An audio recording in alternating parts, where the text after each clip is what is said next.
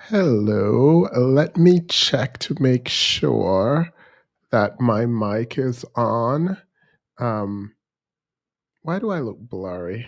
Hey everyone, welcome back to Themis and Thoth. My camera is acting up, or maybe, I don't know, maybe it's my glasses, who knows? Welcome. We're in November, so I'm just going to go ahead and say happy holidays. We are starting the holiday celebration, and this month is particularly special. Um, because at the beginning of each live stream, I'm going to post the link.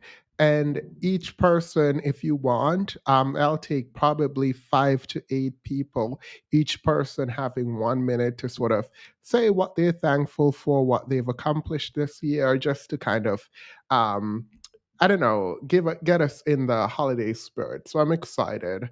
So I will post the link. I will pin the link, and please only, again, only take the link to come up and say what you're thankful for. Um, and at the end of the show, in the after show, we will have giveaways for the top commenters. Yeah, for the top commenters for the last couple of months. Moving forward, we will have giveaways, usually Cash App, for people who 1 second, let me put this up. For people who have been contributing as part of the community. So I'm excited. Um, if my voice sound weird, I apologize. I've been working nonstop, like just nonstop. So I'm excited.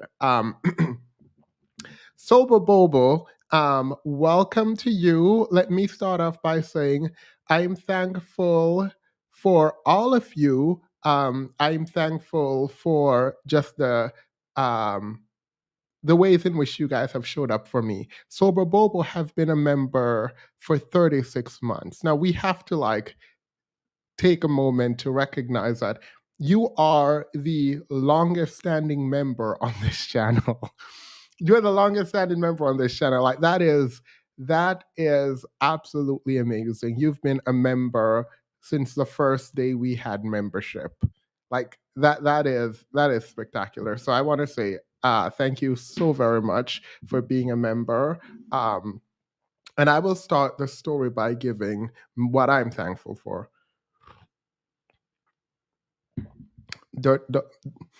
I'm thankful for you all. I'm thankful for this community. And just a quick story, I'm thankful that my friends know me and care about me and know how to engage with me. Recently, I was planning a weekend trip because I like these weekend trips now.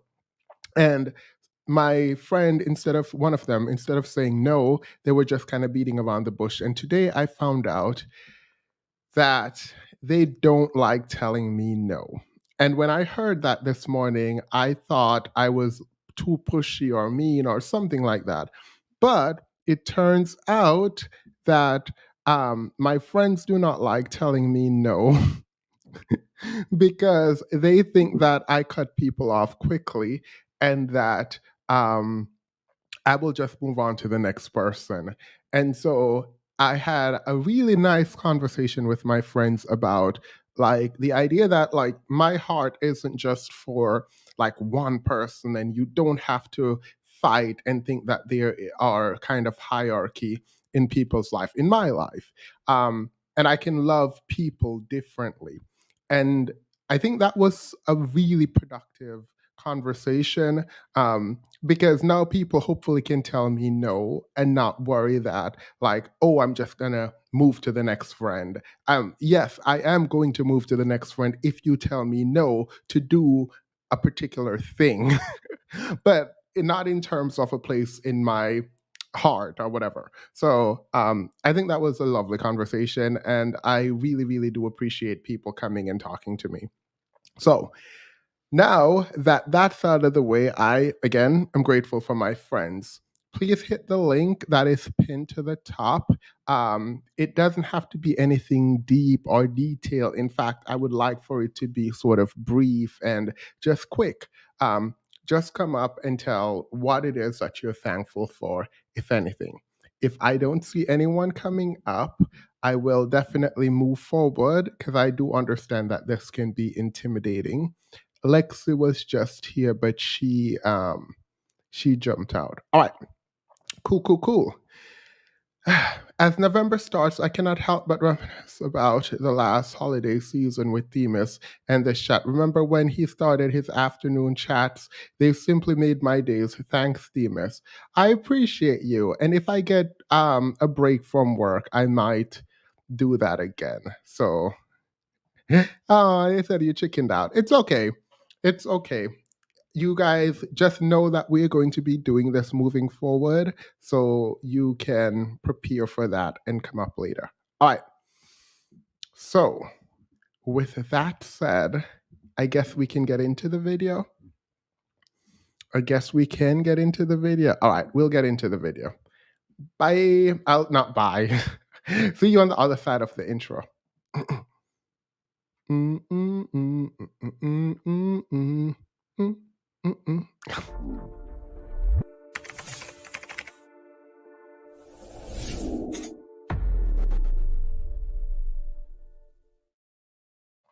So maybe we have had the men's all wrong. Maybe we haven't figured them out in the way that we thought we figured them out. So I'm going to start off by playing something. And y'all tell me if we were wrong, because we might have been wrong, and I don't mind being wrong, but I want y'all to tell me tell me what you think. So first things first, let's play this. Also, I don't know if we told you, but we have some winners. At the hour mark, I will announce one of each. I won't do it at the after show because we have 3 winners. So every hour, I will announce one of the winners from the past couple of stream who has made an impact, so to speak. All right, let's start this. I'm thankful for Trini, man. What? Ah. Sober Bobo, thank you. Curry Up and Eat says, I'm thankful for all the soul calls and all the streams that have been brought to us by Mudwater. This is actually Mudwater. I'm back to the basic. Mudwater. I'm Jamaican. I am definitely Jamaican. But I don't think Curry Up and Eat was talking about me. Curry Up and Eat was talking about her husband. I'm kidding. All right. So maybe we were wrong. So let's hear what we might have been wrong about.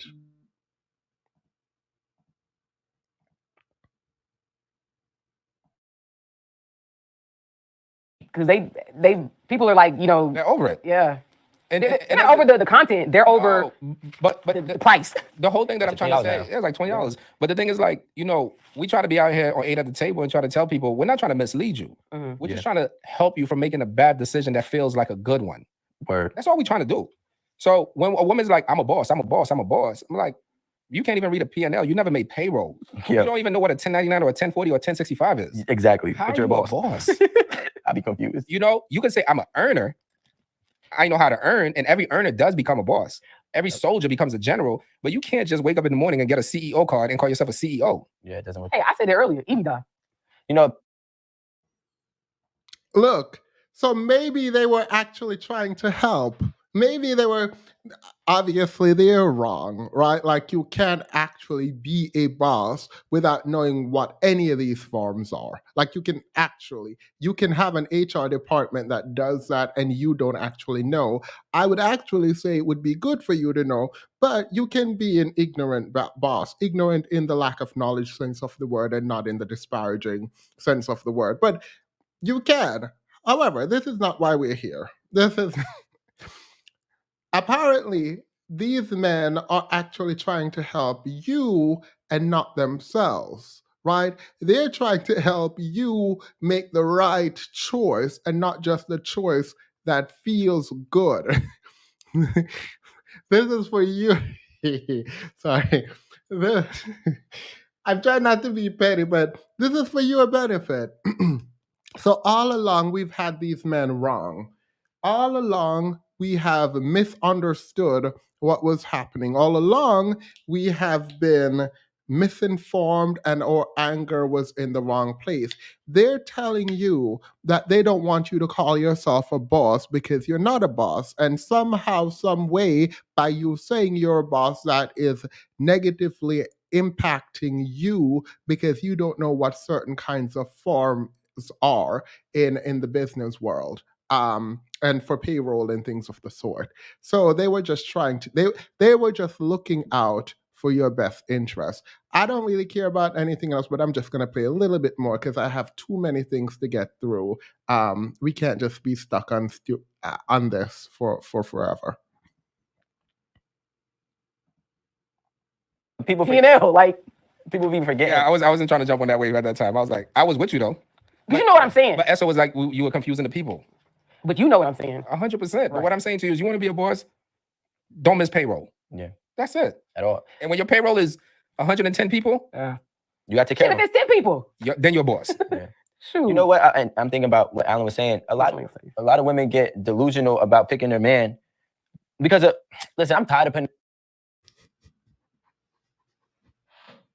Sorry. Also, they wanted you to know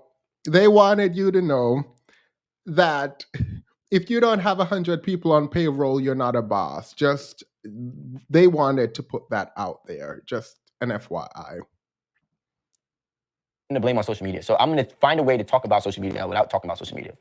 Society has mastered, well, first of all, we live in a world of illusion. Mm-hmm. And disillusion. Yeah, and disillusion, right?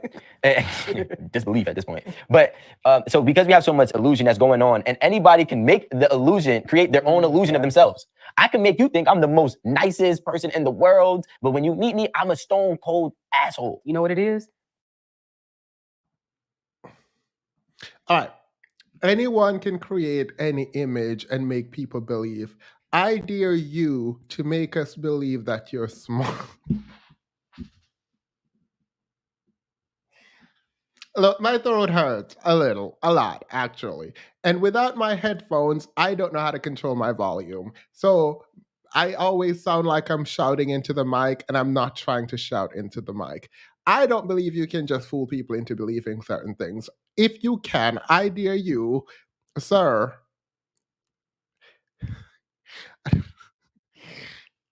I'm done. I'm not doing it. Make us believe you're smart. Make us believe you're a scholar.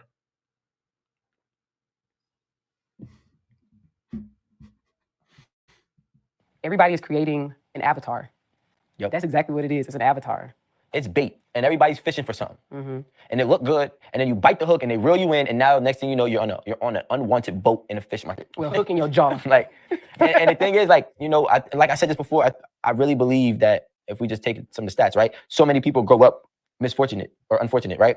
And when they grow up unfortunate, then you go on Instagram and you see somebody living their life. You see somebody buying all these things. You see somebody posing next to cars. I say posing because we don't know if they're rented or not theirs at all. In the parking lot. In the parking lot. But then, yo, like, I done seen some crazy, like, there's one dude that's from New Jersey, and my boy sent him to me. He's like, yo, look at him, bro. What is he doing? I'm like, yo, this man is 31 years old. All right, nope, can't do it. So I only showed you that because I want us to entertain the idea that we could have been wrong, and them telling you that you're not a boss and your education and job don't mean anything, all of that could be for your benefit. Now, what is said benefit? They haven't articulated it. Will they tell us what it is? Absolutely not. I've watched all 37 minutes and 41 seconds of this video. They don't tell us anywhere in it. But that is just the framing for moving forward. So, with that in mind, we are going to go. Let me show you what we are going to be watching. So people's expectations are met. We're going to be watching this. And Chris Williams, this man right here that we've talked about before, I will say this. It is my belief that he's just as much manosphere as any other man in the manosphere. His is more palatable, and I think a lot of you all ignore it and are okay with it because you like him. And I need that to stop because it's not cute. And what he's doing is really toxic, in my opinion. But let's get into some foolishness before we get into this show, into that show. All right. So, whew. I was rushing. I discovered a thread before we get into the video. We have a couple topics before we get into the actual video that I wanted to talk about. I discovered a thread, and it's a bunch of people online talking about how they hate their girlfriends or wife. And I don't know if I should take this post seriously. I want to, because it's like a bunch of men decided to come together and vent their frustration. And then there are women in the comments too, like kind of engaging with what is happening, but I don't know why. So let me pull this up because it had millions of views the last time I checked. Oh, over 100 million views. The tweet had over 100 million views. So there is that. Here we go. So the initial tweet reads, "That phase where you slowly start hating your girlfriend is crazy." It goes on to say, "When you keep messing up on purpose so that she can break up with you and she keeps forgiving you. How dare her out there forgiving you when you mess up?" Then he goes, "You'll be having a bad day, and when she hugs you, it feels even worse." And then it just keeps, like, it gets like when you have when you have to spit on her back to pretend that you. No, not reading that. This thread is inspiring me to remain single. Men are not good people. Someone said, "When you have to tell her to dress up more to look modest, but deep down you're tired of seeing her body because she's not as hot as your new girl." And it just it gets more and more toxic as you go down. And one of the things that I was wondering as I was reading it is how much of this is what like people actually feel versus how much of this is just like people having fun on social media, right? I don't know how much of this is real. I do know that there are a group of men, and the research does back this up, where men aren't willing to like file for divorce, for example. And so they'll stay in a relationship but do whatever they want in that relationship because they don't want to go through the process of untangling whatever relationship it is. And in a lot of their minds, it is that they don't want to hurt the person that they're with by breaking up. So they just go and cheat. wait, wait, wait. So like points for wanting to do the right thing, but it's the right thing to stay and cheat. Like there are people there are people who actually believe, and one of the comments, I don't want to go through all these comments, but one of the comments actually said, they don't want to break up because they don't want to hurt their partner, so they just move forward and cheat. And the woman keeps forgiving. And the woman keeps forgiving him as he keeps cheating. And he's cheating so that she can break up with him. But yeah, nope. Sober Bobo said, "Nope, just too many of us are cowards." Yeah, that's what I think it is. I don't think it's about actually caring about the woman. But I'm just going to leave that there because I'm just going through some random things that I saw first before we get into this topic. I saw this video, and when I said I was shook for no reason. Sex out of relationships. So how do you get into the relationship? Through conversation, through getting to know someone. And then you don't try before you buy? I don't try before I buy. we're getting to know each other, yeah? Yeah. I want to put all my intention into you. But after a while, once we're talking to each other, you got a duty of care to look after me. You know what I'm trying to say? That I've got needs and stuff. 100%. I believe that. Exactly. I have got a duty of care to look after you Yeah, so when if you're my you're- man. How do we get there? Through So are you maintaining a healthy relationship together. So before we're in a relationship and we're just talking and just dating and stuff, are you cool with me sleeping with other people? Absolutely not. So you want me to go on a quest of celibacy while I get to know you? Yes. This is ridiculous. It's just showing your loyalties and your commitment. Why do I need to be loyal to you? I don't even know you like that. We're getting to know you. Yeah, because you want to make it something. You're trying to pursue something with me. There's no jeopardy there. So if you gave me something, that would make me want to stay. No, not want to stay, but take away the distractions. Forget about everybody else. But this is what I mean. Mentally train yourself to not be distracted so that you can focus on one person and maintain your energy there and loyalties whilst you get to know them. But I want to have sex. Yes, so graft for it. Nothing easy should come that easy. Someone giving you their body should not be that accessible. What kind of graft are you talking about? Like, what kind of graft is that? I have to be your boyfriend. Like, that's a different kind of graft. Not just get to know you and be cool. You're trying to tell me graft till I'm being your boyfriend. You have to make that initial commitment because why am I going to give myself to you? And then you say, well, actually, it's not for me the next day. I don't have sex out of a relationship. This young lady says, I don't have sex out of a relationship. Move on. Move on. If you want to have sex outside the context of a relationship, why do people sit around and try to convince other people to bend to their will? Like, I'm so confused. This man is literally perplexed as to how it's possible that this woman is saying, I won't do that unless I'm in a relationship. Isn't this what everyone is telling women that they should do? Right? Isn't this what everyone is like, oh my God, the sexual revolution. We're going to get to the sexual revolution in a minute because that's what Chris decided he wanted to talk about. And we have some things that we do actually need to get into because ultimately it comes down to a lot of these people don't believe that women can make their own decisions. And when you listen to Chris, the moment you hear what I hear, please drop a 1 in the chat when we get there about how women just don't know how to make their own decisions, because absolutely not.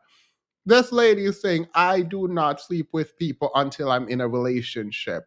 If that is so important to you, if you lack self-control, if you don't want to pursue someone and get into a relationship before intimacy, then I'm sure you can go find another woman out there who is willing to do that.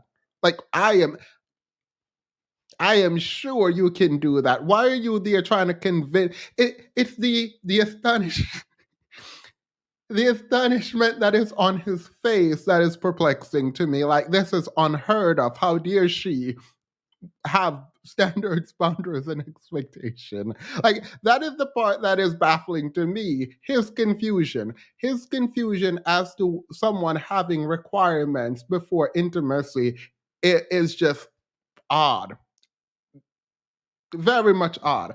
Don't want to stay on that too long because we have a very long video to get through. All right. On the podcast, I was told that I did not get to play enough of this video, and people wanted me to react to the entire thing. In truth, I did watch the entire thing, and I thought by cutting it off where I cut it off, that we could have just talked about it because they just go around in a circle. However, my popular demand, this Dusty video is back. And we're about to talk and pause and talk and pause because that's apparently what you guys wanted me to do. And I apologize for not doing it on the podcast. So here we go. Going 50-50 with my woman. It's hard, brother. You sitting up here, your nice house, your nice jewelry, nice cars. Oh yeah, man, you gotta do 100%. How, brother? All right. So this friendship would have ended if this were me. If you're in my house and you're speaking like that, he didn't say anything bad. But as soon as you start speaking like that, our friendship is over because for me, this feels like jealousy. I don't know how to explain it fully, but my entire being is telling me this is jealousy and this is not a friend. So if we were friends and you did something like this to me in my domain, we probably will not continue our friendship. All right. If I'm making $14 an hour, what you expect? You know, you still on there, oh yeah, man, 100%, you're not a man. You're not a man. How? I'm still working. I'm still providing, right? So what makes me not a man? Because I'm going 50-50 with my woman. And brother, I applaud you. Because Oh, also, I disagree with the gentleman over here with the glasses. If he, in fact, said, if you're going 50-50, you are not a man. I don't know how you're defining manhood, but I wouldn't define manhood that way. But we can all define things the way we want to define it and then exclude people from said definition. It's a rhetorical device that most people lose. We talk about love, we talk about manhood, womanhood, all of that foolishness. So I'm not about to get involved in this. But from my definition, you are still a man. That's fine. You're just not a provider. Look, you're still a man. You're just not a provider. You can pay majority all you want. It is what it is. What it is. And maybe you shouldn't seek to be a provider. Maybe for people sending me cash, what do you call this thing? For people sending me super chat. There is now a Cash App Wake Up Makeup Slaves behind the scene. Oh, wait. Oh, people are sending me Cash App. I'm so sorry. All right. Got it. Thank you, Afro Butterfly. For people that please use a fake name or something because it's I don't want to use their real names. And it looks like for the 4 people who just sent this to me, your real names are there. And I don't want to say that out here. So apologies. Keep it slow, Themis. Don't play it slow. Keep it slow, Themis. Don't play it. I don't know what this means. I'm just going to say thank you and move on, but I don't actually know what this means. I'm still shocked by this. Don't play it fast. Oh, got it. Let me slow it down then. Let me put it there. understand that it is hard out here, but we are men, so we have to go harder. I'm not saying or trying to speak down to you, my brother, by any means. That's that I'm not.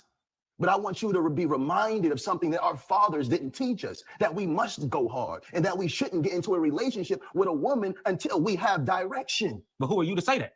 A person that cares, a person that loves you, a person that's been in your shoes and understands how it feels when we can't give our family what they truly deserve. We have to go hard. Now, give me one moment. I've been in your shoes. And when I was in your shoes, I stayed in my lane. I lived where I lived. My woman didn't work. She nurtured to the children till I got this. And I'm trying to give you the cheat code. Do what you need to do so you can feed your woman. And while she's nurturing the children, she can also nurture your dreams and your goals. Now you can be successful. Now you don't have to say, I'm working for $15. Now you can say, I got employees that I'm paying that's working for me for $15. I'm trying to elevate you. But men get so caught in their emotions and their pride. And the first thing you want to do is feel attacked. Get the wisdom. This is coming from a rich man. But right now, you're acting triggered. But right now, Someone said this is a skit. I wouldn't doubt that this is a skit. I'm tired of people also doing all these skits. I actually believe it's a skit, but it does, for me, exemplifies a kind of debate that is happening around manhood. And I I think this entire debate misses the entire point in my mind. Let me be real. I think the entire debate here, or skit or whatever, completely misses the point. None of them are really engaged with womanhood and like what women want. Like it's one of the weirdest things to see men argue about how to treat women without asking women how they want to be treated. Like it's such a I feel like it's such a simple solution to like whatever gender war is happening. Just ask individually what people want. Because there are a lot of women who want 50-50, partly because they want to feel fully human in their partner's eyes, and they want to actualize in ways that allows them to contribute economically, right? And you can have, in my mind, a healthy relationship doing that, right? There are some women who are like, I don't want to provide financially. I like tradition. Let's get it together. And you go and provide and I stay at home. And this is how I want to live. And if that's what you want, well, you can find that. It's about, like, it's very simple to me in my mind, but maybe I'm wrong. Look, don't listen to a fruitcake about these foolishness. Maybe it's so complicated. Maybe talking to women is scary. And I did all of this, but don't do all of this because I learned from my own experience. Skip what I did to get here. Just get here. Just do it the way I think I would have done it if I had a redo. Not only that, because I do agree, I don't agree with this man right here. We're going to get to what I don't agree with. I don't agree with his approach. I don't agree with the way he's talking, and the way he believes it is finances that makes his woman, quote unquote, feminine. I believe there is a level of emotional maturity and safeness that is required for any human being, man or woman, to be able to open up and feel safe. That is my opinion. And so I disagree with this. This is coming from a But rich how man. did I get here? Yeah. But how did I get here? And I'm giving you the steps. This is, if you put down your ego, if you put down your pride, brother, am I saying anything wrong? I'm saying men should be men. But you saying we not men. You saying we not men. Brother, any man that makes an excuse can't be a man completely. You can be a male. A man comes with responsibilities, and it's hard. To be a man, it's hard, brother. It's not easy. That's why the respect you want from your woman that you don't get, I get from mine. My woman respect me. Hold on. My woman respect me. You think she respects My you? woman respect me. You think she respects you? Brother. You think she has she ever raised her voice at you? No. Does she cook for you every night? Of brother? course. So she respects you, cooks for you every night. Does she clean the house? Of course. She cleans the house, and you got her working 16 hours a day. That sounds like slavery. No, it's not. Brother, you got her cooking every night. I don't have her doing anything. She does it because she wants to. We in the trenches together. The trenches together? That's what we in. Brother, I won't speak too much on being in the trenches, but I'm gonna be in these trenches. I'm gonna be in these trenches. I'm not gonna do this. I talked about this part already, the second shift and all that. Do you know anything about emotional abuse? Explain it. Emotional abuse. This is not okay either. You can't just throw emotional abuse out there like that at this man. The thing is, I don't want to defend this man because I think he's toxic and dead wrong. But this man also is dead wrong. Well, how did we get to emotional abuse, sir?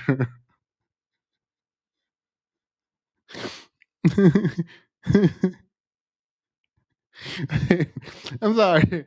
How did we get to emotional? Let me continue because y'all be just saying things. Y'all just be saying things out here. Is when you pour all your hurt and pain onto a woman, and just because you can't see her scars, you think it's okay. If I had a conversation with your woman, she'll probably start crying. They tired. They not built to go through what they're going through with you. She didn't choose you to struggle. But again, who are you to say that? Brother, a brother that loves. Who are you to say that? All right. If you're a woman who believes, let me leave that alone. I'll leave debating for now. Saying a woman is not built to go through what she go through or whatever. Someone said I need to pin my Cash App. It's right here. It's on my screen. Up.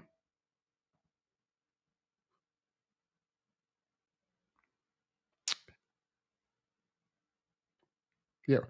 I don't think it is what you think it is. And I think people like men, in the way that men want to be misogynistic and adhere to patriarchal values, they do so through saying women aren't built for this or that.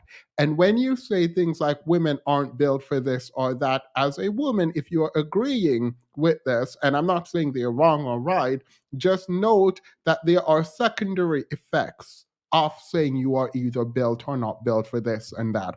This is how you've been kept out of certain careers and job markets. Not saying you should fight for it, not saying it's right. I actually think it's wrong, but a lot of women like the idea that they weren't built to work. Period. I don't think any human being was built to work, but whether or not you have to do it is something else. And what kind of work are we talking about? I'm talking about capitalism, but that's neither here nor there. You. And again, I'm trying to give you the cheat code. If you put yourself in a position, right? You work. If you have to get 2 jobs,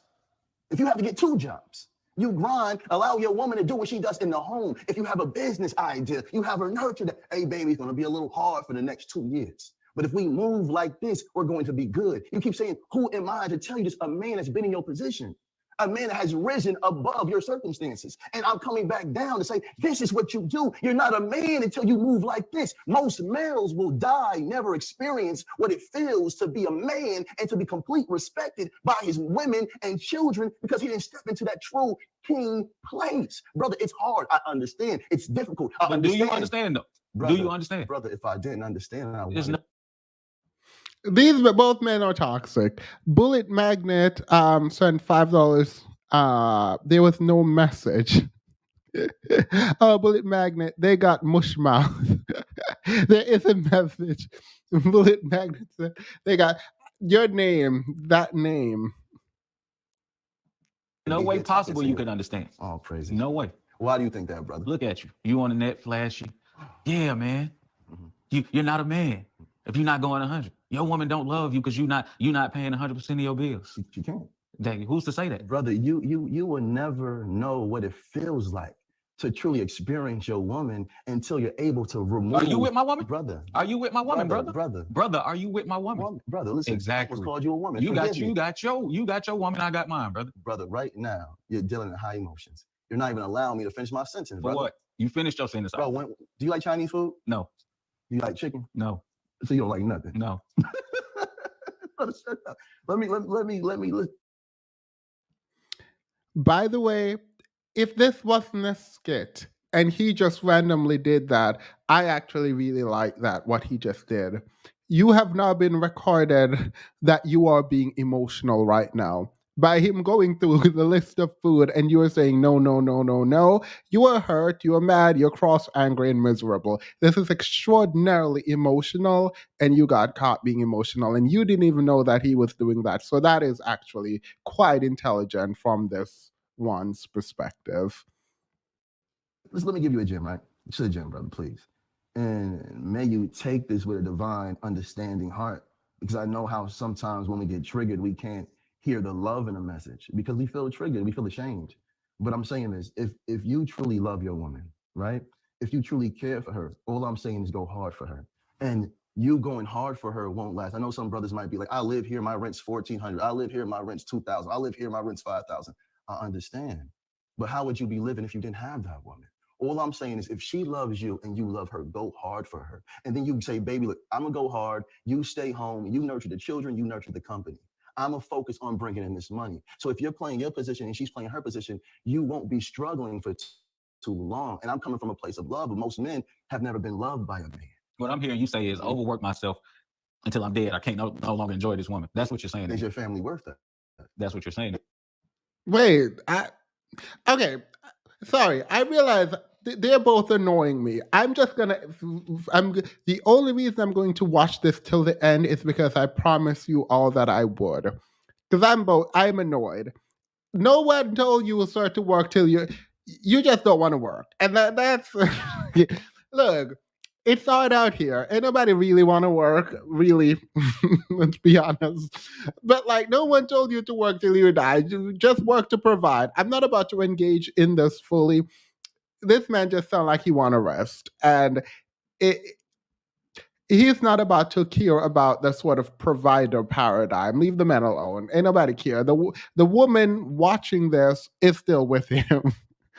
Look, his woman, the one over here with the braids, his woman will watch this and stick beside him.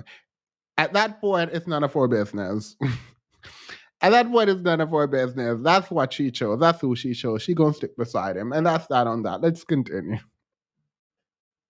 Is your family worth going to war for? Of course. So, brother, you taking on another job to provide for your family's every need. But if I continue to work like that, I won't be able to enjoy my family. Man, brother, your family wasn't created for your enjoyment.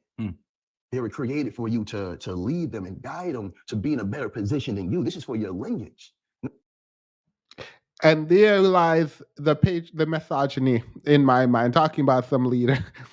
This man don't even want to work. You're talking about he was designed to lead. This is my problem with like being men equals you are the leader. That does not make sense. That don't make no sense. How are you looking at this man? Let's say it is a skit. Let's say it's a skit. This character right here, you really about to look at the role he's playing, the character right here, and say, in a sort of patriarchy where men are seen as leaders and they're the ones who are supposed to be providers, and by virtue of being male, that somehow God has bestowed on you the power and ability to lead from birth. Him talking right now should disabuse you of all of that. There is no reason you should be telling him that he should be the leader. Obviously, it ain't in him. And I'm not just talking about leadership, I'm talking about specific kind of leadership that is born out of patriarchy and tradition. If that is what you believe in, and you are looking at this man, you should know that this wasn't in him. It's not innate. You are now telling him that he needs to do that which you think he should do. So what about it? No. Not just for your personal emotions right now. And sometimes as men, we feel neglected. Sometimes as men, we feel neglected. You're a funny guy. You know why? You're a funny guy. Oh, praise because at the end of the day, it's a family. You know, we supposed to be together, laugh, smile, pray together. Oh, praises. Not me overwork myself till I have a heart attack. But who's supposed to sacrifice? What do you mean? Who sacrifices for the family can strive, brother. I'm already. Didn't the Bible say we should twirl the earth? Are you going to carry 50% of the child? Are you going to do 50% of the pregnancy? Look, let's just go straight to the Bible, because ain't nobody going all around the world. They said child labor would be difficult on the woman, and you need to go out and toil the earth. If she's taking half of your duty out there biblically, you need to take half of her. So who gonna carry the child for the first half? Yeah, who gonna... we need the 50-50 to be 50-50 for real. Let's do 50-50 of the carrying the child, for example. The first 4.5 months you can do it, or the last. I feel like the last 1.5 months is harder. So we probably should alternate bearing the children. Like I'll take 1 month, you take another month, and then when we're having the child, we'll just both do it at the same time, because ain't no way.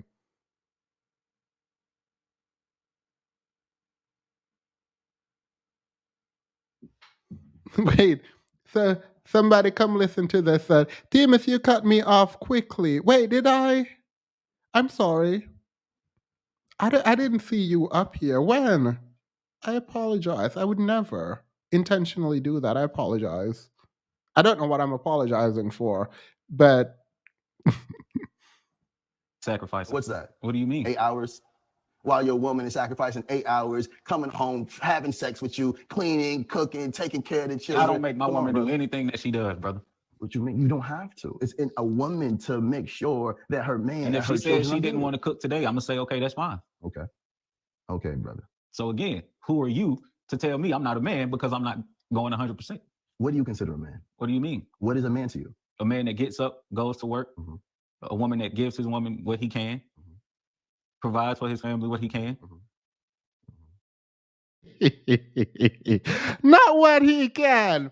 Wait, what do you mean what he can? What he can is bothering me. Look, what is a man? Define manhood outside of the context of being a provider and woman. Because the minute you start including women in and being provider, you're excluding yourself. Because like, wait... Someone said the light bill, not what he can. Like, you really sit up there talking about a man is someone who... Look, I told my wife, 40 out, if I have to carry, I'm not doing anything but breastfeeding for the first 40 weeks postpartum, period. And nobody got time. Sitting up here talking about 50-50 when you're the one carrying. No. Okay. But that doesn't sound like a man. That sounds like a boy trapped in a man's body because a man doesn't make excuses. We don't do what we can. We do what we want. We don't do what we can. We do what we want. We do not, brother. We do not do what we can. We do what we want. Well, we are a reflection of God, brother. A man is a reflection of God. Correct. A man does for his family what he wants. A man puts in real work. A man wakes up just to serve God and his family, brother. Let me ask you a question, brother. And for you to die for your family tired is a privilege. Let me ask you a question, brother. Agreed. If you are a leader, you are a servant. I do actually agree with that fundamentally. I fundamentally agree with him on that. If you are a leader, you are a servant. Yes, brother. When you get paid, praises, and you're paying 100%, what do you do for yourself, brother? What do you do for yourself, brother? Brother, when you have a wife and you're taking care of this great woman, because you chose her. Correct. So you're going to choose a great wife. You're not going to choose a evil wife unless you're an evil man. And when you're doing for this woman 100%, guess what this good, loving, nurturing woman going to do for you? She's going to nurture you 100%. Now she's more softer, brother. Your food tastes better because it's filled with love. You're not looking at your woman tired. You're not looking at your woman crying because she's exhausted. You're seeing your woman smiling and having the patience, the divine understanding to play with and be with the children. She's not impatient, brother. So all I'm saying is I understand your frustration because I know it's hard out here for men. I understand it. But you got to become more stronger and more harder than your circumstances. So if one job isn't taking care of your family, get another one. And if that one doesn't take care of your family, get another one. And then tell your wife, this is the plan, baby. I'm going to go hard for 2 years, 3 years, but this is the plan. And if we execute this, if you nurture this correctly with the knowledge and information that I give you, we'll be successful when we get out of this situation. So again, brother, I'm just a man that loves you. The majority of us men have never had fathers. And if we did have fathers, they weren't strong, brother. We've never seen our mothers love correctly. So we're repeating what we've seen. We've seen women go hard for so long. We believe it's in their nature to go hard. The queen should never be in the battlefield. But you're still in no place to say that a man is not a man because he's not paying 100%. So what do you consider that, brother? Because a man is a provider. Of course he is. A provider 100%, brother. You can't do 50% of your job and tell me that you're a provider. How are you going to sit there and say a man is a provider? Like, define this man, this young man right here. I think part of the problem is that he needs to really think about what his definition of a man is. And I don't agree with glasses. I don't I don't agree with glasses that you are not a man if you don't provide 100%. You're a partial provider, but the idea that you're just going to take someone's quote unquote manhood away is just kind of weird to me. So I'm just going to leave that alone. But sir, you need to define your own manhood now. Give us a definition. There are people here who want to buy into these definition. Tony, I'm just going to call you Tony because I don't want to say your last name. Donated 5 for a 50-50 hobby. He will lead her to all the jobs. Tony says for a 50-50 hobby, he will lead her to all the jobs. Thank you. She just gave 5. Adrian says, bruh, now I need a wife to be a real man. Girl, these people don't know how to define anything and they're not about to help themselves. Allow these men to reclaim their power, their word provider. Period. Oh, someone said congrats on 21K. I appreciate that. I actually don't know why that happened. Haven't even been putting out videos for the algorithm to algorithm. I've only been doing live streams, so I don't know how that happened, but I will be putting out videos shortly and we shall be growing. Anywho, let's continue. Provider. You're trying to provide. So you're trying to be a So what man. do you think about 70-30?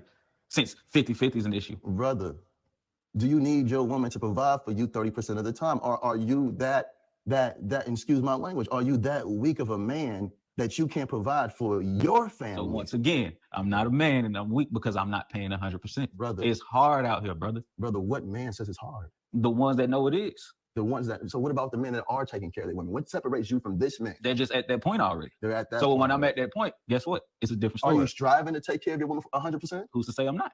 I'm asking. But you can't say I'm not. Oh, praises. You're there saying, oh yeah, man. Brother, you gotta pay. brother, I'm Girl, are you trying to do it or sorry. I shouldn't be shouting because I get vocal nodules. In real life I don't shout at all. Like I don't shout. Every Saturday after these live streams I lose my voice. It is a thing.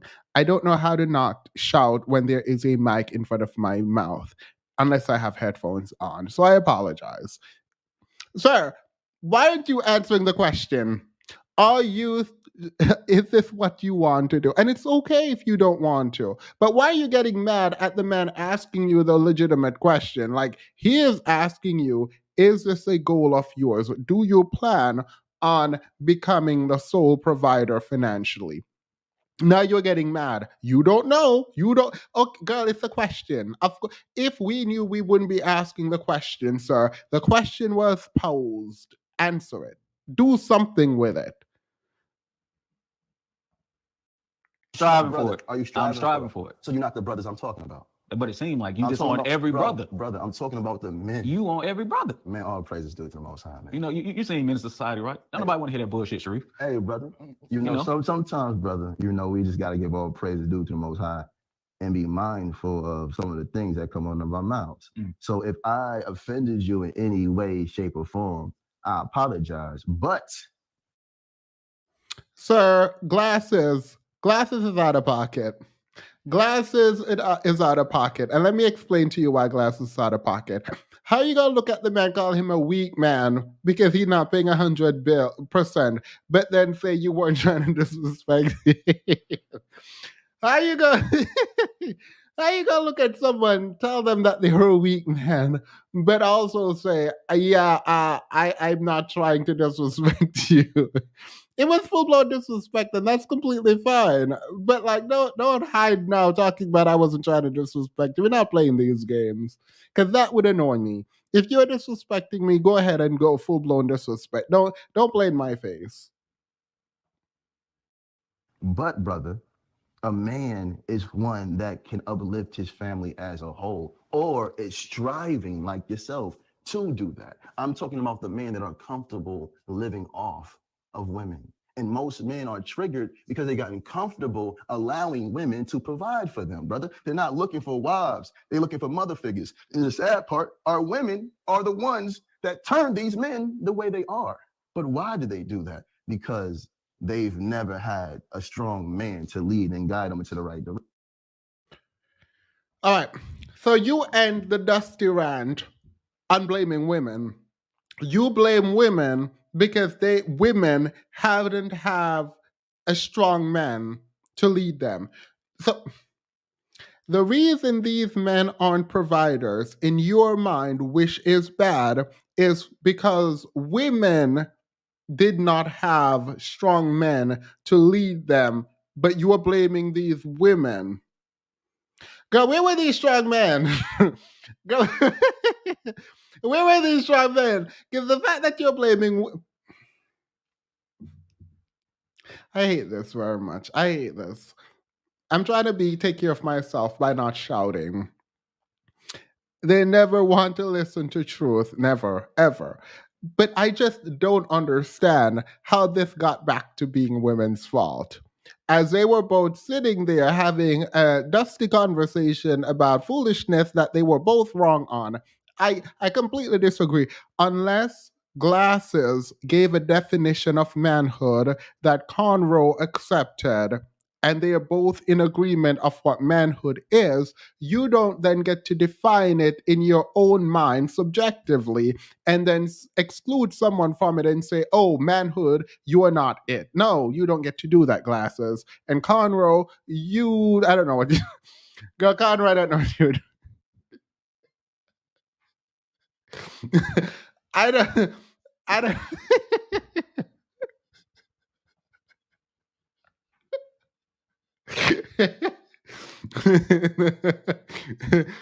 Girl, I don't know these people's names. They're allergic to common sense and integrity, girl. They truly are. So y'all are welcome. So a quick commercial. we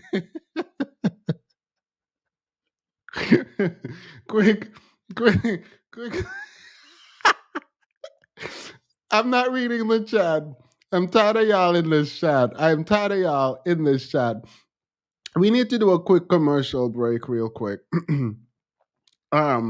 We're gonna do a commercial break, and then we're gonna do. This is not real commercial, by the way.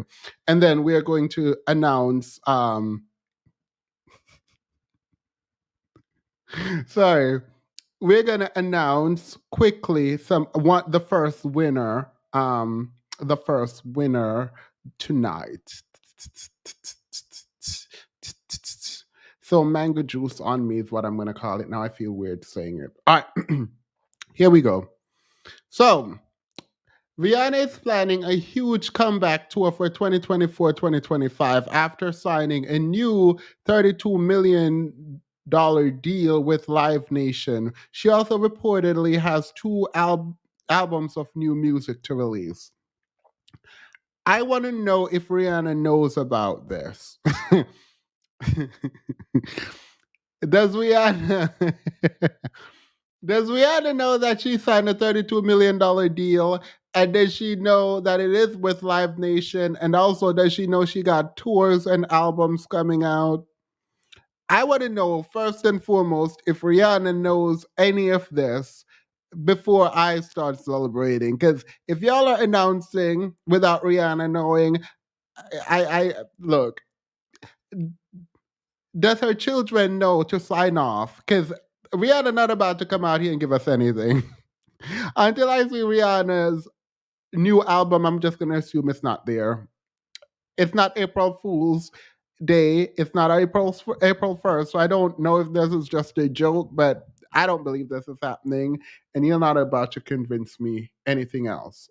Secondly, I saw this clip and my heart, I can't play the clip obviously, but my heart was just leaping with joy.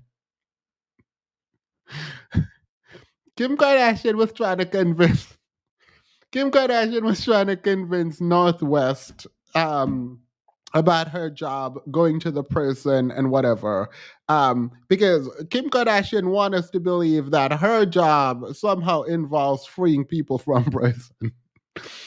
I don't know who. Look, I don't care. Let me just get to Northwest. Northwest asked Kim Kardashian what she do, and I wish I could play the video for you. I truly wish. I truly.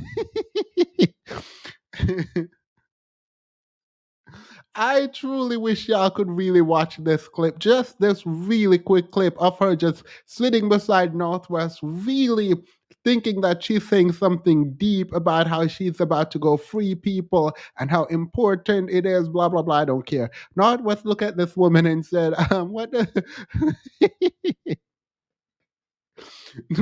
Northwest is trying to figure out what her mom does. Sorry, I'm going to move on because anyway, did the mascara not sell? Look, I don't know.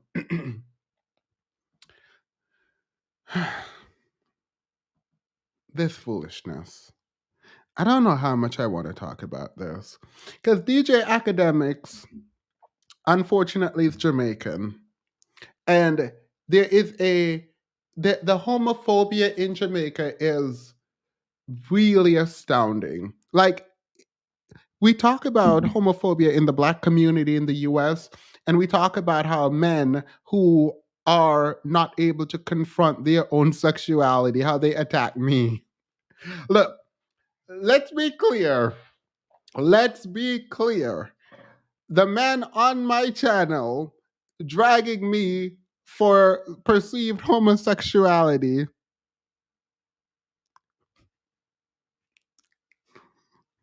Sorry. They're confronting their own demons. And they're looking at me thinking I'm the demon that they're confronting, but it's not me. I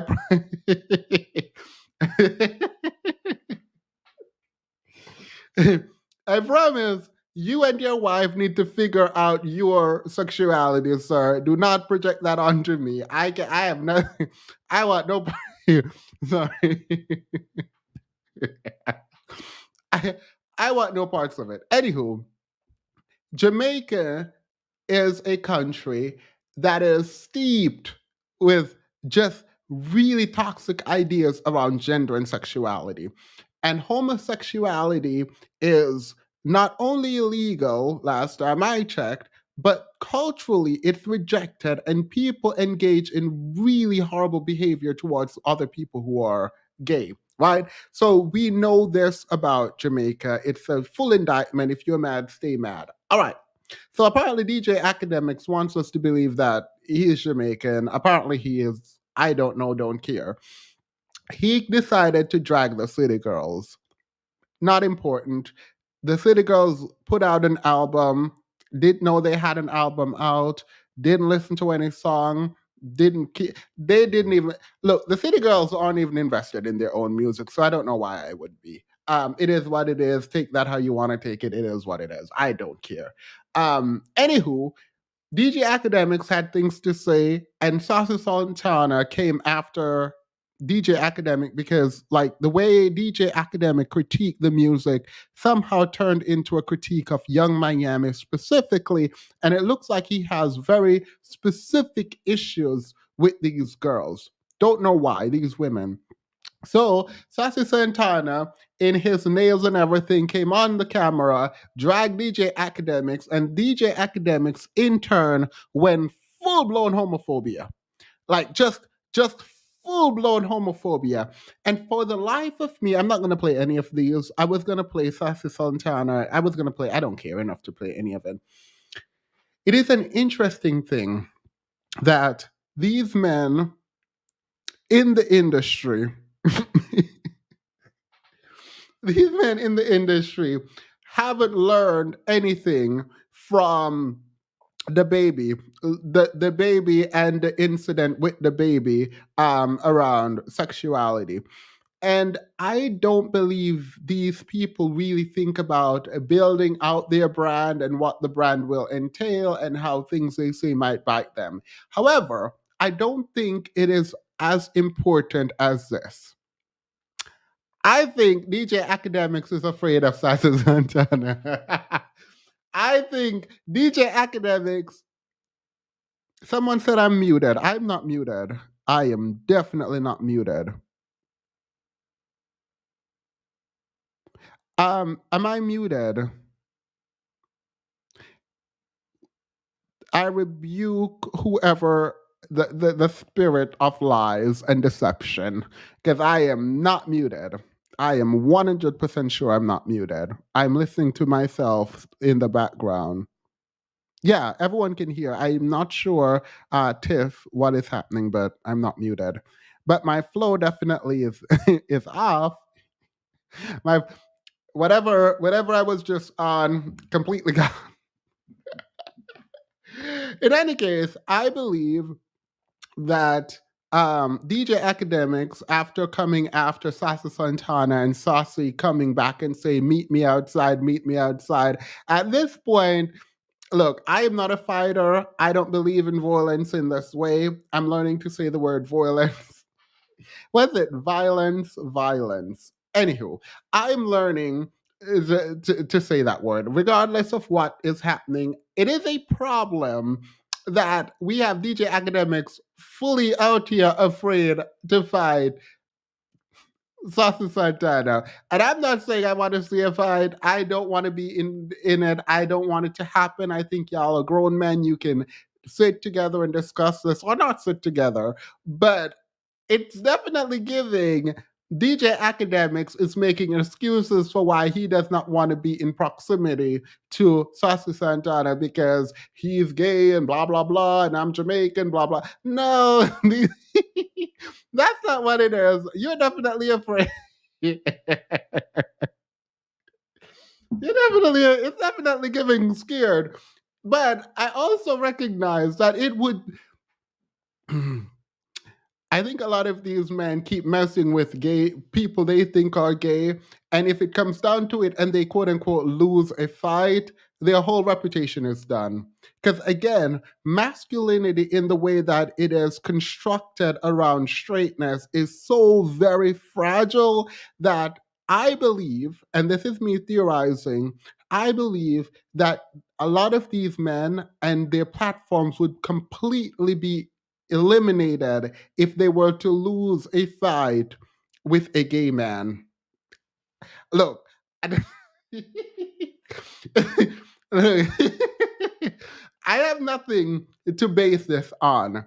I do not have anything to base this on. But it is my belief that if DJ Academics should set up a fight in a ring with Sasu Santana and lose, it's over. His whole career, all his commentary, all of it, done.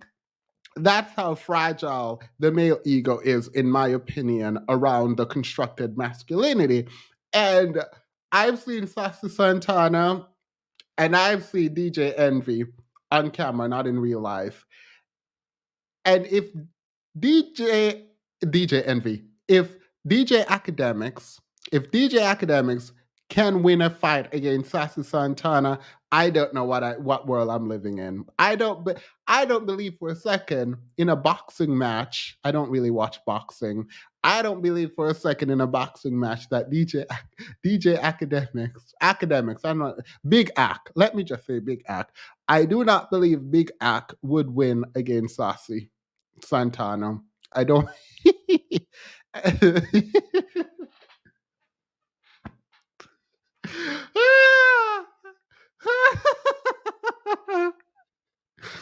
I can't. Girl, let me go sign up for this. They're gonna put it on TV. Would Big Ac do it? Would Big Ac get in the ring with Sasu Santana? The world will never know. All right, good. Finally, we got to the hour mark. All right. So we are here at the hour mark. Mango juice on moi. Mango juice on me. All right. What we're doing here is we're giving out prizes to people. Today will not be people in the comments. It will be to very specific people that have been selected previously. So the first winner, and you have to email me separately, or you can come up and give me your Cash App. We're either going to give away $20 or you can get custom made t-shirts and mugs sent your way. So if you have a PO box and you want it that, let me know. If you want $20, let me know. The first winner is, drum roll please. I'm so annoying. Curry up and eat. Curry up and eat. You are the first winner. And let me explain how you were selected. We combed through, I didn't comb through it. My moderators combed through a ton of emails, comments, sorry, not emails, comments. And they decided that we should be handing out reward for participation in the live stream, and your name was one of the top, and that's how we selected all three winners tonight. So the first winner is Curry Up and Eat. So congratulations to you, Curry Up and Eat. Don't know if you're here. My email was dropped in the comments for you, those who don't have my email. So please send me an email if you would like a Cash App. Include your Cash App in the email so I can send it to you. Or you can send me a PO box or something so I can send you a mug and a t-shirt. All right. Thank you so very much for all that you do. Curry Up and Eat. We truly appreciate you being a part of this community. You make the live streams a lot better just by your comments. So I do appreciate you. Hey, Monique, how are you? Missed you, love you, care for you. We need to hang out separately. Just need to say that. All right. So let's get into the mess. Can women make their own decisions? Grab your coffee, water, tea, whatever you're drinking, go and get that, because this is about to get real annoying real quick. And I think it's super important that everyone, if you are not in a comfortable position Please get in a comfortable position. Please sit, relax, because one of the problems with this is we have to be listening to what people are saying. Don't care about an accent. Don't be a sucker for an accent. Don't care about how someone look. Don't care about the race of the person. While we engage, don't be scared. Please don't be scared. But while we engage in this, please listen.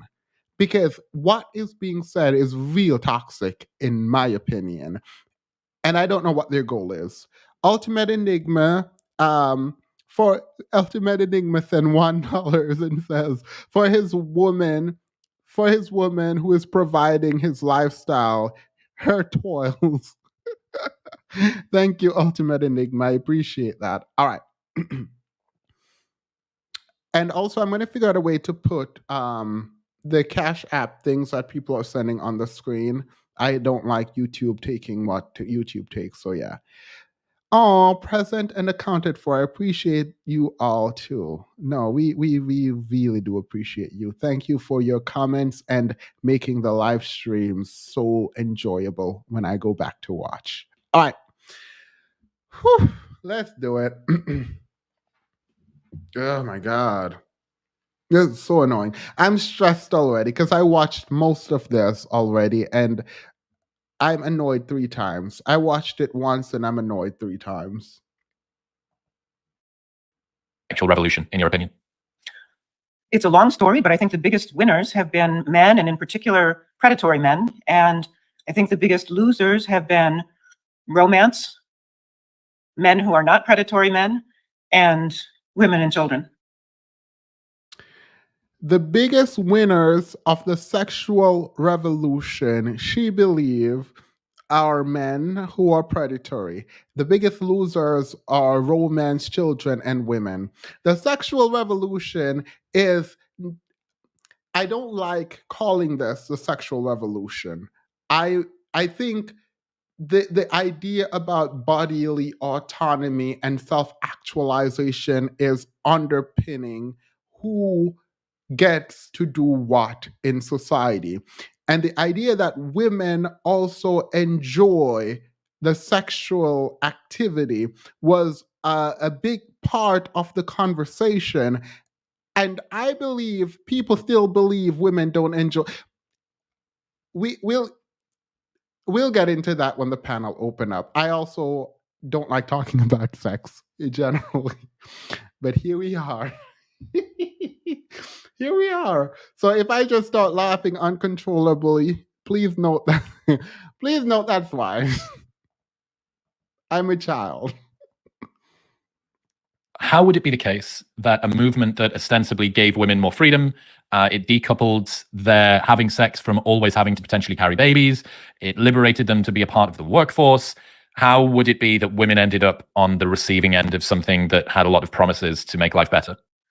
Well, this is why I've spent 2 books trying to explain these paradoxes, books called Adam and Eve After the Pill and Adam and Eve After the Pill Revisited, because it is a lot of paradoxical fallout. So let's go back to, say, the early 1960s, before most people listening were born, for example.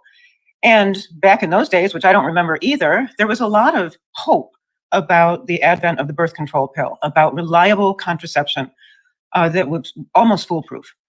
And you can see why people were hopeful. People said that it would strengthen marriage, for example, to empower couples to have control over their fertility. People said that the pill would reduce abortion. This, by the way, was Margaret Sanger's argument for contraception. She believed that it would reduce abortion.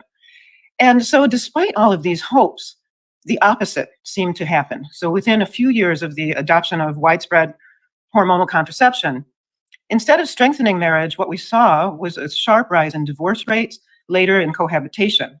Instead of the pill and company reducing abortion rates skyrocketed into the millions within a few years of this same cultural change. So what I'm trying to do in my research is piece together why this happened. And I'm doing it with the help of perfectly secular sources. These are not books of theology. You don't have to believe anything about religion to understand the arguments of the books. And I think that's important to establish, because this kind of talk about what happened after the birth control pill, what did the sexual revolution really do, tends to get confined to a religious ghetto. And I think it's important that people understand that the reality is upon us, whatever you believe. You can be an atheist, you can be a devout Muslim, you can be anything you want, but you still have to understand that the effects of this revolution have been epic, and in more areas than one. Okay, let's talk about abortion then. How does contraception...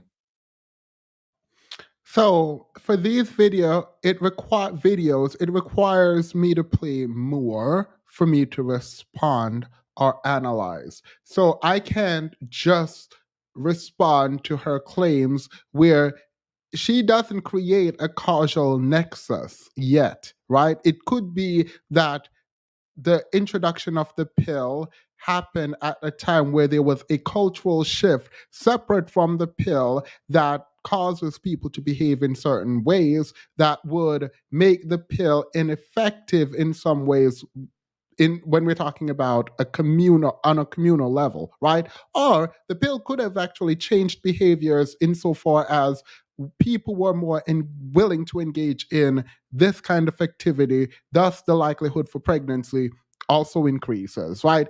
Either way, there is great explanations for how one could see a rise in pregnancy even with the introduction of the pill. But she hasn't explained this yet. No, she didn't say religion is a ghetto. She said in a sort of religious ghetto. She could have rephrased it as opposed to sort of a niche sort of religious argument, but that's what she meant. Plant-based says, I've said this before, Chris is part of the manosphere, period. I don't even have to read. That's my opinion. No one's going to convince me otherwise. He said he wasn't, but you're not about to convince me otherwise. This is the soft touch of misogyny at play because remember I said, when he starts telling you that women don't know how to make decisions for themselves, you should drop a 1 in the chat. It hasn't happened yet. It is about to happen. When it does happen, hopefully I see all those 1s. He is on a mission to convince women that partnering with men is better than an education and financial autonomy. Yep, he is a smart British hot version of Angry Man. Well, I would drop one of those descriptors, but yeah, one of those descriptors would be dropped from if I am the one describing him. But period. Thank you, plant-based. Reduce or increase abortions? What are the outcomes of introducing it? It does not reduce abortion. Contraception increases abortion by changing intentionality. And this is something... No, that was not the question. That was not the question. If intentionality changes and behavior changes, then the better way to ask this question is, for an individual, is it more likely to get pregnant with the pill or without? And if you believe that having the pill causes more sexual engagement and thus more opportunities for pregnancy, you now have to prove to me that the person who engaged in this behavior would not do it without the pill. Now, there are people who rely on the pill, and if the pill is not effective, then you are correct insofar as saying, then yeah, that it reduces it. It heightens the person, in this case, the woman's willingness to engage in intercourse, and thus pregnancy is more likely in those cases. Something else that has been well studied and that I talk about in the footnotes to these books. But essentially, what contraception does is make pregnancy a woman's problem. And this is the big cultural change that we see. Back before there was reliable contraception, it was assumed that an unplanned pregnancy was a problem for 2 people and that they had to figure out what to do about it. The man was expected to bear some responsibility. But once women are contracepting en masse, clearly pregnancy is a quote failure that is her fault, her responsibility. I'm not defending that outlook. I'm explaining the change in thinking that resulted once contraception became unremarkable. And that's where abortion comes in. Wrong, wrong, wrong. Because contraception is not just a woman's problem.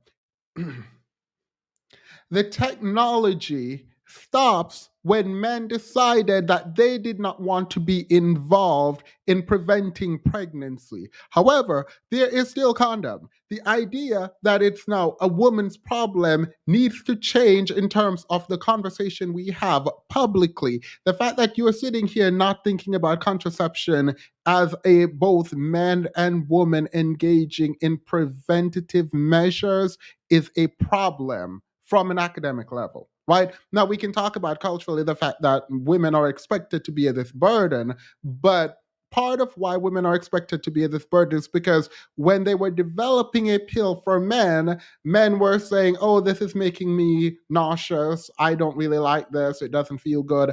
And they just stopped.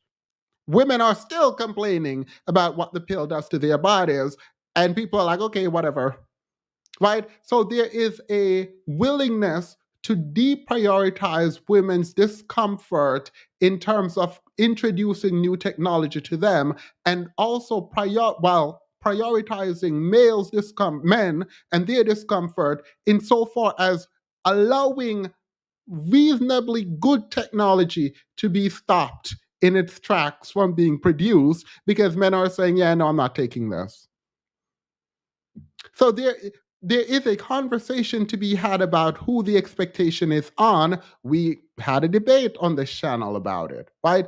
But to sit here and pretend like this is all curated properly is kind of a problem for me.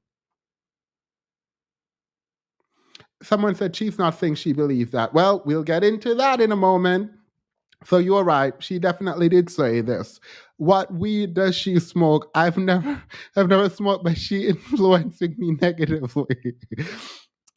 The funny thing is actually the thing, she seemed really smart. And that's my issue around like, how could you just completely miss this? And like the issue, how do I put this properly? Because I don't want to attack because there's nothing to really attack outside of the point. It feels like, well, let me not say what it feels like. Let's continue. To put it another way, the adoption of contraception effectively ended the so-called shotgun wedding. I assume that's an American phrase. I think people will know what that is, right? It's intuitively obvious, right? Yeah. The dad and the brothers show up at the boyfriend's house and say, marry the girl or else. And once again, after the pill stopped the shotgun wedding. The shotgun wedding, in her imagination, was prior to the pill. If a woman got pregnant, the family members will show up to the man's house, force this girl and this man to get married. And that would solve what problem does that solve?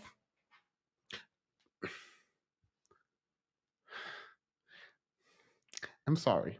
I'm actually really frustrated. The argument, oh my God, I'm sorry, I'm actually kind of heated. I'm heated because I don't care about this man. One of the descriptors y'all use for him, I would never.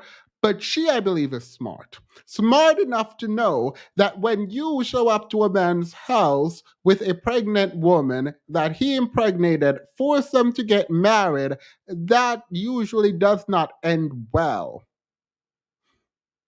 All right? Maybe you think it does. Why is it that choices in marital partners is a bad thing because of the pill? I'm gonna need some answers.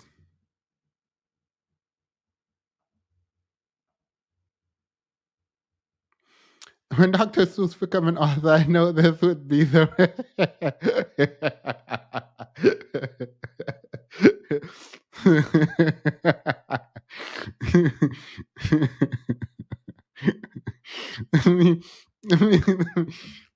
I needed that. This is actually troubling.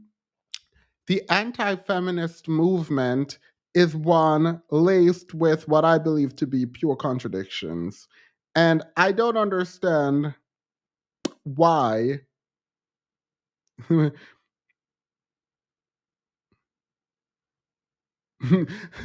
Tony sends $2 and says, for she is saying when she get pregnant, he now own her today.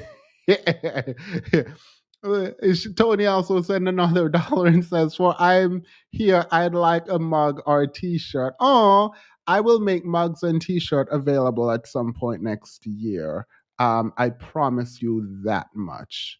My moderators and I went on a retreat, and we are discussing some things. Tony sent $5 and says, for cornrow said he don't know manhood. She should. I don't know why I keep saying for, because the thing just adds for in there, but I don't know why I keep saying that. Anywho, let's go. In the 1960s, that phrase became antiquarian, which tells you something interesting, I think. It tells you that expectations were radically changed.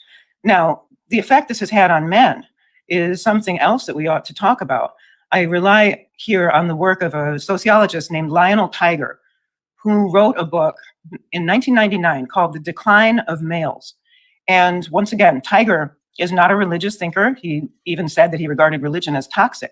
But what he was trying to understand was what the sexual revolution did to men, because, he argued, once women have sole control over reproduction, men are essentially sidelined.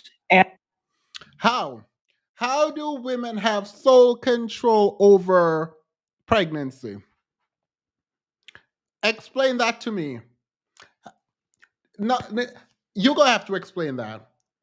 The next question should be, what do you mean women have sole control? You're gonna have to explain that to me. Unless we're talking about a bank. No, people, no. You can terminate. And that would give you the power of whether or not the child comes into the world or not, right? But over pregnancy, I need you specifically over pregnancy to explain that to me, unless we're talking about sperm banks. And even then, unless we're capturing men, unless we're out here capturing men and forcing. Look, unless we're capturing men, this is what I don't like. When people say women control sex, it's really an annoying phrase to me. Because, like, men also control who they want to be with. Like, y'all do not take that away from men and put that burden solely at the feet of women. Someone said she's talking about contraceptives. There's also condoms. Like, you're not, the statement don't make no sense. The statement, there's a special cranny in the dumpster for women who demean feminism while enjoying its fruit. Financial education, period. Thank you, Fairest. Period. Yeah, for sure. Yeah. Sitting, because Thanos gave us soul control demons. Thank you, adventures. Contraception robbed men of their underage. That's why we don't play with you. Curry up and eat. And pretty useless, frankly. So decades before everyone was talking about the crisis of men in our time, this sociologist, Tiger, was seeing it very clearly and prophetically, I think. How would it be the case, or why would it be the case that women having control over reproduction decreases the necessity of men?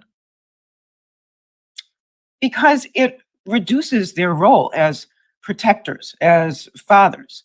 It says to the world what the message that the sexual revolution has sent to the world, which is autonomy is all that counts. And so suddenly you have this. This is a straw man. Autonomy is not all that counts. That is a stupid argument. It's saying autonomy matters in this area. It's not autonomy is all that counts. Autonomy is all that matters. No one says that. No one meaningfully says that. That is not an argument. You can't use that as the argument you're fighting against for why contraception is dumb. You can't say that. I can make a better argument for you right now. How do you sit there and say the sexual revolution says autonomy is all that matters? No, even with the sexual revolution, the introduction of the pill, it is saying we get to create, if we are giving them any credibility, we get to create a family in a time where we can provide for said family. This didn't work out how it should have. And when we are ready, I guess mentally and financially, to take care of the family, when I find a partner that I want to stick with, to start a family with, I can choose at that time to create said family. I think that is really kind to the family you are trying to start. Now, even if it didn't work that way, to say the argument is that you get to be sort of only focused on self is ridiculously reductive. Contraception while men, I'm not reading this again. Like you, This radical cultural message, which I believe most people in our time have adopted, that sidelines the traditional family, that takes away from men what some of us believe is the grandeur of being a provider and a protector. And this is why we have seen single parent homes, that is to say, fatherless homes. Why? How? You now need to tell me how. With the introduction of the pill, how does that prevent men from being providers and protectors? Explain that.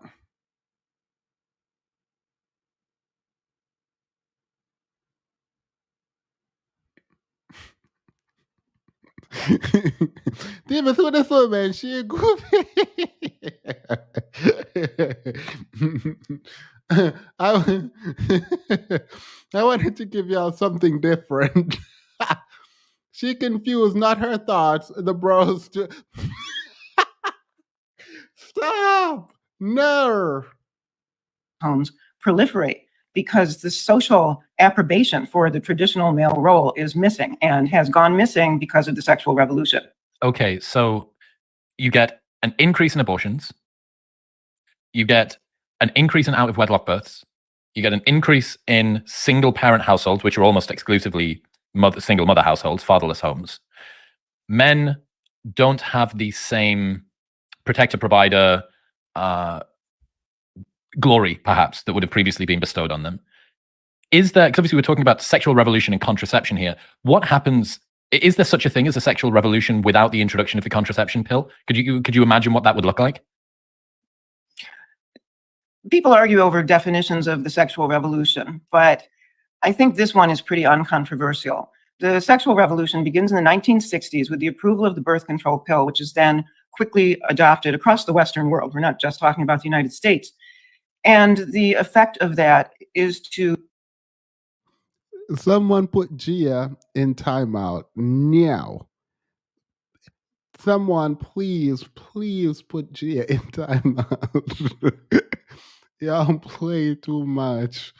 Play entirely too much. I'm not gonna do this with y'all today. Hey, Pink Pill, thank you so much. Thank you. We're now talking about the sexual revolution and feminism. So, a period. To destigmatize non-marital sex, because the pill becomes like something that everybody wants to have. Contraception and the adoption thereof becomes like a big wild party that everybody wants to go to for understandable reasons. I mean, we're human beings, and if you were to ask most people what they would enjoy most in life, sex without consequence is pretty high up on that list, I think. So, you know, it's important to understand this, Chris, because so often people who take a critical look at these phenomena, the sexual revolution, contraception, broken homes, etc., are accused of wanting to go back to the 1950s. You know, they're accused of being retrograde somehow. And I don't think those charges are fair. I think we can have a lot of empathy for why the sexual revolution took hold, and a lot of understanding of the human motivations at work back then that are still at work now. But also we can use our reason to see what the fallout of this thing has been, because in my estimation, it has been more bad than good. You think it's a net? How is that an argument against that the people who are opposed to the sexual revolution want to take you back to the 1950s? Literally, you just said people accuse people who are opposed to the sexual revolution as wanting to take us to the 1950s, and then go ahead and make the argument for why we would think that. You literally just made the argument for why we would think that. If they think it's more harm than good and they're mad at the sexual revolution, it sounds like they want to take us to the 1950s. You said that's an unfair critique, but don't explain how it's an unfair critique.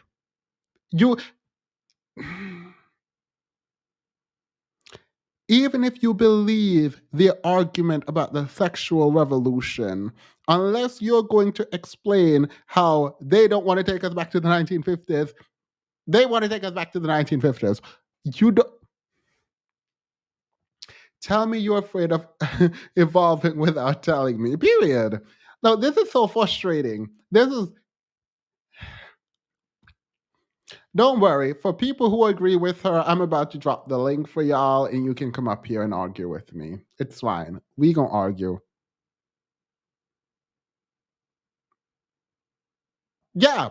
Yes, without birth control, that is the false subjugation of women. That is the point that she just completely misses. And they're like, oh, let's interrogate this. Let's interrogate. No, we're not about to interrogate nothing.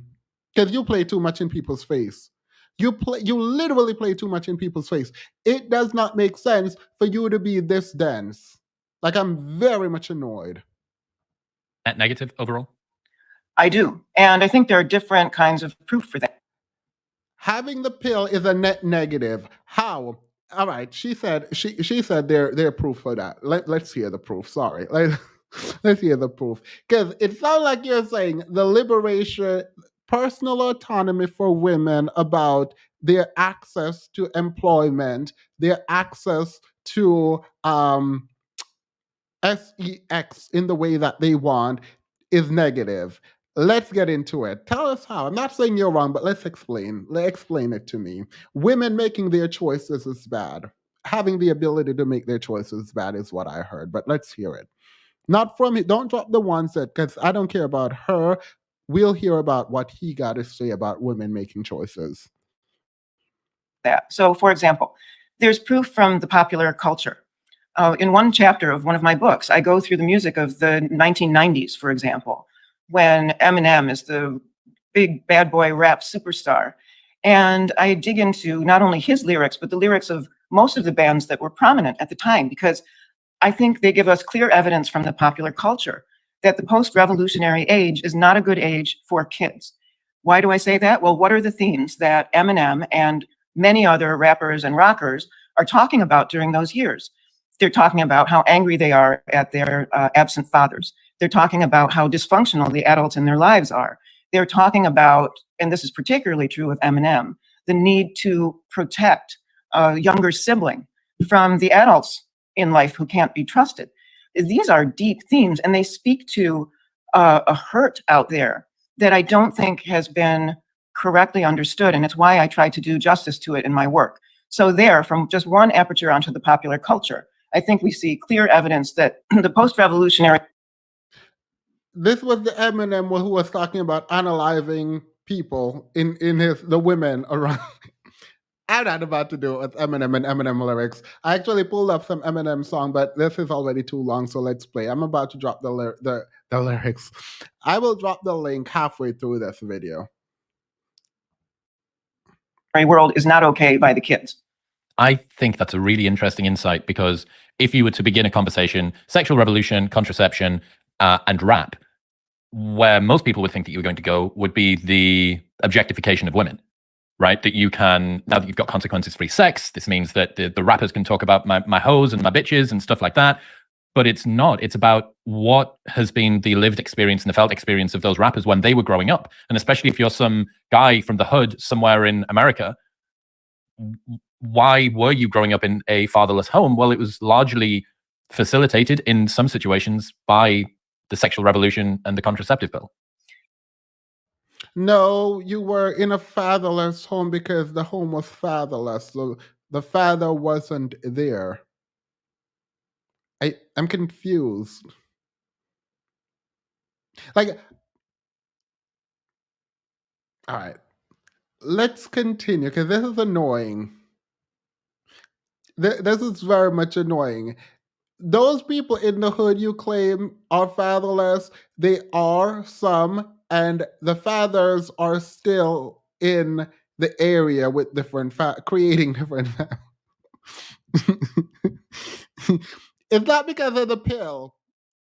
You, sir, no. You need to explain to me this. You need to explain this to me. You need to explain to me what you're talking about. Because that jump was jumping. That jump was jumping. And the single father. Yeah, I mean, the misogyny is there. There's no sugarcoating that. But I'm trying to look deeper into this genre of music. So, for example, let's look at a song by Tupac Shakur called Papa's Song. It was one of his most popular. And it is one of the saddest set of lyrics I've ever seen. It's about a boy trying to play catch by himself. That's what the song is about. And it's addressed to his father by apotheosis. And he's talking about what that's like to try to play catch by yourself. So there we have, again, evidence that this music is speaking to millions of kids. It was kids who put all of these guys on the top of the charts. Millions and millions of kids, boys mostly, turning out for the likes of Eminem and others, rapping about how sad their childhoods were and how angry they were at the adults. And this continues beyond the 1990s. So you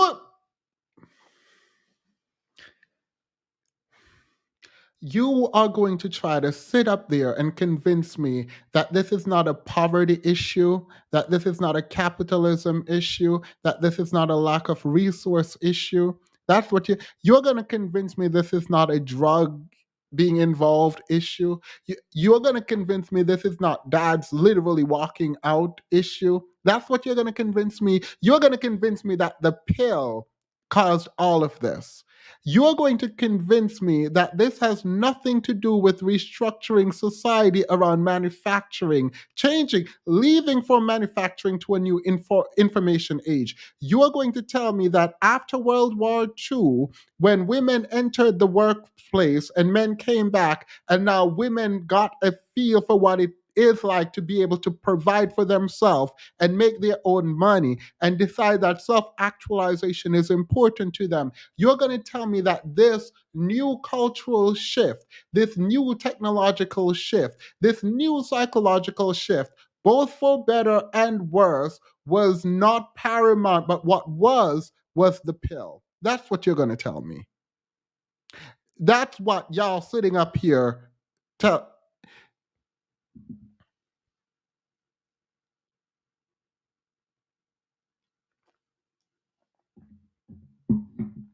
Okay, period.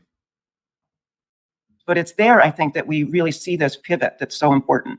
There was a big debate in LA a few days ago about the sexual revolution. One of my friends, Louise Perry, who you might be familiar with her work, was one of the participants, and Grimes, who's a music artist, she was on the opposite side, a few other people as well. One of my friends, Rob Henderson, tweeted saying, "There's lots of discussion at the sexual revolution debate about whether the revolution failed men or failed women, or helped men more than women or helped women more than men. Nobody asked whether the sexual revolution failed children. People already know it's too depressing a topic." That's absolutely spot on. Y'all think the boomers, when they were growing up, and the generation before the boomers were growing up in better households, the fact that we sit back and we just kind of reminisce about the past and pretend like everyone just had these amazing family dynamics and the pill and women independence just shifted that completely is ridiculous. When women were literally suicide. The work around stay-at-home mothers, for example, when they couldn't work, when they had no opportunity to engage in political life, right? The work around that is dense. You can read it.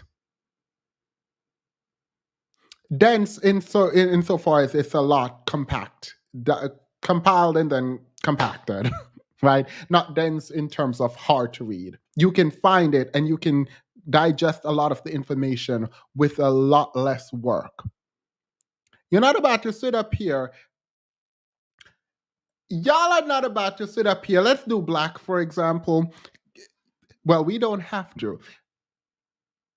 But prior to the 1960s and 70s, a lot of people in America, without saying any race, weren't living great lives. Let's say that. Sitting up here lying, just lying.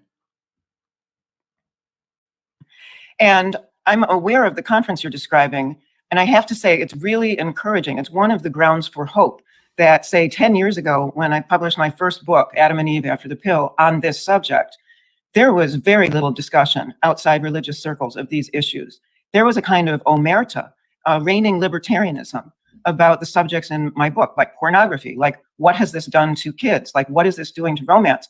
And it's really heartening to see that now this debate is taking place not only in the United States, but in various countries of the West by people with no interest in religion in many cases.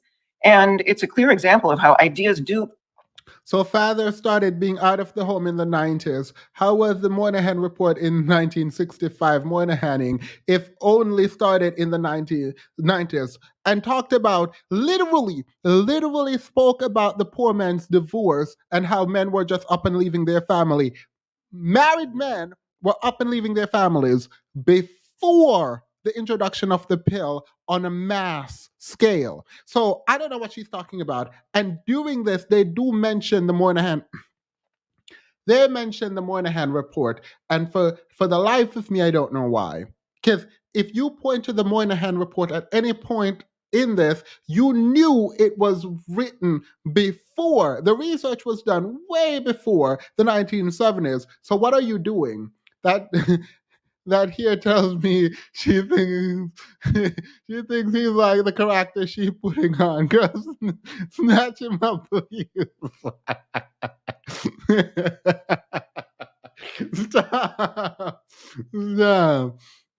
Which has interviewed several women, and they are all a different version of this woman. The age, race, and hair color may change, but the eyebrow, tone of voice, and talking points are the same. But he wants to convince us that he is not an ideologue, pushing his manosphere agenda, shrouded in conservatism, which conservatism by itself is not the worst thing in the world. It's not what I'm arguing against, but it's just like, sir, we see you and we know who you are now. You're not about to hide and lie to us. Thank you.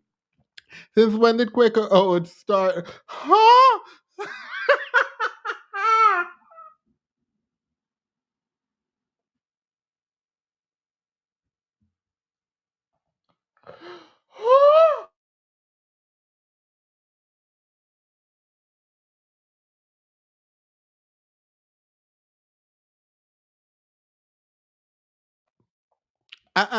Block. You're blocked. Nope, you're blocked. Adventures of Rhodey. Yeah. No. You're blocked. Nope. No. No. Not Quaker Oats.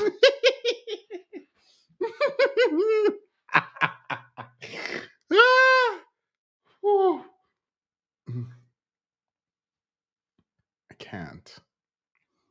Obviously, she uses the parabola of her eyebrows and lips to mathematics methods for time travel so the years don't match up. Wait, y'all, how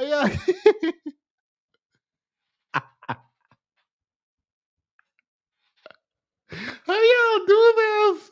Adam and Eve after the snake. The snake took Adam out the garden. Eve wanted that Adam.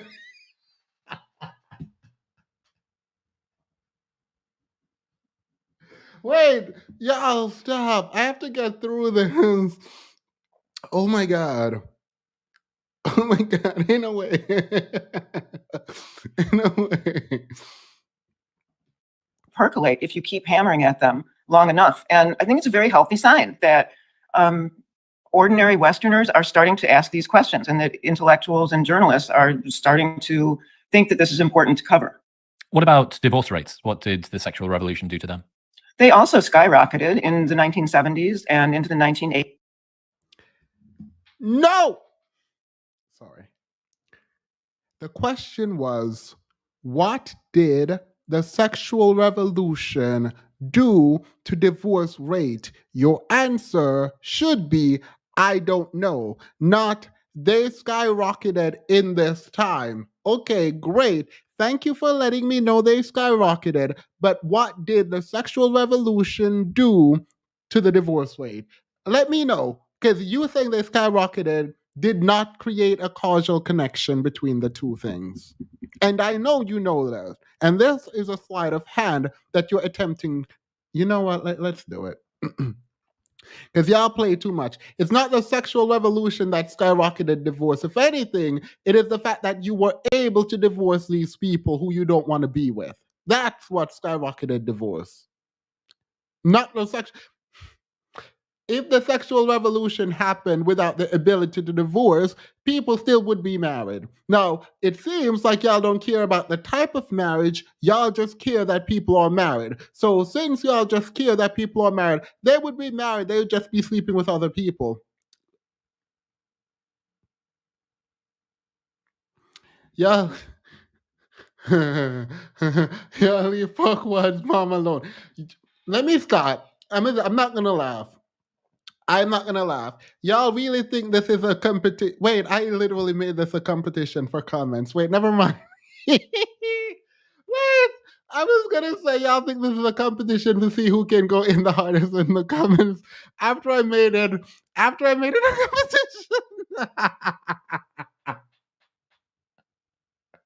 Wait.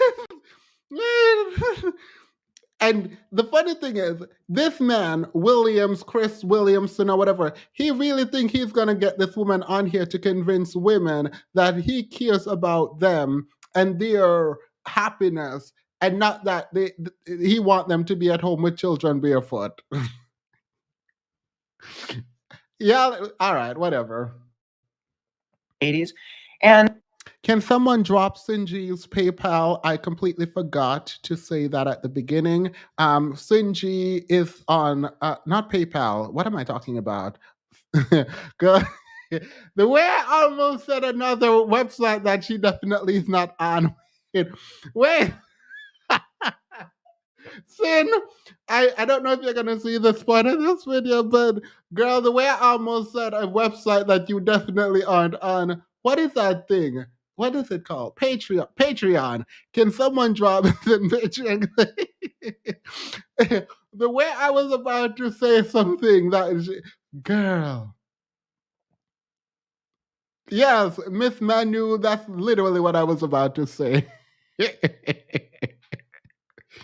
Yeah, she's over there making great content. She don't like YouTube no more. Oh, random thing. So I've been seeing these comments about, we found the lady that attacked Sinji. It's a white lady. And someone told me, and the person that someone is my brain, my internal monologue. Someone told me that the lady, the reporter who wrote about Sinji was in Sinji's Who They Really Choose. Who they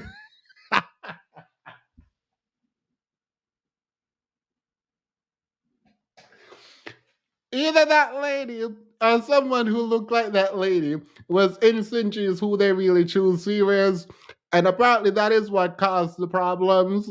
You're not a, you're not about to convince me otherwise. This white lady was mad that she was in the Who They Really Choose series.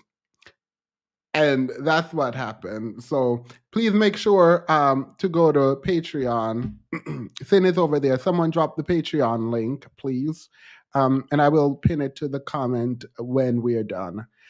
All right. Whew.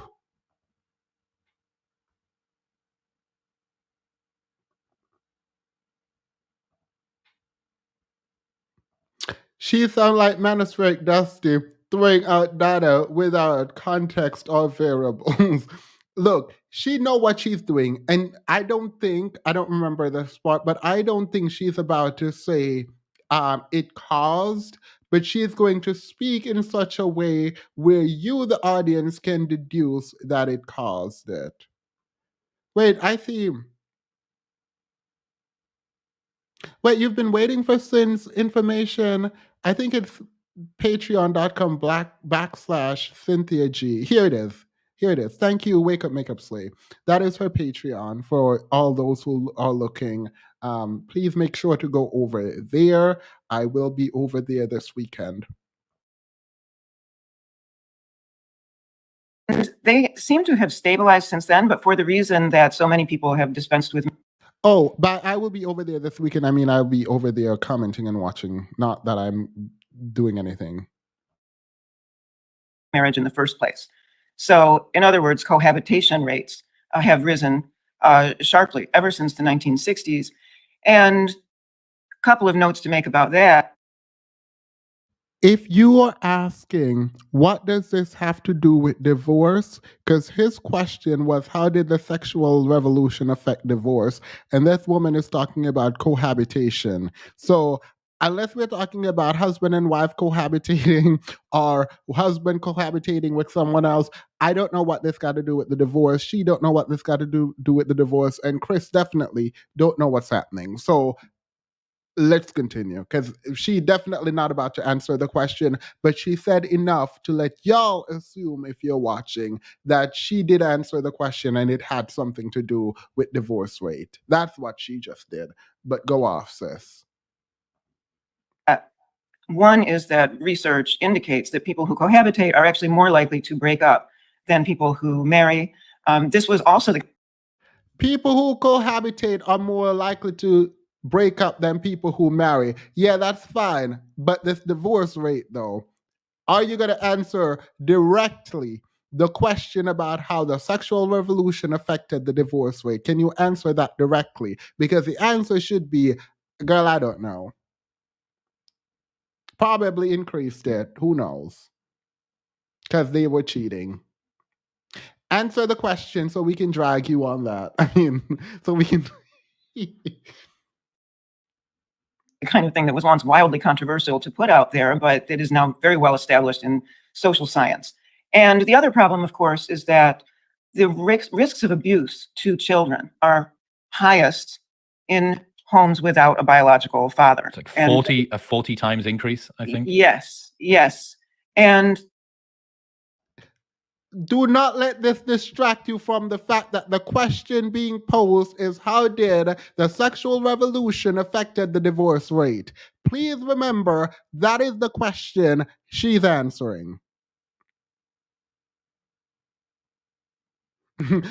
Miss Peter's Reeve cosplay have seen fire, God bless. You know what's annoying? That I'm not going out tonight after this stream. So we're gonna be on here for a while. Ain't nowhere to go tonight. This weekend, though, period.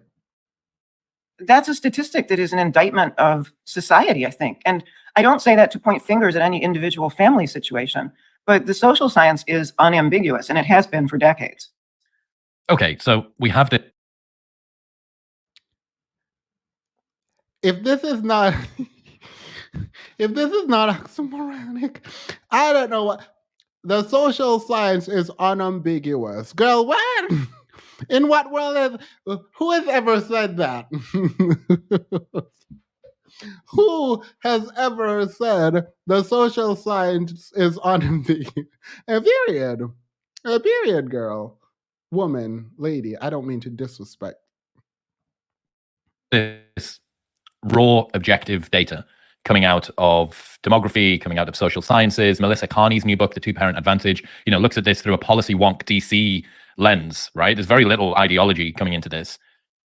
How is it the case that the debate and the discussion around this is so fraught a topic? Why is the truth, or why was the truth about the sexual revolution and the contraceptive pill being repressed? How does this sort of fold into culture, and why this discussion has been so abhorred? Well, Terrible question. She can say whatever she wants because the question isn't questioning. Once again, getting back to that image of the wild party that was started by the sexual revolution, to continue the metaphor, I think we're at the point where it's 2 a.m. and the party is out of control and everybody knows it, but nobody wants to be the first one to snitch, right? Nobody wants to be the first one to call the police or the app. The party is a sexual revolution. She's saying women having this kind of freedom is out of control, but no one wants to call it. So she is picking up her axe and going to the battlefield to tell y'all women that y'all are out of control. That is my interpretation of what she's. Ambulance or whatever it is that the party needs at this point. Again, I think that former omerta has been broken, and I'm very happy to see that it is. I was waiting for this comment. Chris is the prettiest incel I've ever seen, and she's the most handsome, exemplary, fit, feminine, friendly I've ever seen. All right, I'm not going to engage with the last bit of this, but I don't think he is an incel. And based on his website and everything that we've gone through, I think he's selling a very specific image, and it's not to women. I'm not calling him gay, by the way. I don't think this man is gay. I'm not putting that out there. But he definitely playing into these men's windows. You know how these men come over here and drag me for being gay, but go over there and praise him for being a model? Look. This man knows his audience and knows what he's selling. They say something for pay. I don't know how to say. Look. That's a good thing. So I understand that first order happiness or satisfaction, like immediate gratification of our base desires. I want to have sex. I don't want anybody to tell me that it's immoral or unethical or whatever. And I would like to not use a condom, and I would like so on and so forth, right? But if the outcomes are genuinely negative for women, I would have presumed that this would have been, the campaign for feminists to have been flying the flag for. Like, this should have been ground zero for feminists that are looking at the data, who want the best for women in terms of outcomes. Why is this not, why is this not the front vanguard of fourth wave feminism? I think feminism took a wrong turn a long time ago, after the 1960s, and stopped putting women first in that sense. So let me give you an example. Another thing I talk about in the books is pornography and the effects of feminism. Stop putting women as the priority. So are you trying to convince me? Are you trying to convince me? Because I'm just trying to figure this out. Are you trying to convince me that you are up here advocating for women? Are you trying to say that the sexual revolution and feminism deprioritize women, and you want to prioritize women more? Is that what you? Anyway, let's go into a mango juice on me minute. It's been an hour, 2 hours now, so mango juice on me. Instead of picking someone from the chat, which the moderators will be doing live for the next streams. Instead of that, we have another winner based on what we've seen commenting for the past few months. And so we talked about Curry Up and Eat before. Now we have Fairest. Thank you so much. Email me, let me know if you would like a Cash App or you would like a mug and t-shirt, and we will send that to you. If you would like a mug and t-shirt, let me know where to send it to. Don't put your address, or I just want to know so we can get that to you. Thank you so much for being a valuable member of the community and contributing so much to us. I truly appreciate you being here and just the energy you come with. So I appreciate you. Thank you so very much. Happy holidays. All right, let's continue. Pornography on human relationships and the relationship between pornography and the sexual revolution. Now, back in the 1960s, even into the 1970s, there were feminists who said, you know what, this stuff is bad. This smut is bad for human relationships. We should be against it. It objectifies women. And you could hear those voices, including some pretty radical feminists. It all seemed to go away. Feminism seemed to buy into a kind of libertarianism that benefited men. And so by the 1980s and 1990s, instead you hear feminist voices defending pornography as a woman's right and something that no one has a right to question. And this is a sea change that I think tells us a lot about what happened when feminism stopped putting women first. Okay, on this, I actually don't know where I come out. I don't. I don't know if this is a funny story or not a funny story. When I was in somewhere, I'm not going to say what state, my friends wanted to take me to a strip club, and I promise you I could not go. I couldn't go. And it's not because I think poorly or not. I think get your money how you get your money. It just didn't feel right. So I just couldn't go. I am pro sex work. I think once you're doing things legally, then do what you do. And I will advocate for that. But I actually don't know where I come out on this. Like, not even gonna, like, I can't even push back on this because, like, I don't know where I come out on this. I also, the research behind this feels very biased in favor of sex work in very specific ways, and even how women are treated in filming and all of that stuff. So it's like, do I really believe this is empowering? A part of me doesn't. So I don't engage. I don't engage in debates around this area at all. I don't. I really don't. So I'm just gonna let her cook. I don't know why I think that is so funny. I apologize to everyone, all the super progressives in my chat. I know you probably want me to stand firm on this principle, but this right here, I just, it's not my place. And I just don't, I have my own sensibilities. So I'm just going to let her cook. I apologize. Now I think we're seeing another course correction here. And I think there are feminist voices asking about whether pornography is okay or giving women permission to be against this thing. But of course, it's not just that pornography is bad for women, it's bad. Oh, someone wanted me to explain. Why I can't do it is because of my own sensibilities.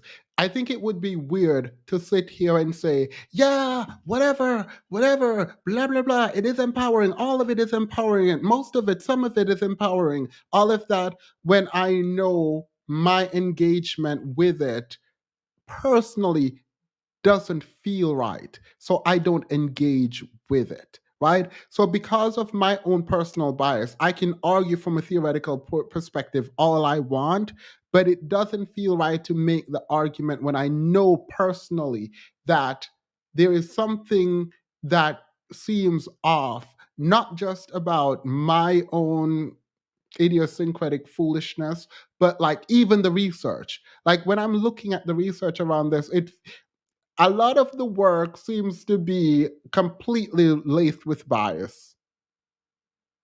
Like it completely, like the research don't seem to be researching. The research is like opinion papers to me, and that's what I'm going to say about that. About how liberating it is for women who engage in these kinds of markets. When, as you age out of these markets, it becomes very difficult, depend on your notoriety, to get kinds of employment outside of the sphere. And so, like, I don't know. I don't want to engage with it. I'm not about to engage with it. I was joking about him being an incel because clearly he is not. LOL. No, I know. And yes, his content is for men, not women. Yep, and he's definitely giving you face. Thank you. Mickey may never get her Grammy, and y'all may never get that new Riri album, but me and Farias out here getting our mango juice. Period. Let them know this is more important than a Grammy. our album. For romance, which means it's bad for both sexes. What's the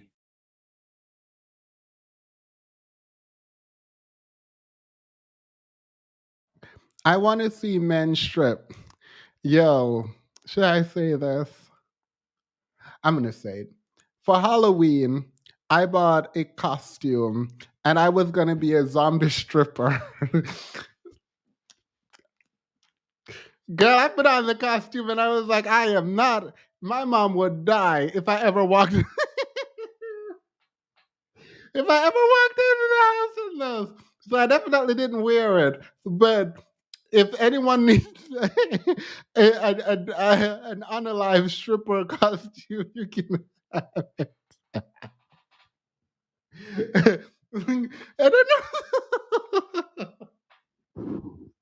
What is a dead stripper costume?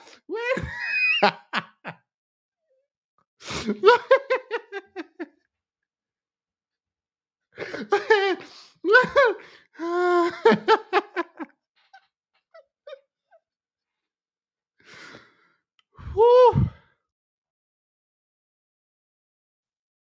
What is the legitimate feminist case against pornography or OnlyFans or something like that? Why shouldn't it be the case that a woman can be completely liberated with her sexuality as much as possible? Surely this was the role of the sexual revolution, was to remove the constraints, to allow women to fully be whatever they wanted. Unlimited freedom is a good thing, no?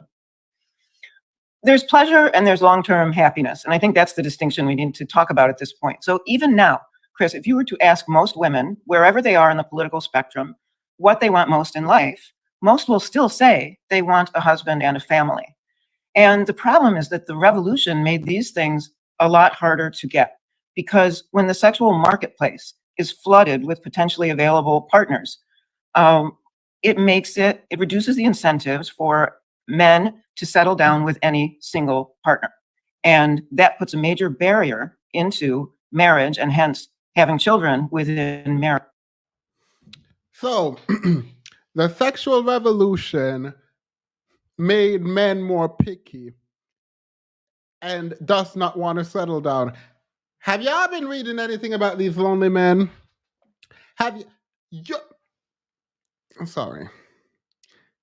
You credit the sexual revolution in this dusty get together for making women able to go to school and go to work and whatever, right?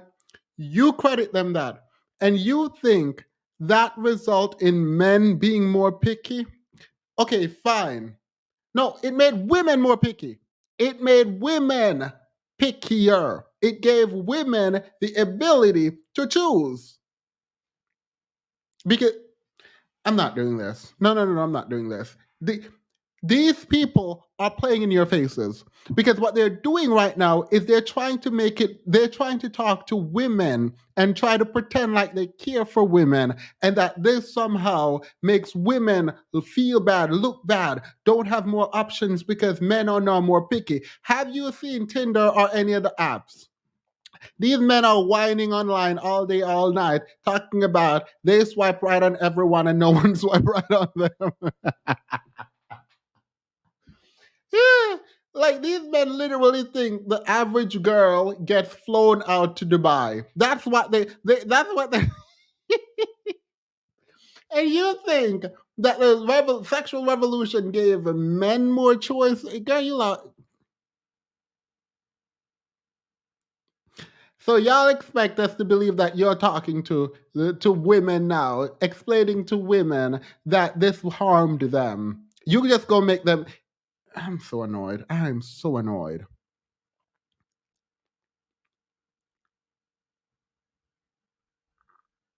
It harmed them because now they can delay having children and marrying the first person they got intimate with. Like, literally, that's what it did. Birth control made it possible that you didn't have to marry the first person you mistakenly laid with.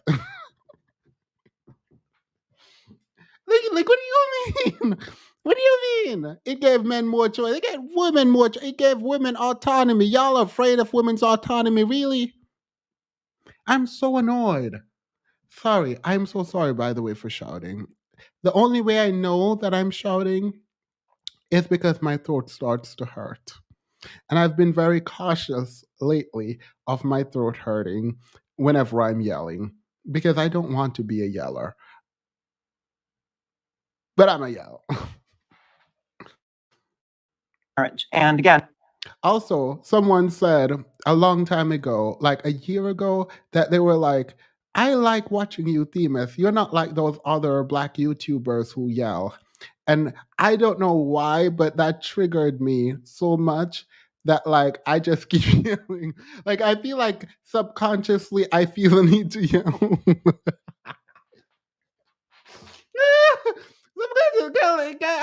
Who told you I care? Anyway, let's continue.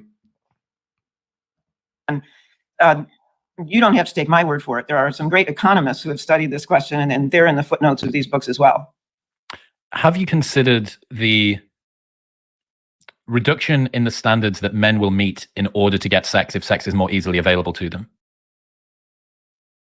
So if a man, in order to be able to get access to sex, needs to be an upstanding member of society with a good job, and he needs to be well known in the local community, he needs to attend church, he needs to, ask the father of the daughter before he can get down on one knee, like the hardest gatekeeper in her entire life, he needs to somehow get past him. Then he needs to get down on one knee. Perhaps there's a dowry, perhaps, all the rest. Then there's a ceremony and all of the people come, and then finally he gets to have sex, right?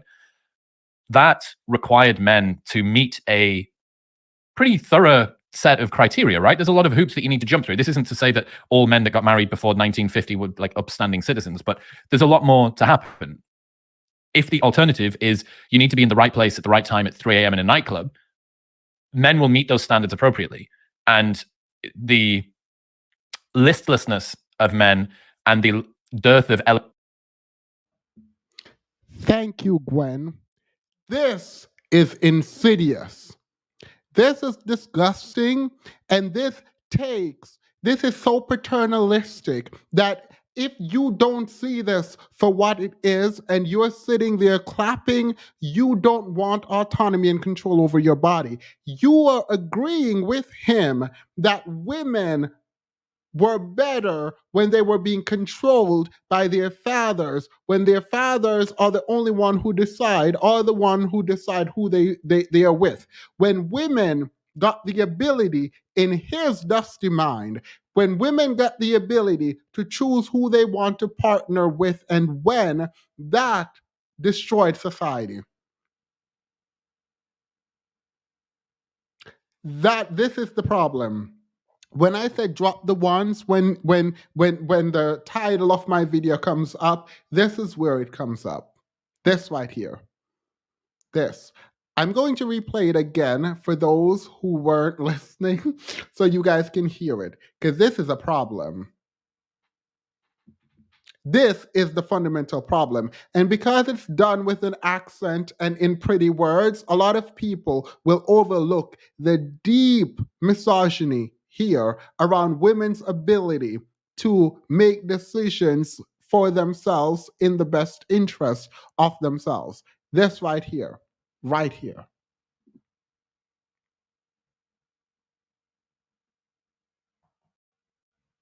3 a.m. in a nightclub, men will meet those standards appropriately. And pretty thorough, well known in the local community, needs to attend church. Have you considered the reduction in the standards that men will meet in order to get sex if sex is more easily available to them? So if a man, in order to be able to get access to sex, needs to be an upstanding member of society with a good job, and he needs to be well known in the local community, he needs to attend church, he needs to, ask the father of the daughter before he can get down on one knee, like the hardest gatekeeper in her entire life, he needs to somehow get past him. Then he needs to get down on one knee. Perhaps there's a dowry, perhaps, all the rest. Then there's a ceremony and all of the people come, and then finally he gets to have sex, right? That required men to meet a pretty thorough set of criteria, right? There's a lot of hoops that you need to jump through. This isn't to say that all men that got married before 1950 were like upstanding citizens, but there's a lot more to happen. If the alternative is you need to be in the right place at the right time at 3 a.m. in a nightclub, men will meet those standards appropriately. And the listlessness of men and the dearth of eligible male partners that women complain, where are all of the good men at, is a huge meta meme that women talk about. If men can get sex without investing in themselves to get themselves to the standards that previously would have been held for them in order to have got sex, which have included the father's hand in marriage, the ceremony, the house, all the rest of the stuff, I think that it seems to me the reduction in men's standards, the standard that they take themselves to, can be laid at least partly at the feet of the reduction in what women ask in order for men to be able to get access to sex. Please tell me you guys got that. Please tell me that you understood that the way that I understood it. Because, okay, let's step back. If you say you want a good man, and he's saying there's no good men around because you sleep with them too easily, what you say to me and what I hear is that men aren't good. Because if for a man to pretend and to perform goodness and be a good man, they have to be rewarded with sexual access to you, and absent that kind of requirement for access to you, they devolve into whatever he's claiming men are doing now because you're sleeping with them. In my opinion, that does not make you a good man. So they weren't good men. You just pretended to be good men. If access to women dictate how you become a man and the kind of man you become, I am sorry, that kind of external locus of control is reductive, and it is important, but it means you're not good. You don't control yourself. You don't control your own values. She does.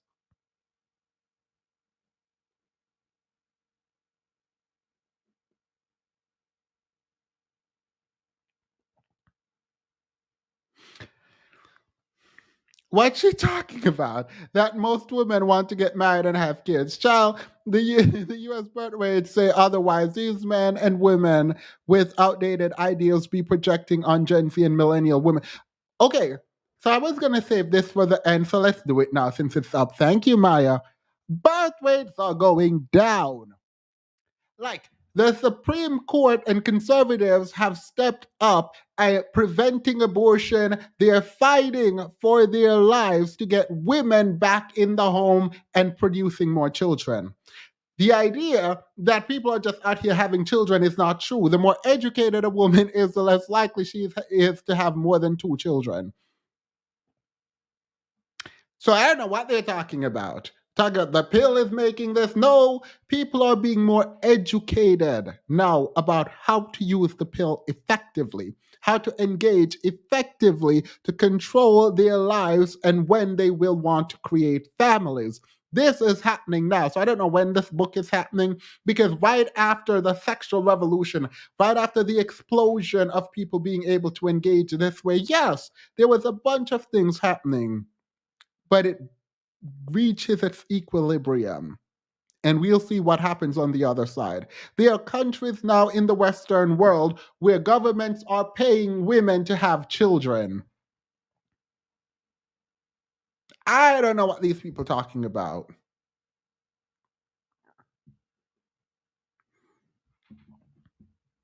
They play, and I was going to save that for the end, Maya, but I appreciate you picking that up, and this is why I like my audience so very much. Thank you. I appreciate this. Adventure of a Roadie, welcome to the membership. I thought you were blocked. I thought you were blocked for that comment, but welcome to the membership. Someone said Feral Girl Summer. Someone blocked Ultimate Enigma. Let me save this comment. He not cute. My Rose is cute. He is a problem and wants to turn me into a handmaid. LB said she'll go first. LB said LB said she'll be the pillar in the pillow. I do appreciate on this side of YouTube, I do appreciate this. I do appreciate that in their discussion, there is a taking of task to certain kinds of men who leave their family. I do like the framing of fatherless home and how natural it seemed to be when they're discussing this topic. This is all terrible, right? But look, any win is a win. Any win, the smallest of win is a win for me. So even in their language of describing homes without fathers as fatherless, and sometimes they say mother, single mother, but they always kind of harken back to sort of fatherlessness. And I do really appreciate, I truly appreciate that framing. It's not a lot. It's not the small wins, the very small wins.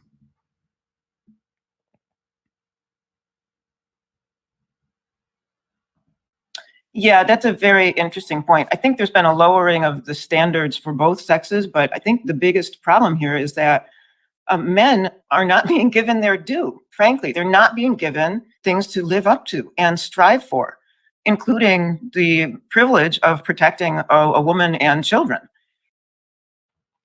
Who should give men their due? Who should give men their due? Who should? Sorry. Who are the leaders, girl? Because this not sounding to me like y'all determining a leader. Mm-mm.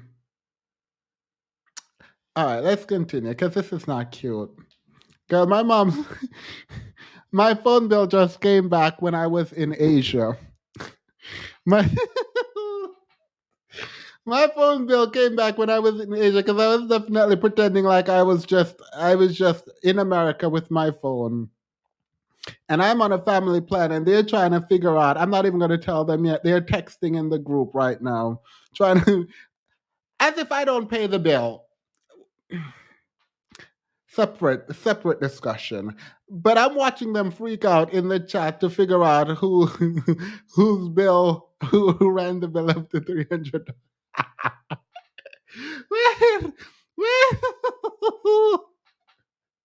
They're like, this one phone in this one time is up over $300, which is like the max. But then when you're over it, something happens. So I'm like, girl, they're having a deep discussion, and I'm not even going to respond until I get off this live. I don't feel like it. The idea that that's even a privilege is dangerously close to being lost in our culture. And instead, what we have are millions of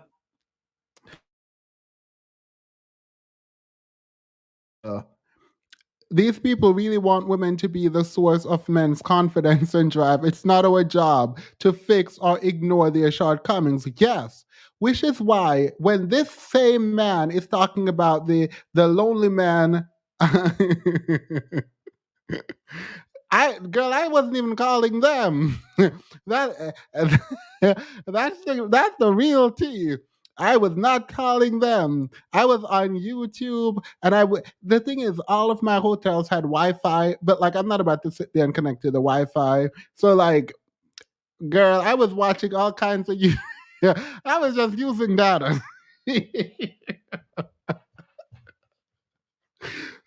Anywho, this man, I forgot what I was talking about.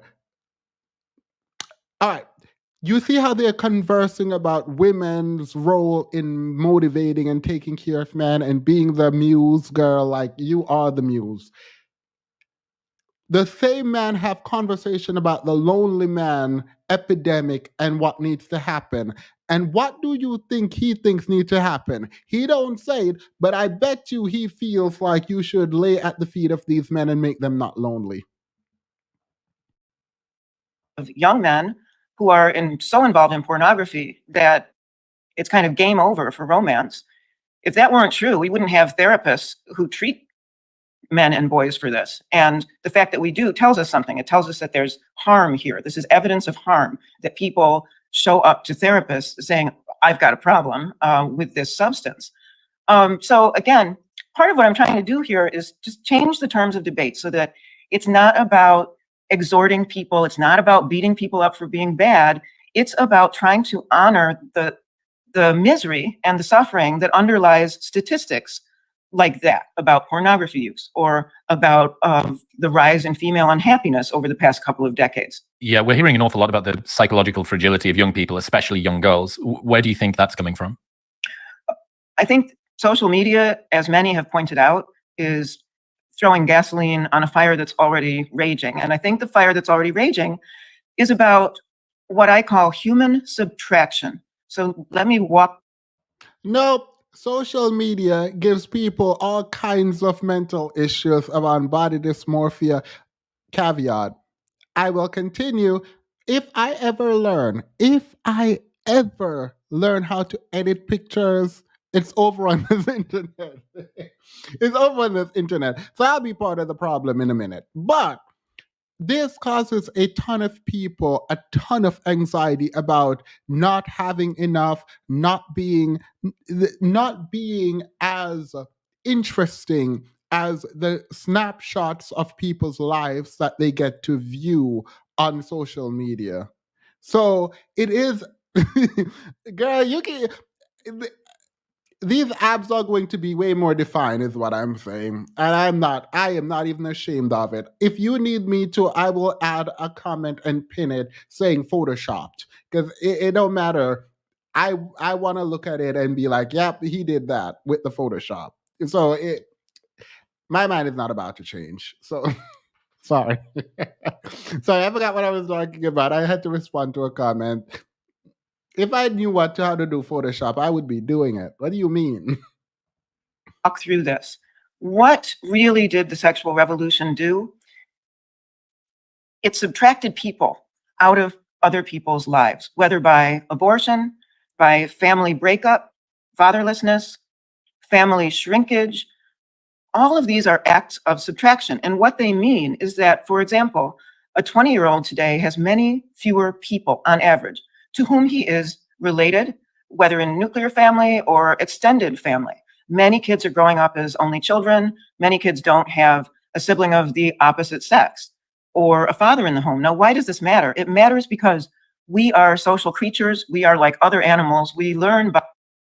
I told y'all these people want y'all to be at home barefoot with 12 kids. What do you mean they're lonely? So this women should have more children because, girl,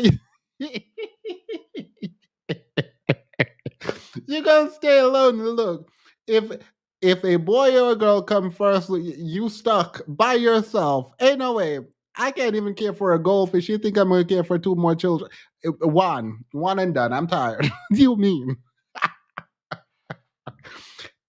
If a boy or a girl come, they stuck. That's tiring. Ain't no way. By observing others of our kind.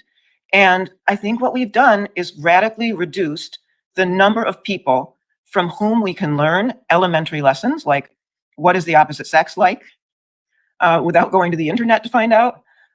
We have reduced the number of people in our lives who can be trusted to love and protect us. And this has been a profound change, I think. And I believe it is reflected in the rising rates of psychiatric trouble with kids, which actually predates the internet. This is something I've been writing about for 20 years now, because it's at least 20 years since the rise in anxiety and depression and other problems among adolescents was well established. And everyone agrees now that that was not something that rose because we were more aware of it, that the rates of these problems are actually rising and continue to rise. I think part of the reason, in one word, is loneliness, because the sexual revolution took away people. Yeah, there's this. No, it didn't take away no people. The issue is men are lonely. Let's put it out there. The issue is men are lonely because we as men did not learn how to socialize and create the kinds of bonds we need to create to not be lonely. Let's be clear. Don't just sit up here and say people are lonely. Though I do agree that the bonds we create are more shallow. Right now, I have over 100 people on my Discord, and I promise you there are days when I don't leave my place. I sit up here with the people on my Discord, and we watch show together, we talk, and we laugh, and we drag each other, and then go to bed. You can't tell me I didn't have fun. I don't know. I don't... I don't know what y'all are doing in your spare time, but I am talking to people. Strange, like mass solipsism thing going on at the moment, right? Like this atomized, individualized, all that matters is me, my pleasure in the immediate, convenience and comfort at the expense of everything else. And it's not a single unidimensional problem, right? It's led into by helicopter parenting. It's contributed to by moving from a brawn-based to a brain-based economy where you don't actually need to be in connection with your work quite so physically anymore. You know, all the way down. People are lonely. You can make friends. This is something that I find deeply concerning. Like, if I am at home alone, there are times when I really want to be alone. Actually, to not be in solitude does require money, and that's an unfortunate reality.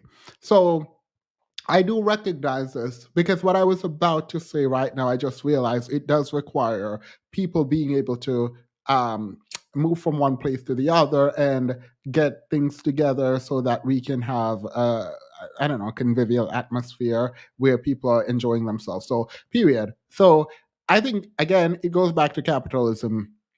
If we're broke, we don't have friends. I mean, it's very difficult. Yeah, there's a lot going on, but I do think the reduction in social knowledge, and that I can feel sorry for people, and I can have empathy there because it shouldn't be that way. And there are creative ways we can engage in to make friends. I would tell you how to do it, but knowledge is at the root of a lot of it. Let me give you a homely example. I was talking with a radio host once off the air about this same notion that we just lack people. There's a people deficit and a love deficit out there. And he told me a story about one of his kids who had gotten involved in the diaper. Hurry up and eat your time out. But I don't understand why these women, like, they're out here like, women need to have more children. Essentially is what she's saying. It's like, no, maybe they don't want to have more children, girl. Like, if these women wanted to have more children, they could and can. They don't want to have more children. Why are you forcing women to go have children? Ain't nobody forcing you to have more children. Like, how many children you have? Like, let's talk about it if we're going to do it. Like, no, leave people alone. Talking. Didn't Sancho Bullock, ex-husband, and Tiger Woods both go to therapy for cheating and sex addiction? So they married but still lonely. Her math ain't right? Right? Someone said I need to chill. No, let's talk about it. Since you're talking about everyone's children and how many children everyone have, let's do it. Let me look it up. What's her name? I was reading an article from her. Let me see. How many children does what's her name have? I don't know. Maybe she's not that popular.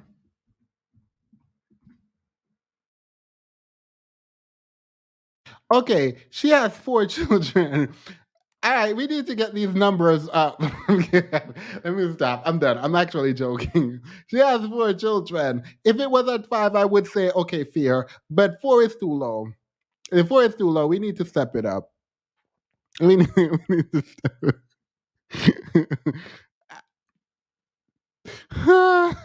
She says this is a we problem, but when she expounds, it sounds like a he problem.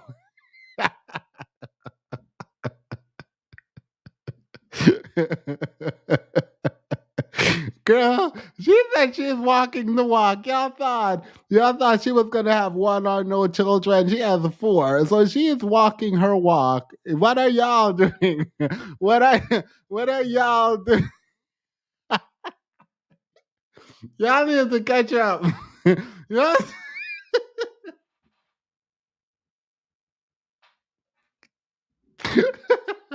Sorry, I'm done. I'm sorry.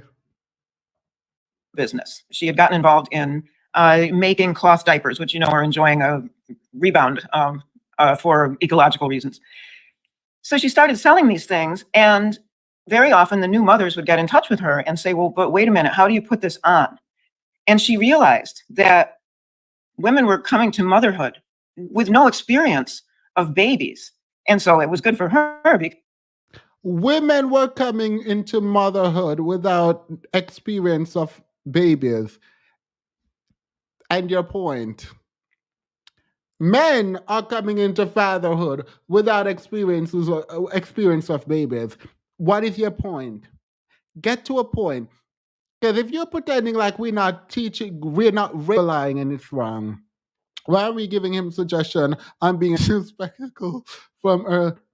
because she expanded her business. But the point is, think about it.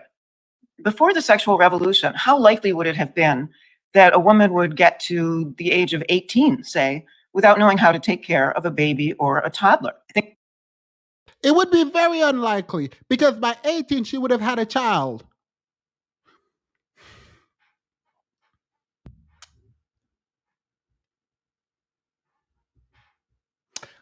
What, lady, what is your argument?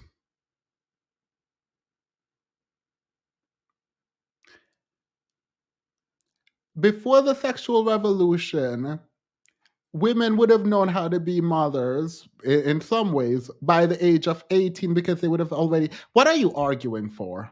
Please, actually, let me know what you're arguing for here. Are you arguing for kids to know how to be mothers? Because, girl, what? Is someone talking about cloth diaper? That's what her friend company was selling. I'm not even about to get into that because that don't sound right to me. But if you go save the environment, go ahead and save the environment. I have no comments on that. Y'all gonna watch these. All right, period. I think the likelihood would have been very low. And yet now, because of the people deficit I'm describing, because of the diminishment of social knowledge about basic things like how to take care of other people, it's entirely possible for a woman or a man to reach middle age without ever having held a baby. Yes, it is possible. But why are you saying now for men as if men were holding babies and taking care of babies and learning how to be caretakers of baby prior to the sexual revolution? Is that, I need the research. Give it to me. Give me the research. I need the research. Give me the research. Sorry, I'm clapping in front of the mic. I need to see your research. I need the receipts. I need to see your research that men were learning how to be fathers and taking care of children prior to the sexual revolution. And then I need you to tell me how the sexual revolution stopped men in particular from doing that. Learning how to be fathers to take care of the children, do the nappy and whatever. Vibe, I did my womanly duty, so you have to too. Oh, this is annoying me. Oh, this is annoying me. This is annoying me.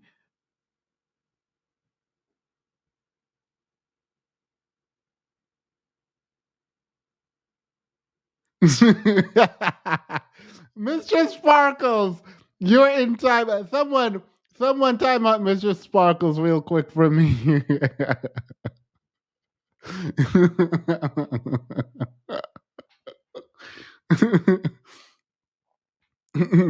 Ferret, I don't know about a lot of I don't know about a lot of that because my species reproduce by laying eggs in our host digestive tracts. But maybe Jimmy Neutron's mom, pre-BBL, should mind her business.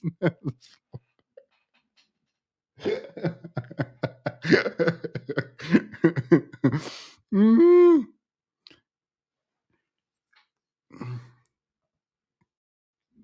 We have inflicted a wound on ourselves that we're only beginning to understand. And I think for the sake of human happiness and for the sake of the people who are wounded in this way, we need to understand that to get to a less divisive place. If you care about women being happy, we would be discussing how men can start listening to women in relationships about what they want. That is like The fact that we're going back to the pill and we're doing all this, we're doing these analysis that don't make no sense when women are like, I am sad, I am upset. The men that I'm with and the men around the world that we are knowing, they don't seem to care about certain things, and we want them to be emotionally available to us. And instead of like addressing that, they're like, women are sad. It is because of the pills. It's like, no, I don't think these women are just like, I want to have children. There are people, there are a lot of women who are like, I want to have children. Fine. And they're going through processes to have children because they can't, right? But most women aren't sad because of the like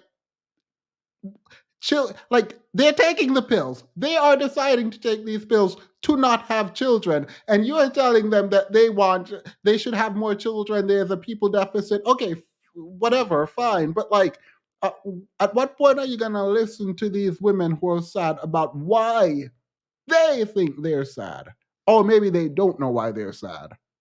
Ah, got it. You know why they're sad. They don't. Got it. Got it. Got it. This don't make no sense. So her overall argument is women are not people until they are wives and mothers. Margaret Sanger, thank you for being you. Yeah. Wait, I just got a message. Let me see. This was a direct message. It wasn't a group message. Let me see if I'm going out tonight. I'm not going out tonight. I'm just going to tell them not. No, I'm not going to go out. It's already too late. I didn't plan. I'm busy. Birth rates are dropping and men are screaming, what are me? No, that's the thing. Like, everyone is arguing about how they can up the birth rate. And these people are out here debating, like, birth control created more children. It's like, y'all are trying to tell people to not use birth control. And what do you think is going to happen? Because I feel like there's an agenda being pushed. And like, I feel like you're trying to trick us. I feel like y'all are trying to trick us. Because it sounds like you're saying, no, you said verbatim that the sexual revolution, the introduction of the pill, caused birth rate to increase, right? And it causing the birth rate to increase and unplanned pregnancy and all of that stuff. It sounds like you're saying if we did not have the pill, the birth rate wouldn't be as high. But from what I'm looking at, it don't look like the birth rate is up. It looks like it's down. Elon Musk by himself is trying to populate the world. Him and him and the Cannon girl. These people the government is stressed talking about we need more people. We need more body. Addy, addy, addy. Would you say to the people that respond, Mary, looking after a child below the age of 18 or even below the age of 25, that doesn't sound like fun. I've got a career to go after. I've got an academic pursuit that I'm doing. And then once I finish that, I'm looking after a child below the age of 18. Girl, what do you... He slipped up. I hope y'all heard him. He's like, these women are out here saying we have to go after a career. We don't want to look after a child under the age of 18. Girl, what? Girl, what? Well, let me pull this back up because ain't no way he just said that. He moved it up to 25, but he definitely said 18. You say to the people that respond, Mary, looking after a child below the age of 18 or even below the age of 25, that doesn't sound like fun. Below the age of 18. God, these people don't even want you to experience life. Wait, these people want you to be raising children under the age of 18.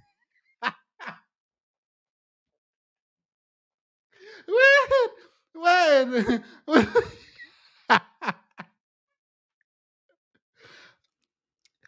I'm not even going to think about the part about the children having children. Like, what do you mean? People under the age of 18 are talking about they don't want to be raising a family. They want to be like getting their careers. Isn't that what?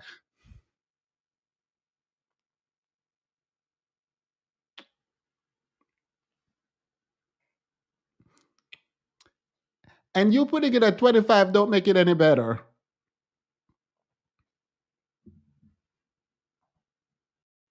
I've got a career to go after. I've got an academic pursuit that I'm doing. And then once I finish that, I'm the job market and financial independence and exploring the world and myself and learning about myself and growing.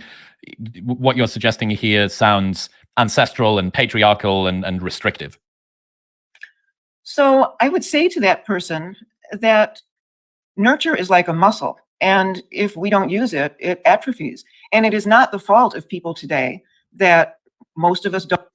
Isn't there a way you can nurture and work out that nurturing muscle that does not involve you having your actual child when you're not ready at 18 years old? Isn't there a way for you to activate that muscle and keep that muscle activated if you think you should be taking care of children and you think this is a muscle you need to exercise? Isn't there a way to do that without actually starting a family of your own at 18 years old? Let it atrophy. What do you mean? What do you mean nurture is a muscle you need to work? Hey, girl, you go and work it. Go help people who can't help themselves. Become a great, become a great auntie. What do you mean? And this doesn't even apply to the men, apparently. Don't grow up, say, with an aging relative in the home, as also used to be common. And fewer of us grow up in families of size where there are babies and toddlers around reliably. But the point is that taking care of other people is part of what humanizes us. And the fact that we are not called upon to do that very much anymore, or that we choose not to call upon ourselves to do that, isn't good for us. That's the point that I'm trying to drive home. To get back to the social science, again, since the Moynihan Report, since the 1960s, all of these issues have been studied. Everybody knows the sexual. Since the Moynihan Report, all of these issues have been studied. If you say the sexual revolution happened in the 70s, Moynihan is studying from the... Y'all play too much. Y'all play too much. I probably should... Everything they said I should probably pull up and look at, but I'm not about to do that. Because they're already defeating their own argument. I'm not about to engage in this kind. Revolution has had some very bad effects. And if social science convinced people, then we would be living in a different world by now. And I'm not saying that to knock the social science. It's important. It's important to know where the truth is. But we need something else to get through to people so that they understand what. You're not about to sit up here talking about you can't trust social science after you said it was unambiguous. You can, you know what? Let me leave these people alone with their conflicting ideas. Has changed about the world, what's bad for them about this change, and how to get to a better place. And that, again, is what I'm trying to describe in my work. I saw some stats, social science stuff, saying that previously women used to be happier than men on average, and now women are less happy than men on average. Now, both men and women's happiness over the last 50 years has decreased, but women have gone from being above to being below, and men have just dropped down a little bit. I mean... If the story that we were told about increased freedom and... So you cited nothing, completely fine with this, completely fine. You now need to tell me how they measured happiness. You need to tell me that, because if you give me a survey and then don't explain it or why it is that women would report happiness as not being stable, for example, we're going to have a problem. Now, satisfaction is separate, and you can be satisfied without being happy with your life, right? And the variables involved in happiness, I now need to understand. And I'm not saying this because I need a deep analysis of whatever research you're citing to. I actually really don't. I need you to tell me how they figured out this happiness. Because if it was a survey, I'm going to trash it. When we have an epidemic of lonely men, I'm going to need to see this research. And I'm not saying it's not true, because I've actually read articles about women being unhappy because they have to go to work and come home and take care of a family. But I want to see your research, because apparently the sexual revolution is what's making women unhappy. Lydia over here said, y'all need to give this her commander a baby. Y'all need to give this here commander a baby. And liberation was true, we shouldn't have seen this effect. And I would be interested in asking a card-carrying, sex-positive feminist person, how do you explain this decrease in happiness among women if ostensibly over the last 50 years happiness is not a constant state. It comes and goes. Therefore, that people are unhappy from day to day, hour to hour, minute to even minute, I would understand. I am not the card-carrying feminist you would ask this question, but I would say to you, it don't matter. People are not going to be happy all the time.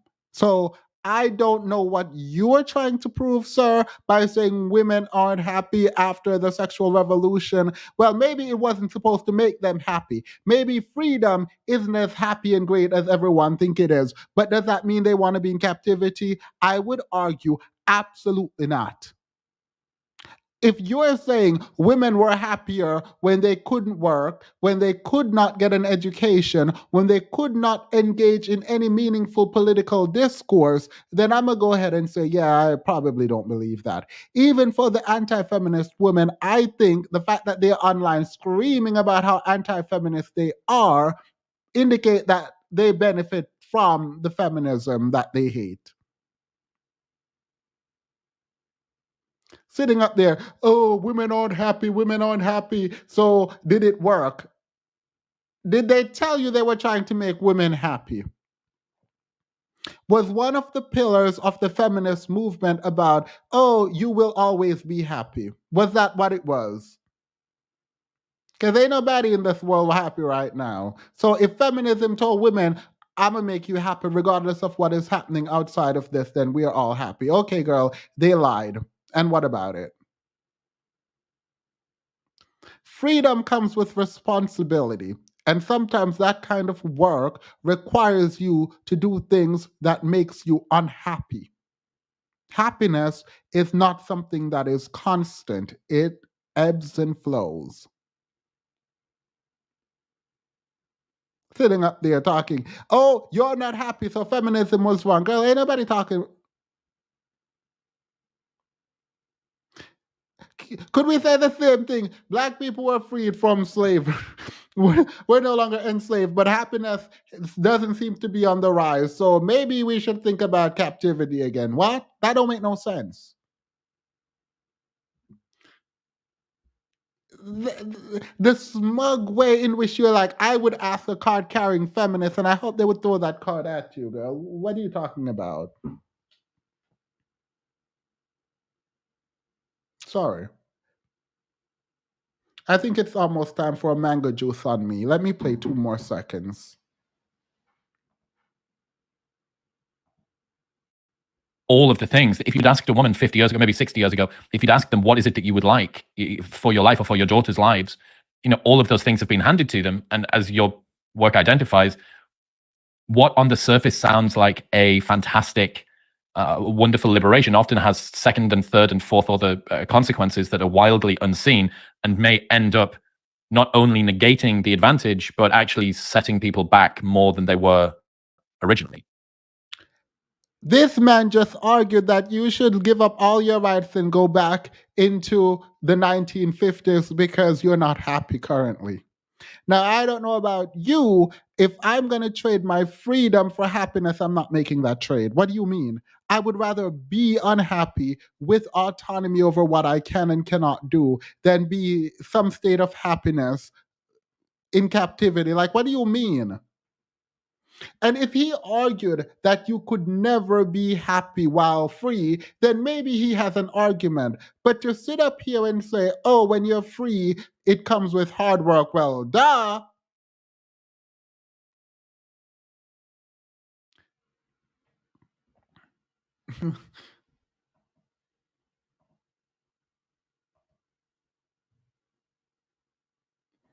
Birthway. Oh, I read this. Thank you, Caribbean Eat. Caribbean Eat says, it's funny he's saying women aren't happy, but these men are lonely. All these articles say so. Plus, aren't they dying alone? Right. So it's like, girl, what are you talking about? Women aren't happy, so feminism failed. What?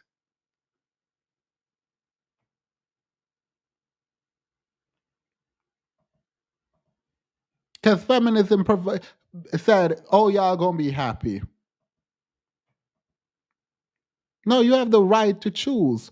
And now you can choose to go at home and find and be a housewife and be happy if that's what makes you happy. Or you can go to work. It doesn't matter now.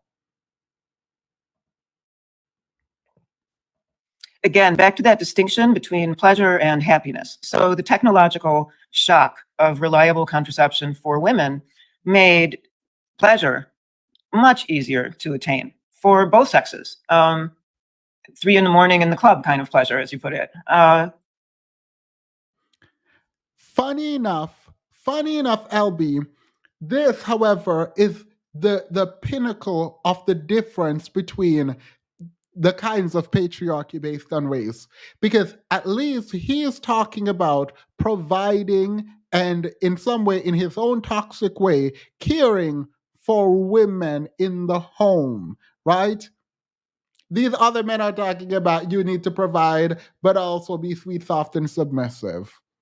The word submissive has not. This is so toxic, but the word submissive did not even come up yet. So at least it is still dust. So it is elevated dust. So it's smog.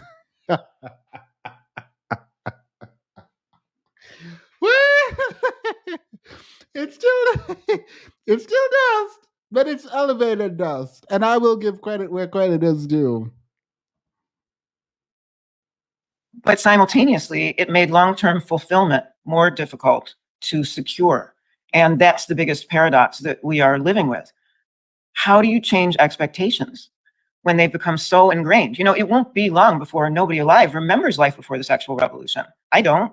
And I'm not saying let's go back to some golden age. There's no such thing as a golden age. But we need to recover the truth that radical autonomy is not in our best interests, any more than it's in the best interests of, say, elephants or dolphins or other mammals. We are social creatures like they are. And the ironic thing, Chris, is that if we look at other species, we understand very well that they need each other. Those horrible experiments on the rhesus monkeys, separating the babies from the mothers, showing how dysfunctional the babies became when they were separated from their own kind. You know, this kind of thing makes sense to us. And we look back on that and think, oh, that was a horrible thing to do to the monkeys.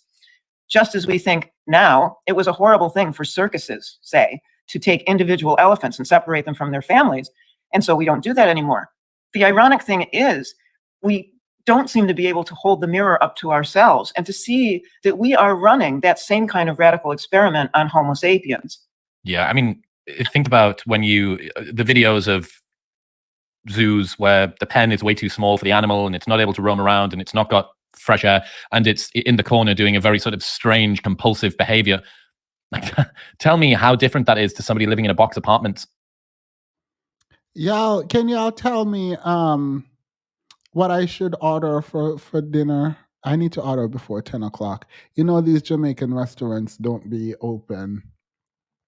This man said, you having an apartment is akin to animals in a zoo in captivity. And it's not because of capitalism, right? It's not because of capitalism. Let me hear what he... Somewhere in some unforgiving cosmopolitan city swiping through TikTok. Like, it is the same thing, right? It's not a screen addiction that people have. It's a screen compulsion that they have. And so being in a white picket fence, being in a neighborhood with your white picket fence and your 2 children, you can't engage in political life. You can't do anything. You can't make your own money. You literally have to go to your husband to get permission. First of all, you need a husband. That's the first problem, right? To even be able to engage, or your father needs to be there. That don't seem more limiting to you? Like, on just pure facts, on a factual level, one of those things is freer than the other. You being at home unable to engage in any meaningful economic life, social life outside of the people in the neighborhood, outside of economic life, political life, you are telling me that in your mind is less restrictive than all the freedoms that women have today, but you're just comparing it to the apartment that they live in a cosmopolitan area. That's what you're doing.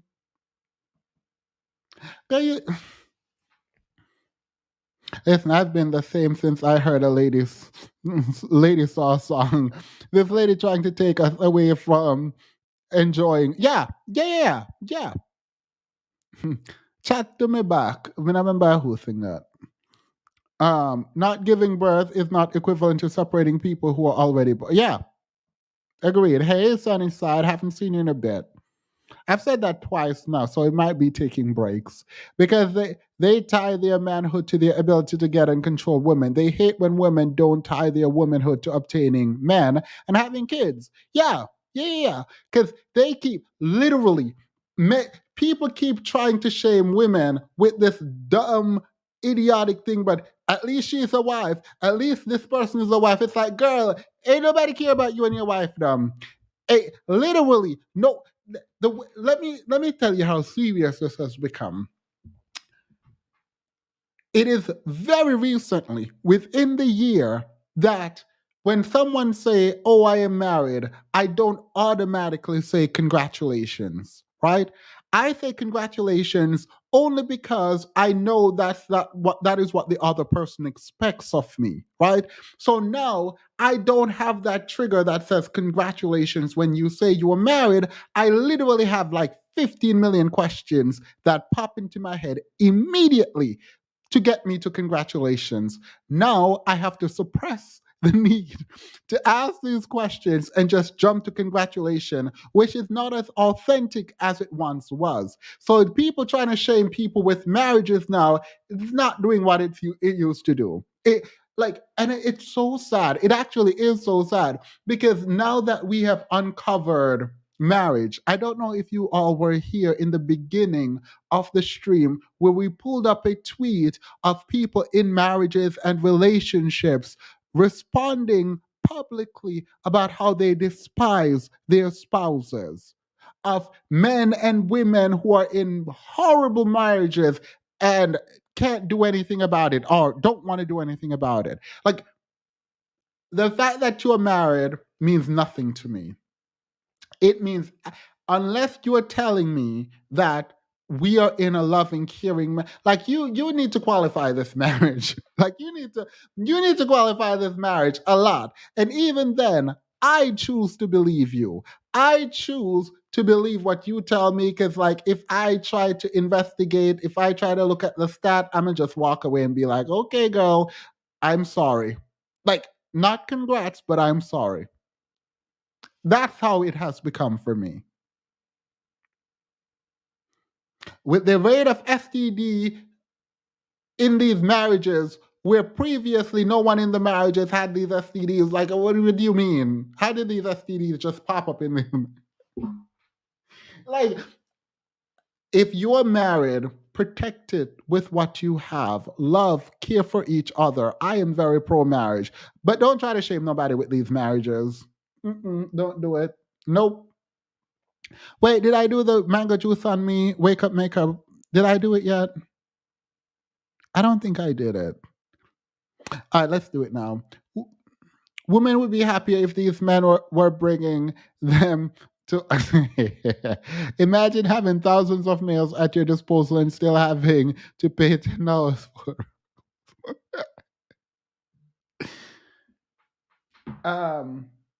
Oh, I didn't do the mango juice on me. All right.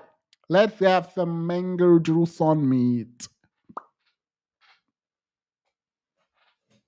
All right, let's do it. So, the winner today, the last winner today is, and we'll come back next week. This is before she became a moderator. Moderators will be excluded from this moving forward. But 2Ls. Thank you so much for all your hard work and the comments that you've put forward. We really enjoyed you being here. We enjoy your comments and your contribution to the community. Thank you so much. 2Ls, please email me and let me know if you would like your Cash App or your merch. We'll send it to you. Thank you. Let's do it. All right, let's continue. Thank you, Wake Up Makeup.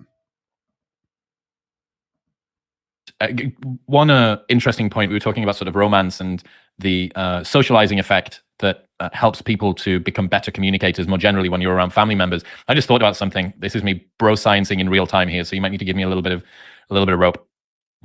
One of my friends who's very successful with women said that the best advice that he could give any young guy who wants to be successful with women is have lots of female friends when you're in your teenage years, because it's low stakes communication. It teaches you how to communicate with the other sex. You're not trying to do anything, so there's no such thing really as failure other than the natural sort of highs and lows of friendship and coming and going and falls out and all the rest of it. I wonder if a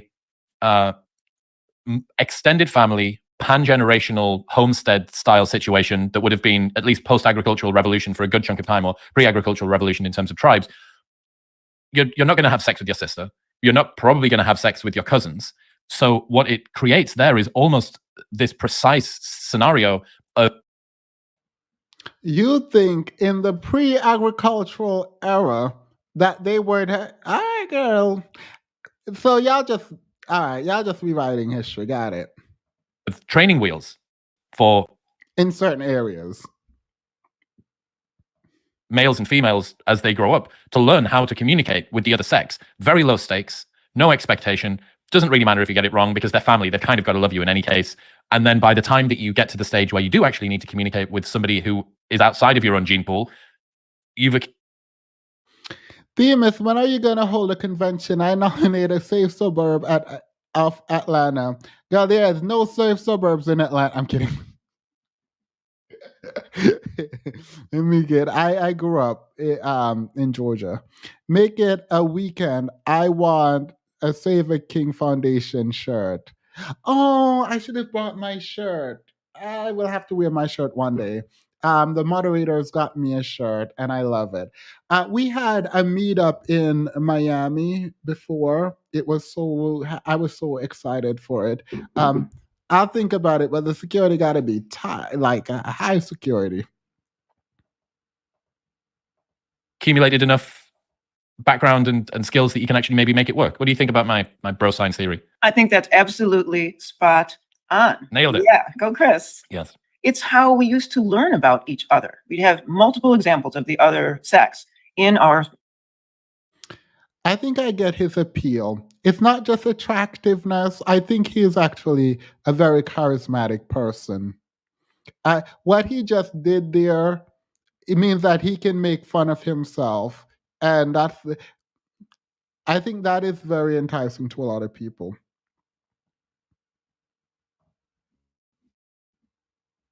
Families and extended families, and that would teach us something.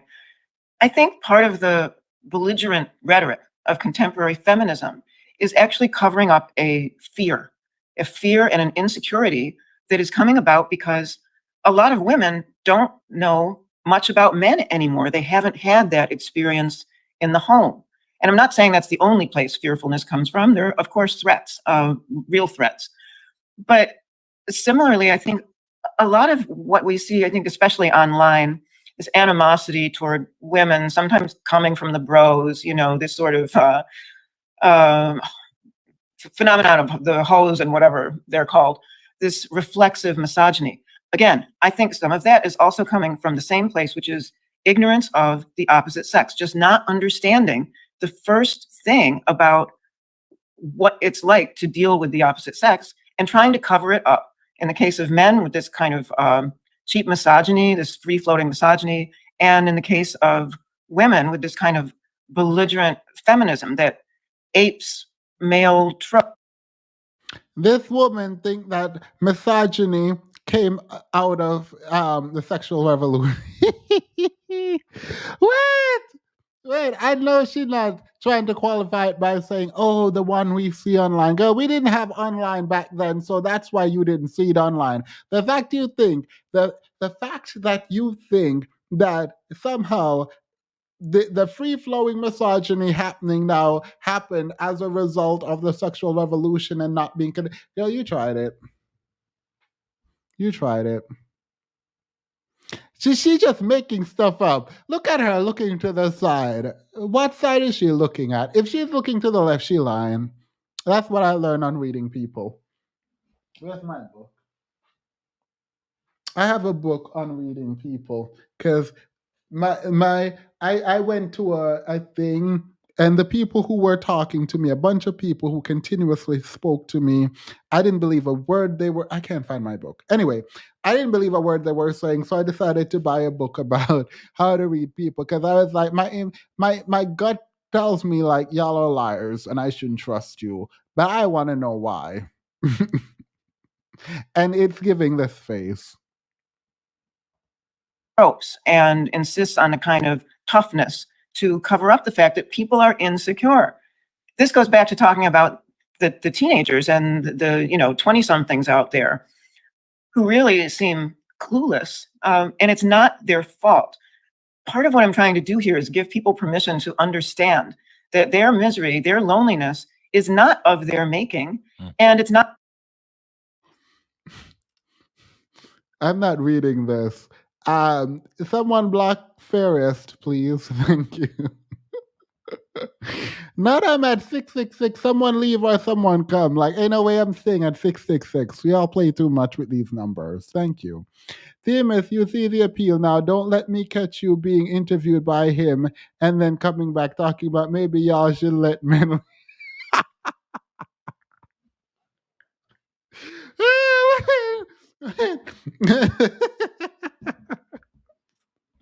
Oh my God. I would never.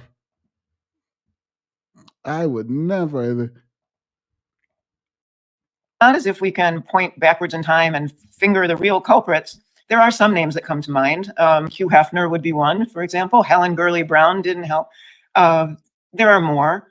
But the point is, this was not an intentional plot. We did something to ourselves, not understanding how serious it would be. And that's what we have to fix. By the way, that's in some, men don't like that women have freedom and they want you to not have freedom because they can't really think another way to understand their own masculinity. If you remember, they were talking about how men don't have anything to strive for. I feel like that's the problem.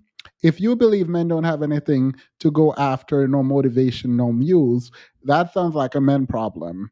But now they're talking about you not happy. Girl, no one's happy. Ain't nobody in this world happy. We haven't been happy for a long time. The rich aren't happy. The poor aren't happy. The married aren't happy. The singles aren't. No one is happy. There is a war going over in Ukraine. There's a Israeli, like, no one is happy right now, girl. No, nobody is happy. No one is happy. Biden won't forgive student loans.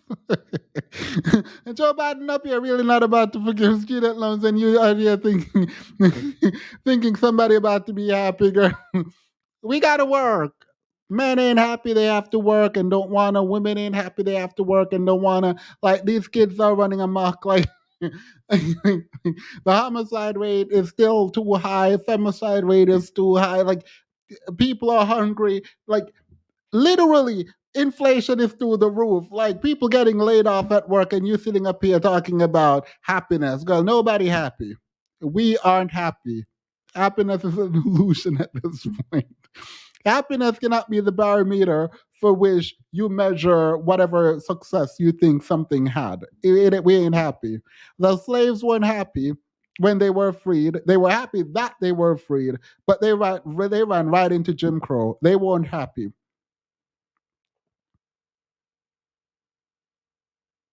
Nobody's happy. Rent is due. Egg is $12.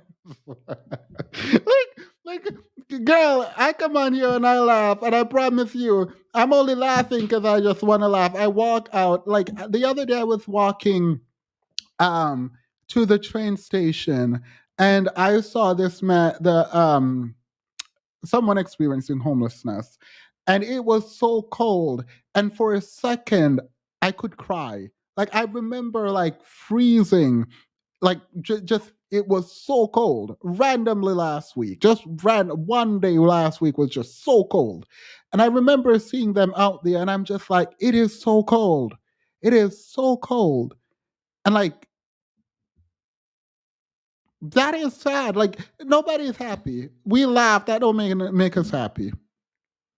We're not happy. All right. Face now. Yeah, I love it. I love it. I'm thinking an awful lot about reducing the adversarial nature between the sexes, right? That there is an mating culture at the moment. Men and women are enemies. They are resources to be extracted from. They are enemies to be avoided entirely or to be used and discarded. It's almost like a virtual reality game of trying to be a human. It's like you go through all of the motions. You're the philosophical zombie of the relationship world, where you try and do all of the actions and do all of the things that you kind of think you're supposed to do, but you don't feel any of the things that you're supposed to feel because you know that the risk is so high. Do these people actually believe that these men were happy when they walked out of the house and they were cheating on their wife on business trip? Do these people really think these women were happy at home, can't do anything? Like, do they think that was happy? Did they believe they weren't just acting out what they believed they were supposed to do, and do they think they were deeply happy? So my theory is, and it's not my theory, that we as human beings have a deep emptiness and we try to fill it with other people. And for a minute, we can ignore it when we are in the honeymoon stage of dating or something. but as soon as you settle in, that emptiness comes up again, and we keep fighting it. What I've learned is just let go and fall into that emptiness. This sounds so bad. This sounds so bad. But I just very recently just like, okay, you know what? Whatever. I'm just gonna just go into that emptiness and be like, it's there. It is what it is. I like my life. I make these plans, I go for it, and I'm contributing positively, and I'm making people happy, and I'm contributing in my mind again positively to a society. I am of value. I don't care about being high value or no value. So I care that my work or something does something good for someone else. And on that, I feel like I've accomplished something. And I said this to my mom, and she was very upset with me. I was like, if something should happen to me, like, know that I lived a good life. I didn't mean it like this in about she blew up, but I thought it was a sweet moment, and she went off. But ignore her going off. What I meant by that is, like, I don't want to use the word happy in the way that we always use it, but content might be a better word. But I am happy in the way that, like, I have done everything. Like, there's more now that I've created for myself, particularly around YouTube. But I've done everything that I've ever wanted to do in my life. Like, that sounds weird, but I have done everything. As a child, I created a life for myself that I wanted, and I did everything on it. Like I tried everything that I wanted to try, did everything that I wanted to do, and now I'm on YouTube and I'm now creating new like things, new milestones. Like I'm like randomly creating milestones, and I'm like, I told my mom, I was like I actually am good. Like I did everything that I wanted to do. She's like, I don't got no grandkids. I don't got like, girl.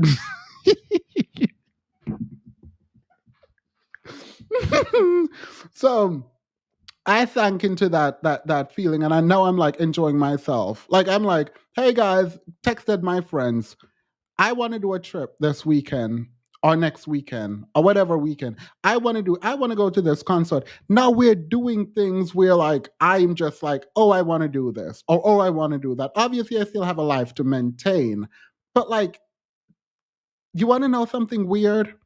Even if I should fail, like it feels like if I fail, like I'm on the top of a hill, and if I go down, I would just find another hill because like I feel like I've made it. I'm done. Like there is nothing more. There is no more up. There is no more money that I want. There is no more success that I want. There is no fame that I want. There is nothing more that I want right now. So I'm just kind of like I'm now like, okay, girl, I'm just just gonna, I'm living this out.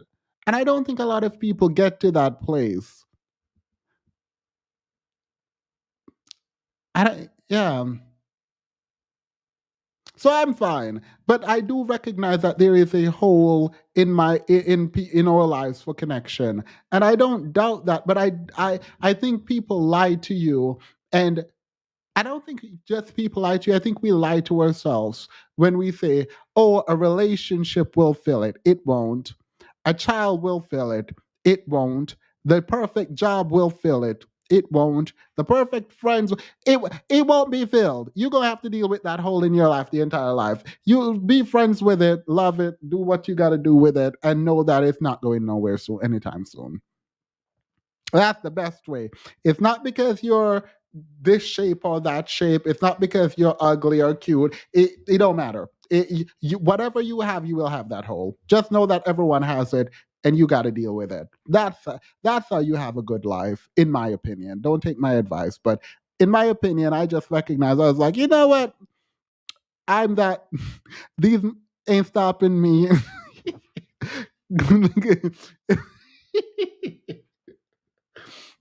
If I want to dance, I dance. That's it. Themis audio traumatizing. Yeah, girl, she was she was when I said she was not trying to hear me, she was not. She was not trying to hear me. Someone said, don't call it a hole. No, it's a hole. It's an emptiness that we try to plug up with other people, which is so selfish. That we try to plug it up with other people, with children, with like it is so selfish. Deal with that on your own. Ain't nobody. It is no one else's responsibility to make you feel whole. And guess what? You probably will never feel whole. But don't put that on anyone to make you feel whole. Because it's just transient and transactional and on to the next one. So, the fear of being ghosted or left behind or hurt.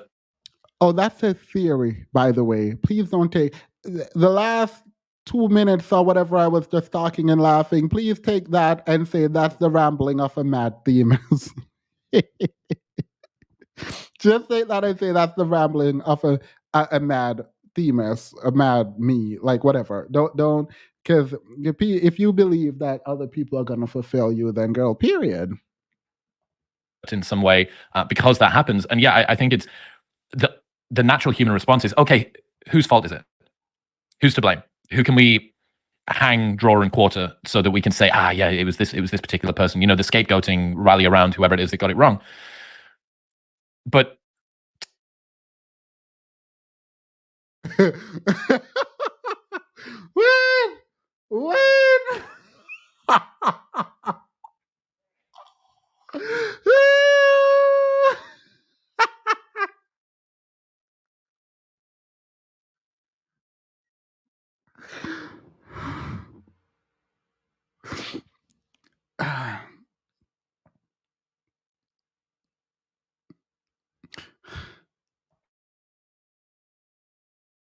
telling people that from first principles, think you are in the 1960s and you have this world-changing technological innovation that was the contraceptive pill. You have a time where women want to not be beholden financially to their husband anymore. They don't want to have to stay in abusive or terrible marriages simply because they're going to be out on the street with 2.5 children and a dog if they don't stay with their partner that beats them or doesn't care about them or is awful or whatever it might be. And you're given this technology that on the face of it allows women to be liberated from situations in which they would have had, it would have been bad. It would have been terrible for them. And this means that we can get into university. This means that we can have parity in terms of pay. This means that we can have parity in terms of socioeconomic status. All of those things. Here is the freedom. Like, that's a really, really fantastic deal. And very, very few people, if anyone had been able to see the second and third order effects of this, they're a genius. They're a clairvoyant super genius, right? With astral realm abilities. And yet, you can look back on it and say, we couldn't predict this. Downstream, it's caused some effects that nobody expected to happen. And it's almost a little bit like the gambler chasing his losses. That we thought that this was going to be good, and accepting that it's not potentially opens up a whole world of difficult conversations. And how is women liberation not good? I don't. How is it? Y'all need to explain more, because happiness don't cut it for me. I'm sorry, happiness don't cut it. I know that feeling. I felt it on a secluded beach while having a private dinner, listening to you as I was vetting a dude's bank account. Contentment. Period. As you should. Period. Hey, Nelly's World. Yeah, right now, the change in culture that I'm seeing is not this like card carrying, like you say. It's not coming from a religious standpoint. It's not tradcon, like hard right conservatives trying to take women out of the boardroom and put them back in the kitchen. It's just saying, look at what's happened with overall happiness. Let's see if this is genuinely right for what people want in life, which is fulfillment, connection, health, longevity, family that cares about them. No. Health is important. Health has increased. The lifespan for women outside of marriage is it's pretty good. Like, what do you mean? Connectivity with other people, it's pretty good for women still. Happiness, again, we are not about to hang our hat on happiness. Ain't nobody supposed to be out here chasing happiness. If happiness was the barometer for whether or not you should do something or not do something, we would all be drug addicts. Drug would be fully legal, and everyone would encourage everyone to engage in it. That cannot be the test for whether or not something should be engaged in. An activity should be engaged in. What do you mean? Oh, you just want to be happy? No, that sounds toxic. Happiness is not the thing by which we measure how to engage or if we should engage.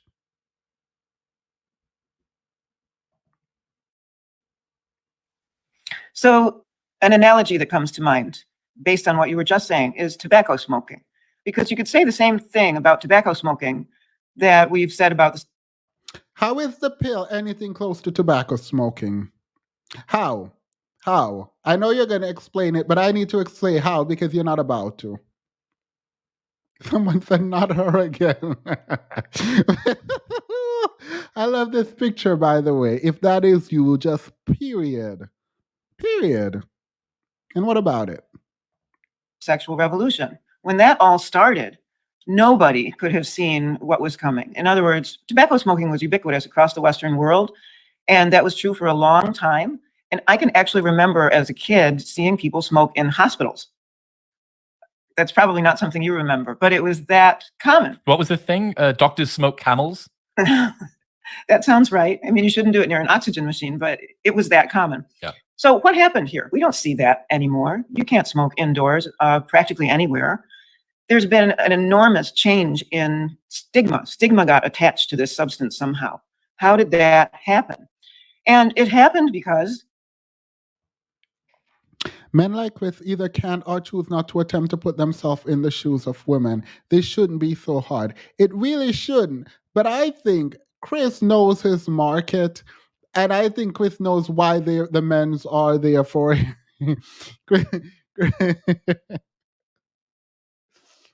Look, they'll pay for him to say what he needs to say. It is what it is. Because we women get addicted to birth control. It gives us cancer and yeast infection.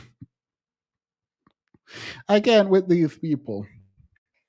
There was an accumulation over half a century of evidence that this substance, tobacco, could cause harm. And there was a lot of resistance to that message. Nobody wanted to hear it, especially if you smoked. You certainly didn't want to hear that this was bad for you. But little by little, the accumulation of evidence and research made a dent. And so women, your freedom is bad for you. I need them to say the pill is bad for you, or your freedom is bad for you, or your autonomy is bad. Tell me what is bad. What are you likening tobacco to? Are you likening tobacco to the sexual revolution? Are you likening tobacco to the pill? Is the pill the sexual revolution? Is the sexual revolution bodily autonomy? Like, what is this? I need you to explain to me what this is, because this is not giving anything. Like, you liken something to the sexual revolution, and I need to know what it is so I can critique it. What is like the tobacco? The sexual revolution, the pill, women's autonomy, feminism, what is it? Again, not just in one country, but across the Western world and across the non-Western world, this substance has been made less ubiquitous, and people smoke a lot less than they used to. So my point is, we might be at the very beginning of the equivalent of the Surgeon General's report. We might be at the very beginning of people pushing back and saying, look, there's evidence that we are harming ourselves through no fault of our own, and we need to get a little more of a balance here. We need to get back to some kind of... How? Should women go back in the home? Should they stop taking the pill? What? How are you getting back the balance? Please explain that to me. If the sexual revolution is, let's assume the sexual revolution is the tobacco, what, who and what should happen? Who should do what? What should women do? What should men do? Should they stop taking pills? Does that mean they stop engaging in sexual activity? And who should stop? No. When you say pull back, are we pulling back women's rights? Like, how are we going to enforce any of this? Explain this to me. No, please. I don't want you to be vague in your language. I want you to be specific. Like a cloudy day due to a cumulus cloud from the Pacific Ocean. I need you to be specific.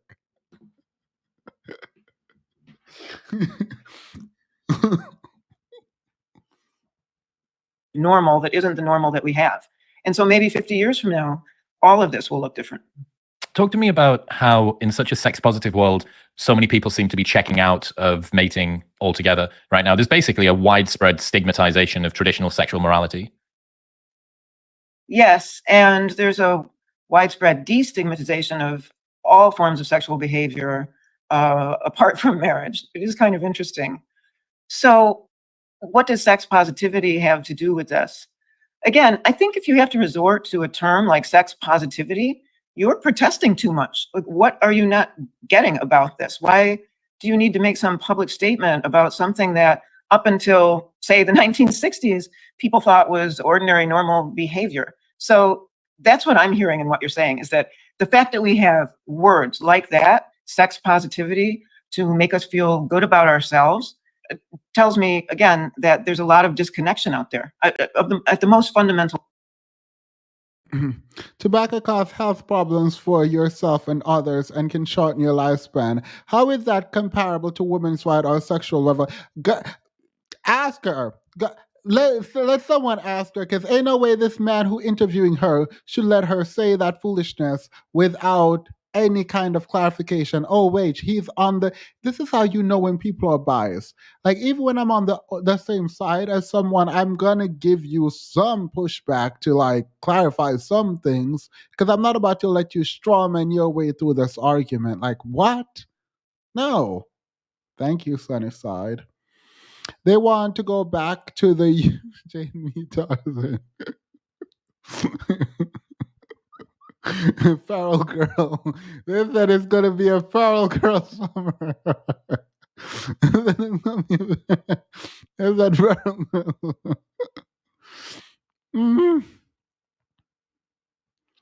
Even if women become barefoot and pregnant again, men are undersigned and can't afford. Look. Let's talk about that first.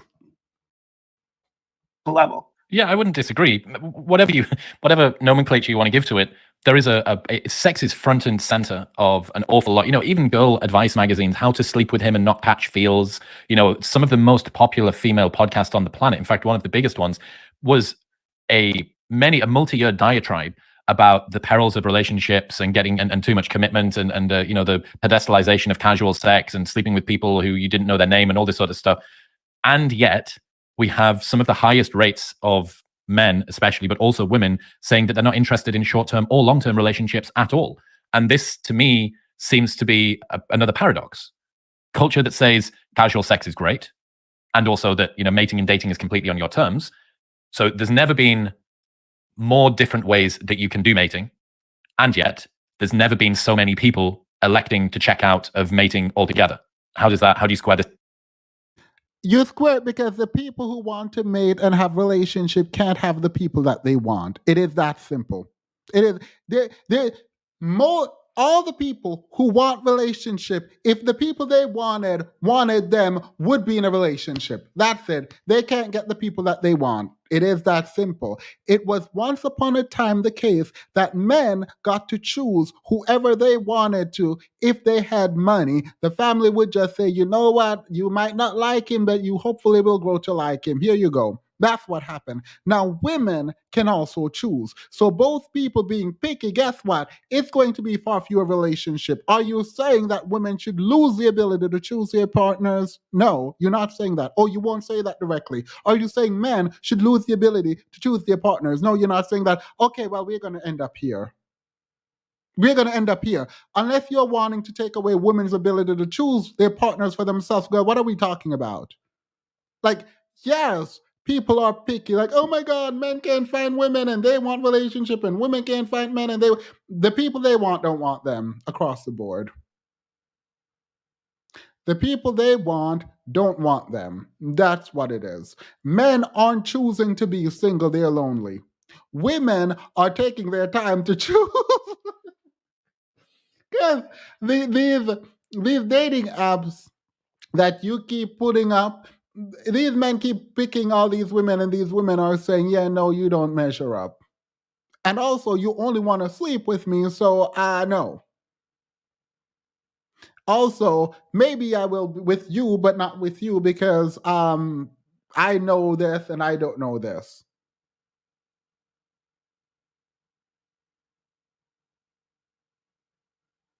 What do you mean? Yeah, they can find most. Let me not say that. Let me not. No, I'm going to say most attractive men don't have a problem finding a partner.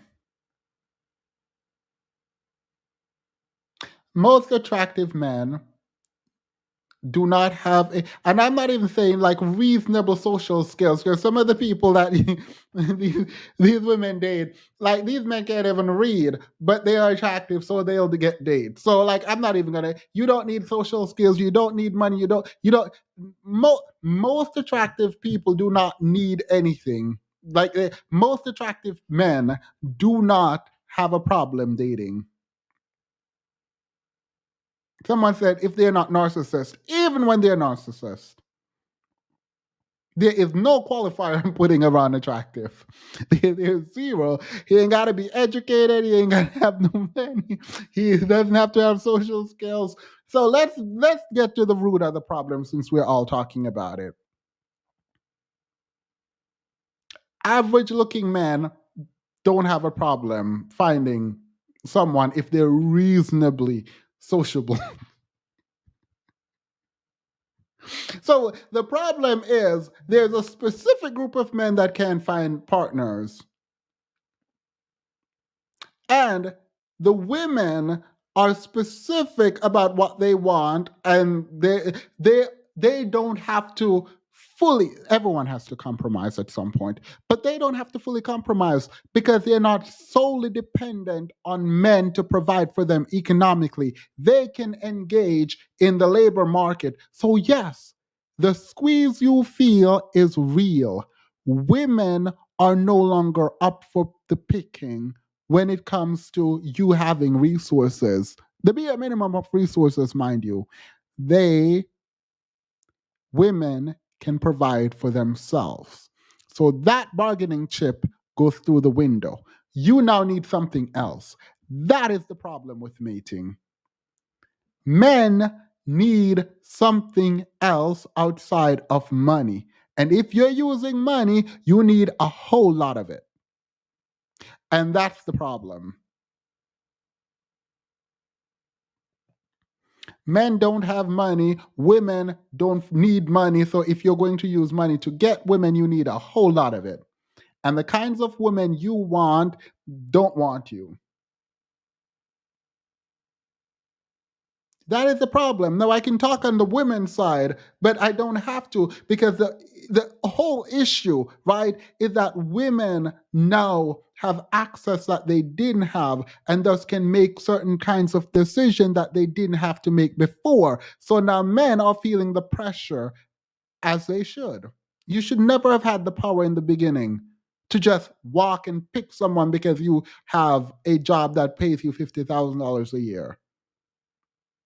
I'm not saying you are not deserving of love. You are deserving of love, but you are deserving of love on the terms of yourself and the person you choose to be with, not just on your terms.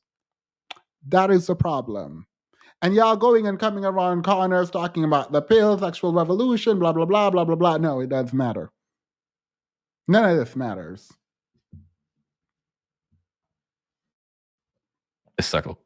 Yeah, when I hear what you're describing, women talking about how great it is to be as free for casual sex as men, I find that very sad, because what I'm hearing in that is Stockholm syndrome.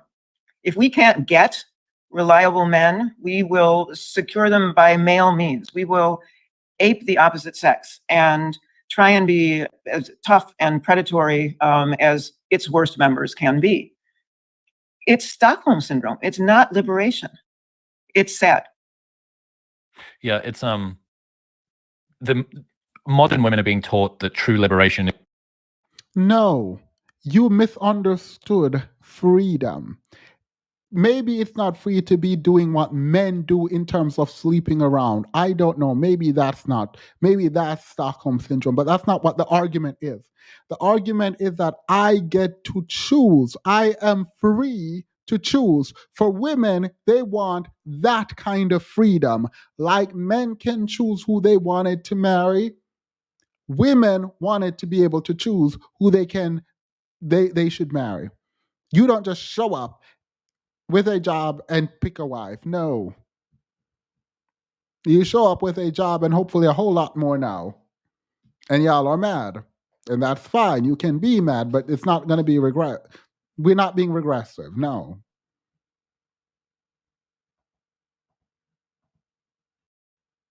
Is working like their father and having sex like their brother. Mm-hmm. And I mean, I don't know how powerful the patriarchy is, but it may very well have managed to convince women that they can not only be the breadwinner for the relationship while the husband stays at home and plays Xbox, but that they can also give up no strings attached sex to men that either don't care about them or maybe even actively dislike them. So maybe the patriarchy is in charge all along. I don't know. Well, one of the worst things about our moment is that he just framed that like women are the one being hurt by the whatever is happening here. I do actually believe this to some degree, that the idea that women take on the second shift, which he's not advocating for men to take on more. That's the problem. Like, tell men to take on more at home. Do it. Say, since women are working, you should do more housework. Oh, someone said, well, that's beautifully said, Themis. Thank you. I appreciate that. I like a good compliment. Now to my Instagram. I'm kidding. Women have lost a sense of their own grandeur. Both sexes have such a diminished understanding of what it means to be a man, what it means to be a woman. There's glory in being a woman. And when it feels as if the culture is sending the message that the only way to succeed as a woman is to be more like a man, we are getting something really wrong here. And we are, ironically, I have never said this before, but let me say it now. Lady, please tell us what it means to be a woman.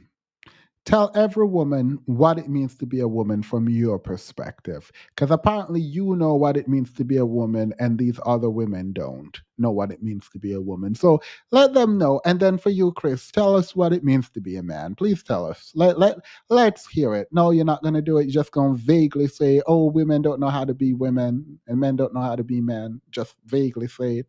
All right. But I'm assuming you do. Got it. empowering people. There's glory in marriage. There's glory in motherhood. I figured out what I wanted to eat, by the way. I want some tteokbokki. I want tteokbokki. Oh my God, I can't log into my phone. Oh, there you go. Those are not statements of nostalgia. They're statements about how much richer our lives become when we take radical leaps, like marriage, like childbearing. And how much richer our life become when we take leaps like marriages and childbearing. Girl, who told you this? Because I thought we were talking about happiness. And I need you to convince us that getting married and having children makes you happier. That's what I need you to convince us, that having children. You know what? Let me continue. That is not how you spell tteokbokki. It is a D. Wait, I can't spell tteokbokki. I think it's DDEOKI, and bokki is BOKKI. I think it's Korean. Yeah, no! Oh my God, Furious! Why would you do this? Not in the Hoochie Daddy shorts wearing men, and she said enough. No, Furious. Someone block Furious for me real quick. We do not disrespect our elders. I mean, not our, but their elders. We do not disrespect their elders. I thought Halloween was over. Why does Captain Hook and I... No. Y'all played...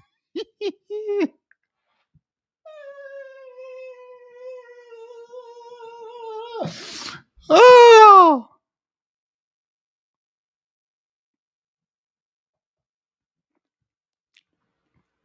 Here is it. This is how it's spelled, I think. Nope, it's not. It's a D. It is 2 Ds.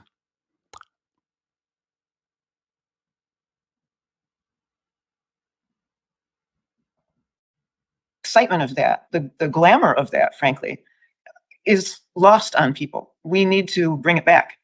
How is the glamour of being married and having children? The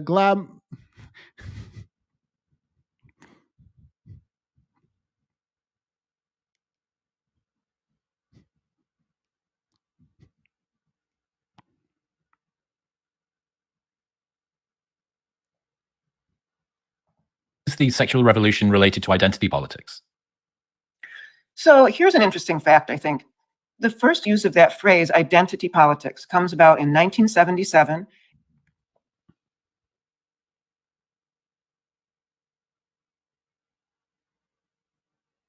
There.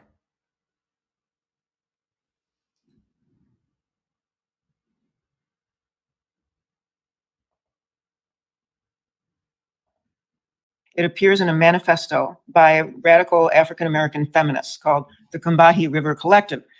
And in this document, which again is one of the documents that points to the sadness of the years after the 60s, these women declare that they are giving up on men. They are giving up on the men in their lives. The words fathers and brothers do not even appear in this statement. The statement is all about how We can only trust people who are just like us in our victimhood to understand ourselves. We can only trust those people to have our back. Now, why is that interesting? Well, first of all, because 1977 is just as the young adults born into the revolution are starting to come of age. And what do we see? We see a kind of shattering, and we see what becomes the first episode in identity politics. So let's fast forward a few decades. Now we're surrounded by identity politics. Everybody is a victim. Everybody joins a group. Everybody involved in this kind of politics treats their group in the way that, say, the family used to be treated. This is my chosen family, whether it's LGBTQ or something based on race or ethnicity or whatever the grouping is. They all share this common denominator of having their political identity become a substitute for what I think were the old ways of establishing identity. What would those be? Well, first of all, people lived in families. What was your identity? I'm a mother, I'm an aunt, I'm a cousin, I'm a sister, et cetera, et cetera. Again, thanks to the shrinkage of the family, that kind of answer is off the table for many people. They can't answer that question, who am I, by pointing to their relationships within a family. It's too complicated. What if I have step siblings and half siblings and my father's on his third divorce? It's complicated. What is not complicated is that this implosion of the family has left. This woman's saying a whole lot of nothing. I'm sorry. Like what? You can still define yourself in relation to your mother and father. Like, what do you? No, I'm not doing it. A lot of people disconnected and feeling in need of protection and wanting to attach to something. We're relational creatures. We have to attach to something. We can't actually live like autonomous electrons. And so the rise of identity politics, I think, directly parallels what we've been talking about, which is the implosion of the family networks, et cetera. Didn't you become substitute? So y'all just go up here. Let me call on Black Jesus right now. Y'all just up here. Y'all just up here just saying things. Just like actually just like saying things and nothing all at once. I can't. Like, two families for people who don't have the real thing. Yeah, I mean, the human draw toward tribalism is so great that you will just start constructing arbitrary tribes if you can't find one that seems to make sense. Yeah, and again, loneliness is the driver here. It's about not wanting to be lonely. It's about wanting to go online and have your vindication in the number of likes you get from your group for performing some totemic act, if you will. It's about being rewarded and feeling loved and feeling all these things that we all want to feel in a time when many people don't seem to be feeling them in real life. And that's what's driving identity politics. And the problem with it is that it is deforming the politics of the Western world to have groups that are absolutist about other groups, that are absolutist in stating that no one else outside the group can understand them. It's a problem. Yeah. What about? Yo, as soon as they start talking about identity politics, the level wasn't that high, but it feels like it devolved even further. Like, because what are y'all talking about? I feel like they're talking about like trans and LGBT issues. Like, I didn't get to this part of the video. Now I'm feeling like I'm glad I didn't get to this part because, like, the way I don't want to hear any of this right now. But it it could also be because I'm actually really hungry. I just realized I might be really annoyed with what's happening right now because I'm very. I went to the gym at some point today, but after which I didn't eat. Changes in sort of sexual behavior and confusion around whether it be identity or orientation. Have you drawn any lines between the sexual revolution and that? Yeah, I think it's interesting because so many people profess shock at the phenomenon of transgenderism, for example.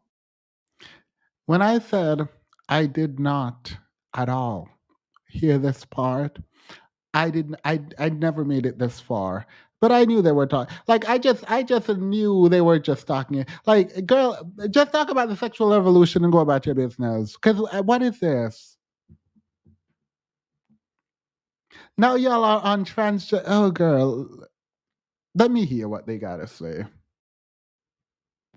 Whereas from what I've read and researched and written about, shock is the last thing I feel. When you think about the confusion we have generated among ourselves, going back to the lack of social knowledge about the opposite sex, for example, when you think about the messages sent to boys and girls in homes without fathers, for example, boys absorb the message that men are bad because very often fatherless homes are fatherless because dad was bad. And girls absorb the message that men are not to be trusted. So where does that leave them? I think it leaves us with this weird incentive for the disconnected to gravitate toward an androgynous mean, to gravitate away from poles of sex. Yeah.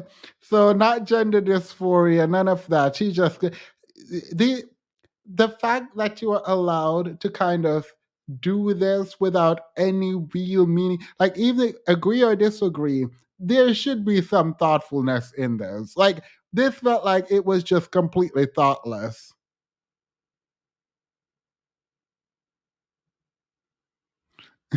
Theme is really yeah.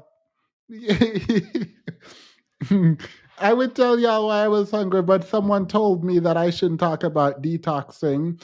And I'm not detoxing currently because I just literally ordered food. But someone was like, yeah, the whole diet culture is blah blah blah blah. Look, if you're not adult enough to know when to check out, if you are being triggered by someone talking about their own dietary restriction, let me be the first to say I don't care. I don't care. I Someone came on my Instagram talking about, well, you shouldn't post those pictures because luxuries, blah blah. I will be the first to edit my pictures when I know how to do it. Like, why do people all think they're the main characters in other people's life? Sorry, I have to do this rant real quick because this has been annoying me. I don't know if I brought this up before. This lady does videos, right? They don't really interest me. I don't really care.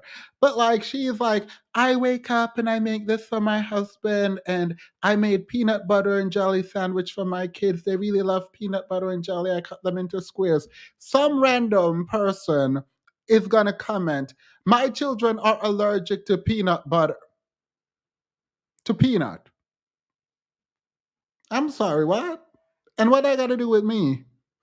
Like, the fact that you think this person creating content for thousands, if not millions of people is going to care about your individual child who does not. That comment, I saw that I should have made a video and reacted to it.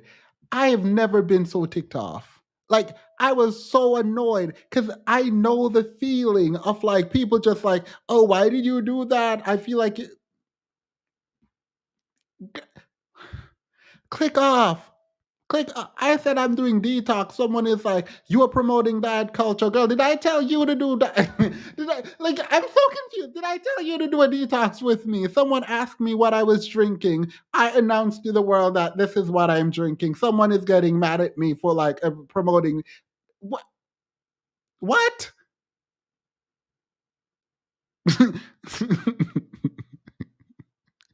Yeah, this is so frustrating. It's so frustrating. Like, that is actually frustrating.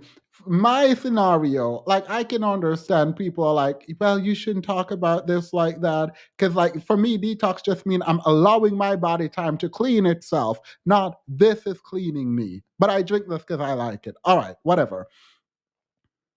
Why are you under this lady's post who is telling you what she does for her children, talking about your child is allergic to well, have her give him jam and bread, girl. Give him jam and bread. Like, no one expects you to give your child who's allergic to peanut butter and jelly. Just give him jelly and bread. It's so annoying. You are not the main character. This is not. All right, I'm done. I'm gonna stop because I might say something I regret later when I'm not hungry. So when women have autonomy cause mental and social disorder, well, did our right cause COVID too? Are we the reason Flint doesn't have clean water? Apparently. Apparently. Like, the main character syndrome just annoys me so much. Like, I don't like this. Okay, girl, keep going. Sir, we weren't talking to you. Keep going. Well, not every. We didn't say every. Move on.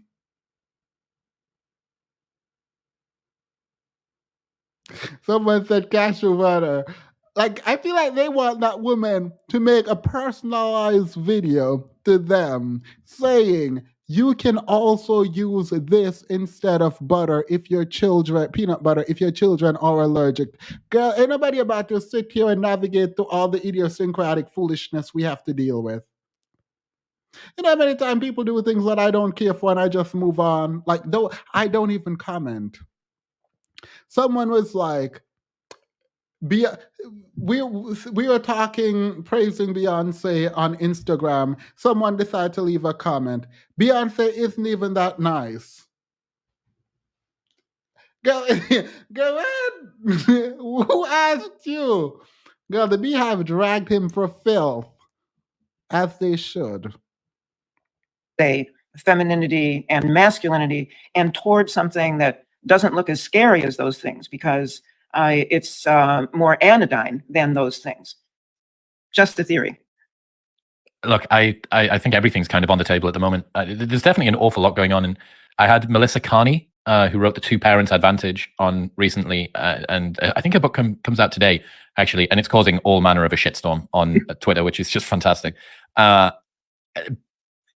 It doesn't surprise me. And I think this is probably worth driving home again, that people are confused and struggling, right? That life, it's easy to say, the world has never been more convenient and comfortable, and this is all the pains and the complaints that you've got. It's this bourgeois speaking down from on high, sort of like wanky aristocrat complaint about a world that you really shouldn't. But there's from a felt sense that a lot of people have. They're lost. You know, they're struggling. They don't have the role models. They don't have the archetypes to follow. Dr. Katrina, if you're here, I don't know if you saw my last live when I refused to use the mice experiment. I won't use it now, but it sounds like this is what this man is talking about. Yes, it's some bourgeois complaint. People are literally starving in different countries. You're up here talking about some men not being able to access, yes, it's bourgeois. It's first world. Like, what do you mean? Yeah, they might complain. Yes, we will. I will.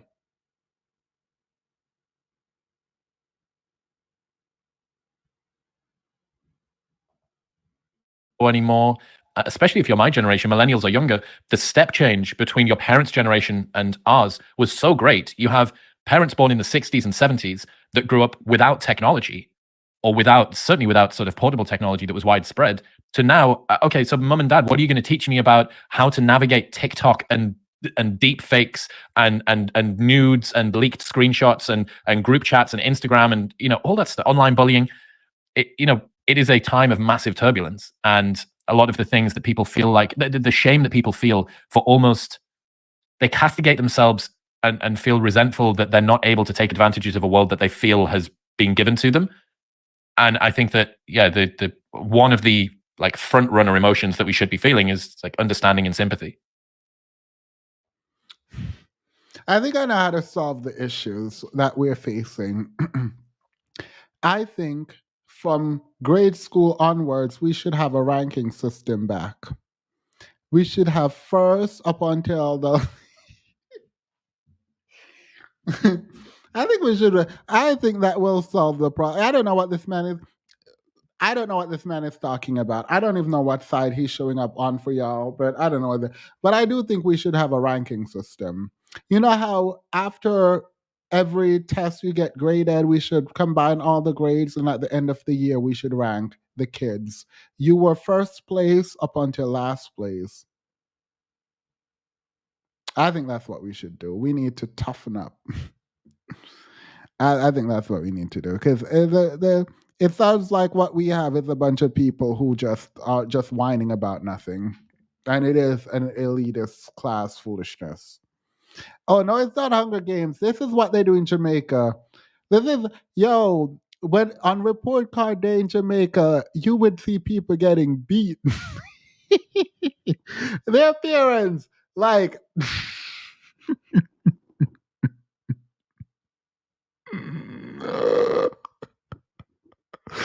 imagine there are 44 people in a class and you are 44th. Imagine coming in 44th academically in your class. Whew. That was a time.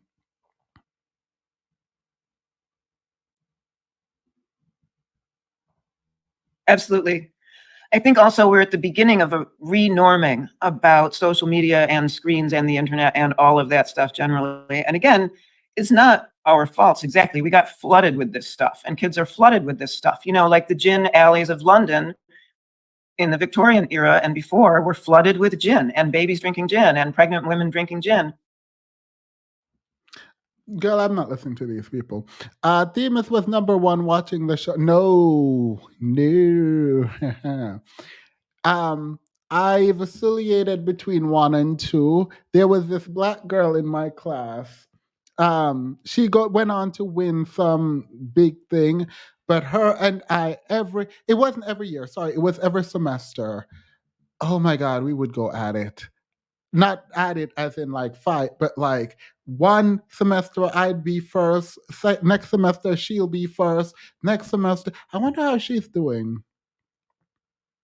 Anyway, the next semester she would be first. Like we would just keep going back and forth, and I would be deeply depressed every time I came in second.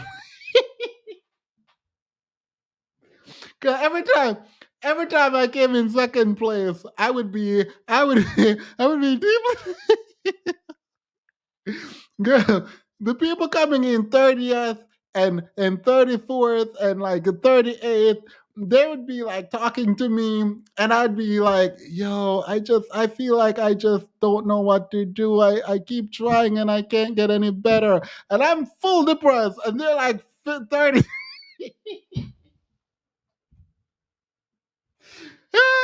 Girl, your standards and mine are different. And so I can, hopefully you can appreciate and sympathize with me because of my own standards. And because look, you weren't looking at being first, second, or third, girl. Like, come on.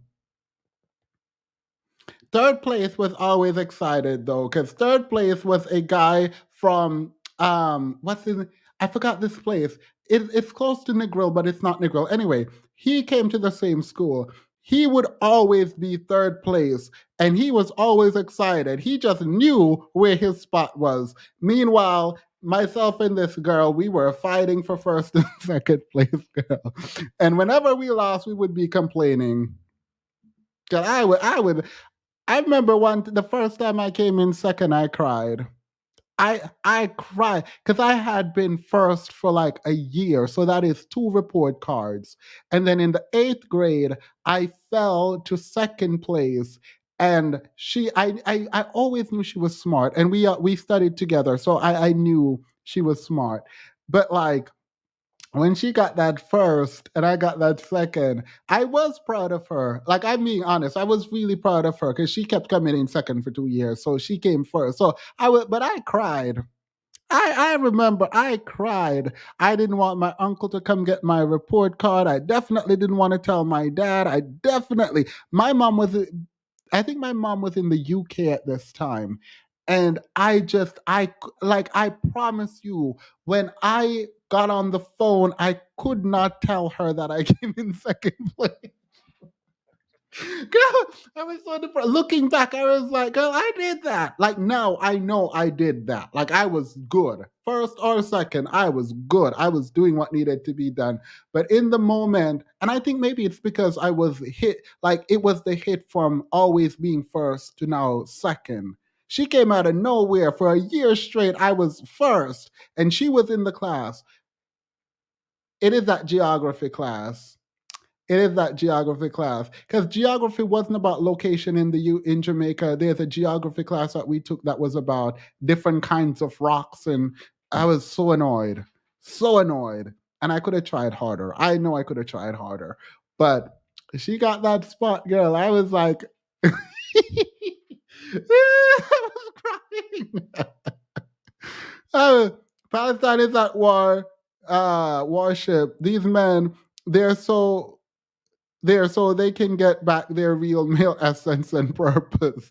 Girl, I told them that Ukraine was calling and no one wanted to go.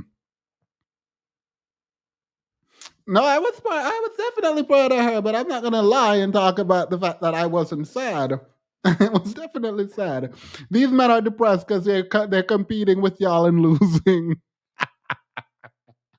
Right. Second place took black men home. Yeah, period.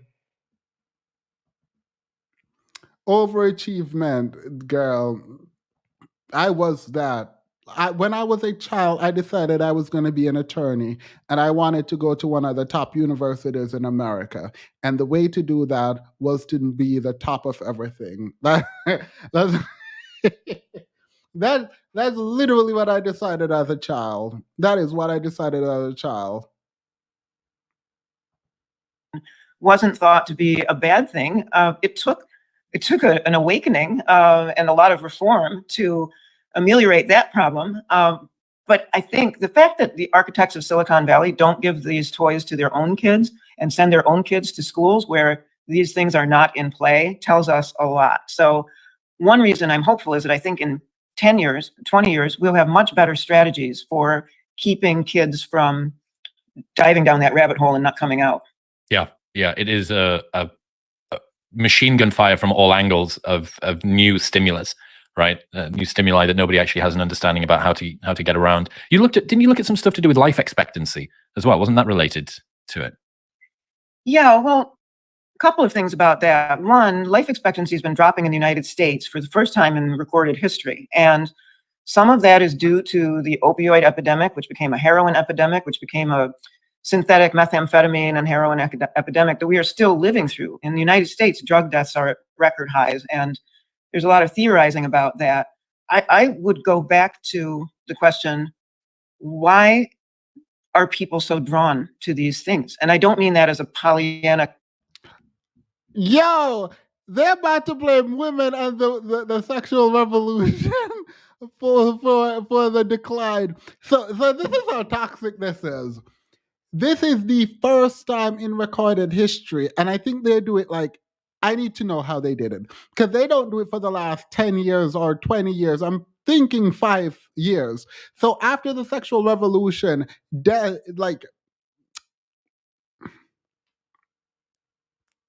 sorry. I'm just trying to figure out. I'm trying to figure out how they're going to blame the sexual revolution for people taking drugs now. Like well, let me go back slow, because I checked out. I checked out of this, and I was telling y'all my own story about foolishness. But let's go back, because you going to need to connect the dots for me. I'm going to follow along now. With my hungry brain and all, I'm going to follow along. United States, drug deaths are at record highs. And why are people dying earlier and earlier now? And we're about to hear about the sexual revolution. This, by the way, the link is going to be for anyone who agrees with them that the sexual revolution destroyed the modern world.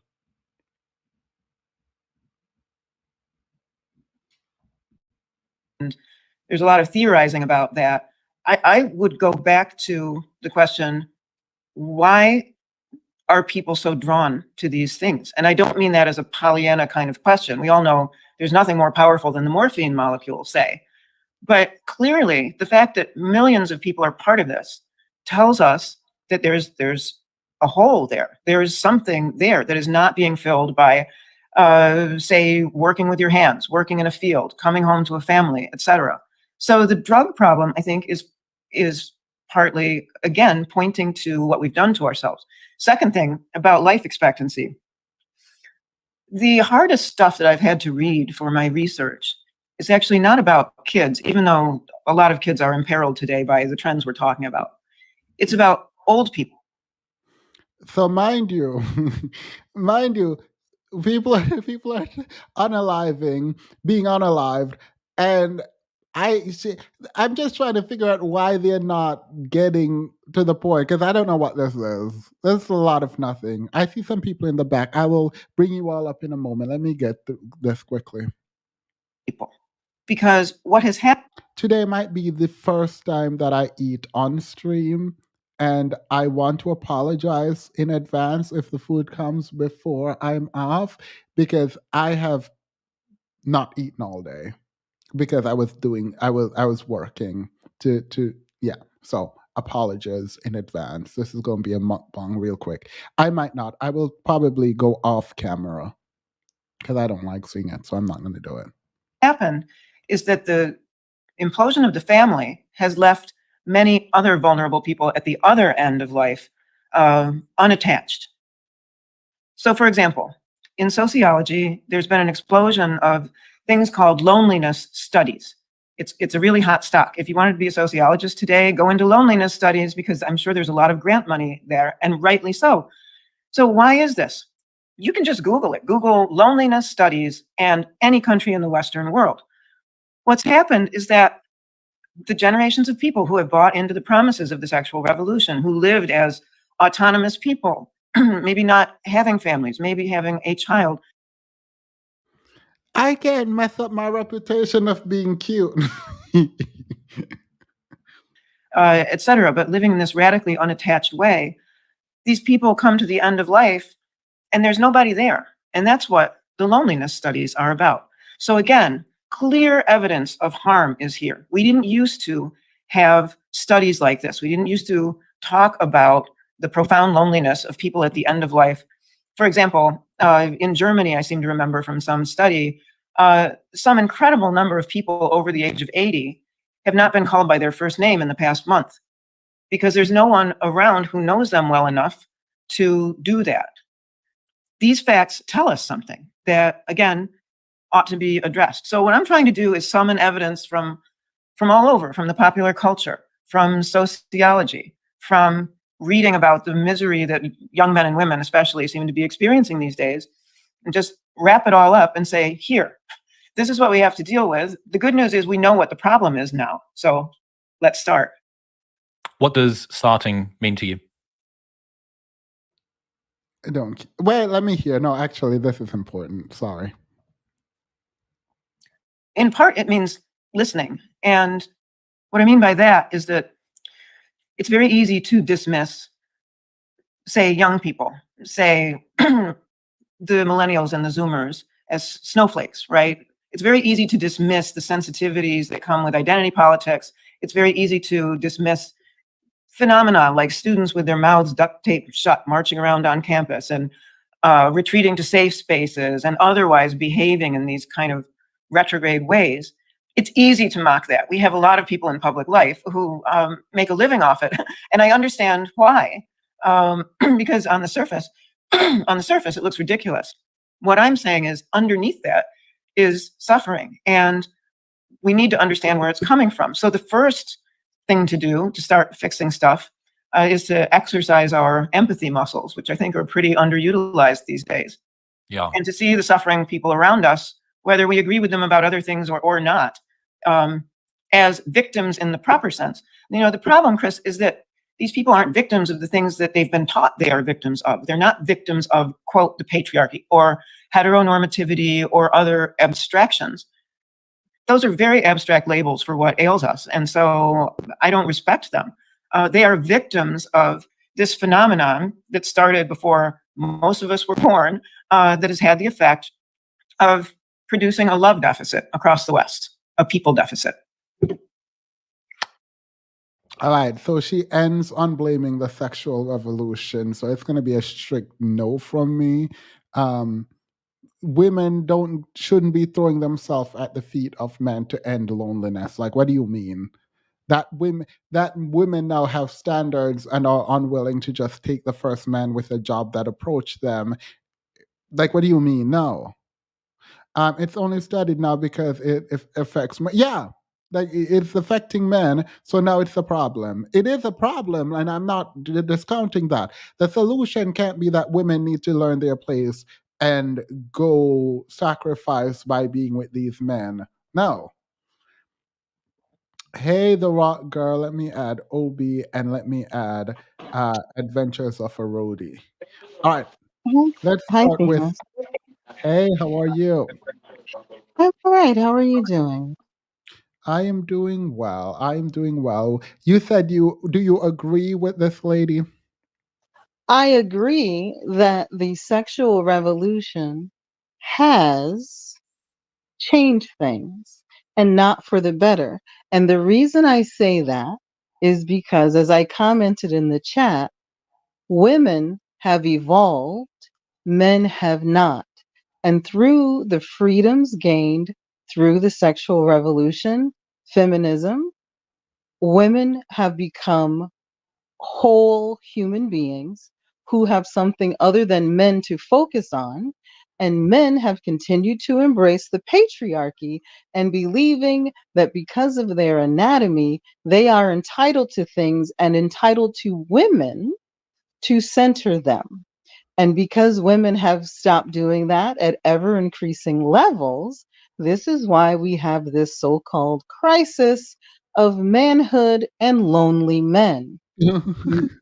Men have not changed because they have been taught and told by patriarchy that they are not the problem and they don't need to do anything other than have a peen and exist. A peen, paycheck, and exist. That's all they've been told they need to do and to have, and it's not true anymore. And so that is how things have been impacted by women getting more freedom. Well, Now, that is going to be a clip right there. And so I hope I remember to make that a clip tomorrow. additionally, when it comes to Black feminism and Black women, we know that on top of white supremacy and white patriarchy, the Black community has also programmed girls and women to worship maleness. Women are waking up from that because of hard work and women such as Cynthia G waking women up so that we understand what our role is, and it is not to be subjugated in any capacity. The degeneracy that is woven through the DNA of Black culture is having its reckoning with Black women saying, you know what? I ain't going. I'm done with that. You stay over there. I'll be over here. And when you decide to actually man up, maybe I'll consider it. But we aren't making any promises. I have been happily divorced for quite some time. Not happily divorced. I am. And I have no interest whatsoever in having a romantic relationship with a human male. I have told the universe that if you want me matched up with a partner, you better bring him from another planet because the ones on this one are a no-go. Period. I am happy. There has not been any point where I have not had a love-filled life. Without having a male, my life is peaceful. It is joyous. I am fulfilled in every way. I have wonderful friends, and I also love being alone.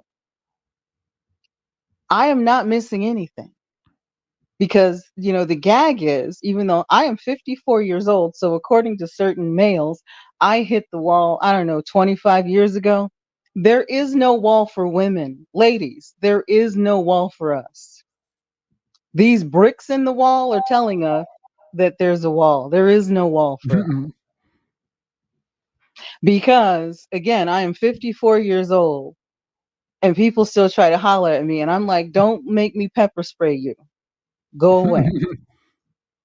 So, anyway, the liberation of women is not a negative except for unevolved males and people who do not want us to be who we were born to be.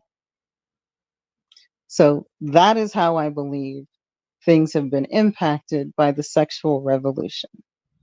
Thank you. I appreciate that. Before we even continue, I have nothing else to add. Let's go into the after show so we can do the discussion here. I appreciate that. Literally wish I had a pushback, but no.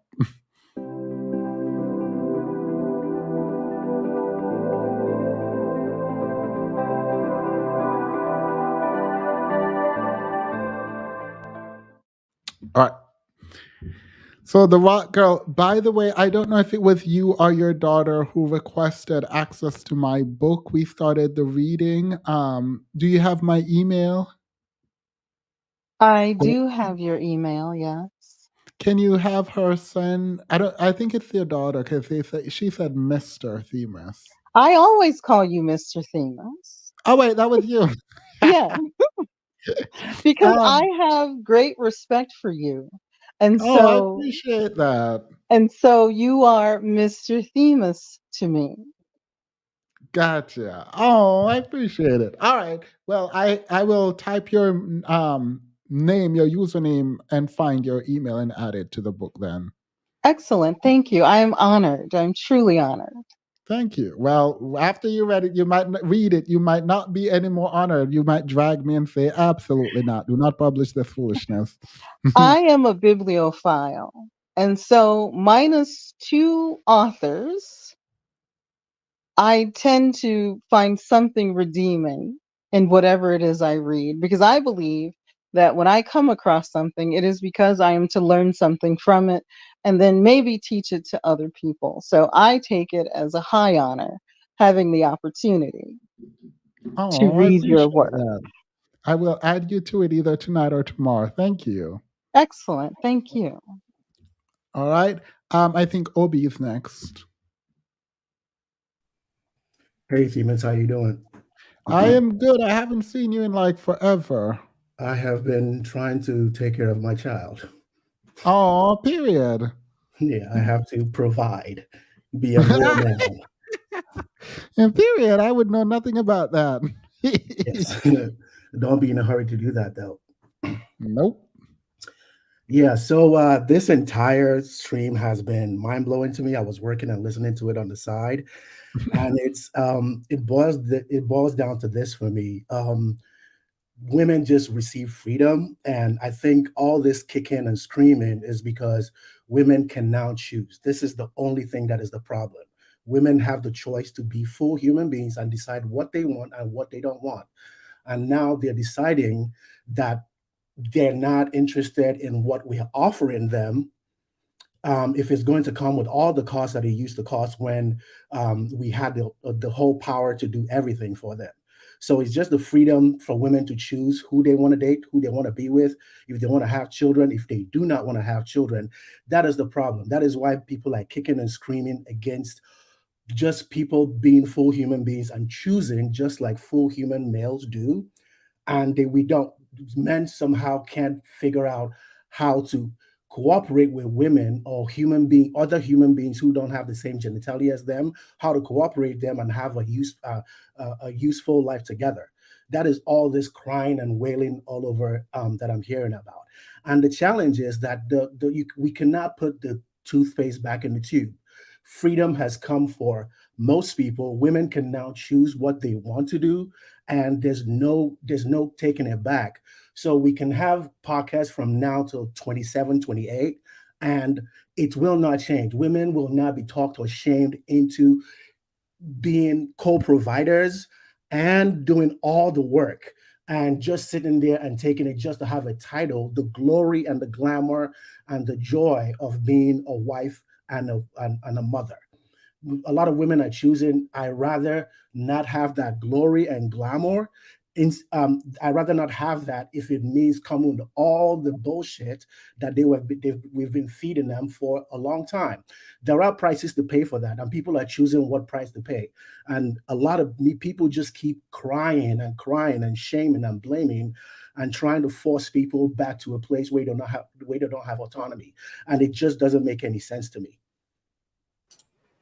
Thank you, Obi. Well said. I just think the problem is that people have choice. People can now choose who they want to date, and they want to choose the kind of, if they don't want to date an unattractive man, then that's fine. And the challenge is, I find a lot of men that I have conversations with, there are women that will date them and marry them, but they do not want those kind of women. They still want the women that the very attractive men can afford. They want the same kind of women that the richest men can afford, but they still want to get those women for the that they can't afford for the price of that they have, for the money that for whatever they can, for whatever their purchasing power is. I And love yeah, this. it's just You need to disturbing. come back more often. I have someone I talk to, and he's complaining about like women not being too difficult. I was like, that is absolutely not reality. There are women, and from probing him over and over, there are women that are available to him, but he does not want those women. I was like, you cannot work into a Mercedes dealership and offer them the price of a Honda. That's not going to work. Go buy what you can afford. Go to your level and stay there and be happy. But if they do that, then they're going to go on Instagram and they're going to go on these podcasts and see these good-looking men that are presenting all the women that they're dealing with, and they want the lives of those men without having the resources of those men. Did you ask your friend why the women he wants don't want him? He knows. He knows. Well, he kind of danced around it for a little bit, but he knows what the thing is. He doesn't make enough money. He said back in the day, men used to be able to blah blah blah and get women, and women's standards are too high. I was like, that is the consequence of a woman being able to choose. You choose who chooses you, and if the thing you want, if I asked him, if you wanted a car and all you can afford was a $5,000 car, but you really really want a Mercedes, will you decide to walk? That what she's doing is deciding to walk the rest of his life instead of going with instead of getting what he wants. And people should be able to accept that fact that you can kick and scream and yell all you want. Women can be shamed and feel bad, and when they go home or go and date the man that is a creep or the man that will not treat them with respect as a human being, they're going to decide to leave, and there's nothing you can do about it. In your opinion, with this friend, what do you think he could work on? Just choose choose the people that are choosing you. It's that simple. But he has to in my life, there are mindset. women that I would have loved to date, the kind of beauty and whatever a class of women that I love today, and I know it is beyond my purchasing power in the sexual economy or the mating economy, and I choose the women that choose me, and people that think that I'm amazing, and I choose them, and I think they're amazing too. I feel like you might need to give him some advice. Like he needs to probably leave some women alone and work on himself. He may not even need to work on himself. He may just need to choose who chooses him and be happy with that. Women just have freedom right now, and it is the freedom of women to be autonomous human beings who can work and pay their own bills that is the challenge. And one thing that I find frustrating in this conversation is I keep asking this question. Now we're in 2023. The situation is the way it is. Women have jobs right now. Women can choose right now. Women can divorce you if they don't want you anymore. What is the solution? Are you saying we should rescind voting rights for women, fire all women from their jobs, and force them to go back to being wives like you? What is the solution? What are you going to do? What should these women do for men to be happy? Should they stop working? Most men in this country right now cannot provide for a full family. That is a statistical fact. So if you cannot do that, I think the definition of manhood needs to change a little bit and not be solely a provider. If most men are going to be coupled and many women are going to be coupled, that to since you cannot be a full provider, if you want to still carry on that idea, good for you. If you're still the kind of man that can provide for the women, the woman that you're with and your children, fine. And you want to play in that dynamic, fine. But if you don't have that purchasing power, if you need a woman to also be a co-provider, be a man like, and share your bills, you should be able to become woman like and do the things women used to do.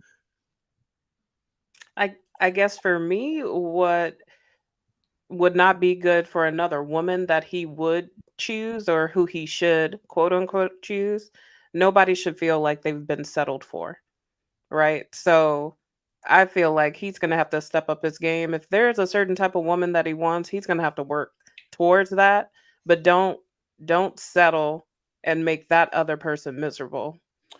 I think if you're a 5'5" guy and all the women you want are 5'9" and above, and they do not want a short man, there's absolutely nothing you can do. We all settle in some way. You have to settle for a woman that is maybe 5'4", 5'3", 5'2", or if you can't find any woman that is taller than you, if you can't change things about reality, you should use what you have and work with what you want. We all settle at some point. We all settle somehow. I go to work, I settle. I would love to just be on the beach somewhere and sip drinks and have fun with that. But I have to settle for working because I have a family to take care of. Fair enough. So I think we all settle. So we all can choose. We all have the cards we're dealt. We should just stop crying about the cards we're dealt and play the cards we have the best we can. But there's no taking freedom away from women. There's no taking back the right to leave who you want to be with. There's no that you don't want to be with. There's no taking that back. Women are working. Women are thriving. They love to work, and they make their own money. So you got the bargaining chips we used to have are not there anymore. And like you said, we have not adapted. We have not evolved into the world we are right now. So I don't believe in settling, and I think maybe we are probably defining it differently. It may Because be the a way, semantics issue. It may be just semantics. yeah. Because when I hear settling, it's like you are not what I want, but I'll take you. As opposed to being like, oh, I never thought about possibly being with you because I thought about this thing, but this is also just as good or even better. So like if I feel like I'm settling, that relationship is not gonna work. I want a Lamborghini Urus, right? I settle for an Audi. Oh yeah, that is settling. It's a beautiful car. You know, No, I love what I have. That is settling. That's what I mean. When it comes to human connection and relationship, ain't no way I'm about to settle. Because I will always be looking at the whatever the better thing is. When I think of settling, like the way you just described those two cars, it is one is better than the other. If I believe the thing that I want, the attributes that I want, the person I want is better than the person I'm with, absolutely not doing that. Not doing But it that. depends on you too. You can't choose to want whatever you want and choose and decide you deserve whatever you want. Oh no, You I have think to I you have deserve to what I deal with want. what That's you why have. I have it. Like that when I create whatever list I have, I believe I did. Like I want this. This is my ideal. And if I don't get it, that which I have is either equal to it or better than it. I don't believe in settling. No, not But not with human. we're all in a world where we have you have to bargain for whatever you want. You But can't I don't you value can't write a whole human list of beings what you in that way. Like I feel like the way I cannot do a one-to-one comparison between a human being and a car, right? So when you have one car that you like and then one that you don't really like, but you need to get from point A to point B, understandably, you take the car that you can afford. Fine with me. When it comes to human beings, if what I want and the standard that I have for myself, if I don't get it in the person, then yes, I will walk. I will stay single. But no, not doing that. So if you're a 5'5" man and you want a 5'9" woman and no 5'9" and above woman will take you, Oh it is wait, no, better well, for I you would to never do decide. that. That is not a limit. If you believe someone's height make them more or less valuable, then that's period on you. I don't have that. So no. So what would you I would tell use that person intellect as to I don't you would tell compromise that on person to intellect. be alone instead of choosing somebody that is around his height? No, that's a superficial kind of thing. So I sure you can if that is what you want and that's the kind of vanity on which you are basing your relationship, then I'm not saying it's going to be good or bad for you. I was objecting to the ideas around um, settling.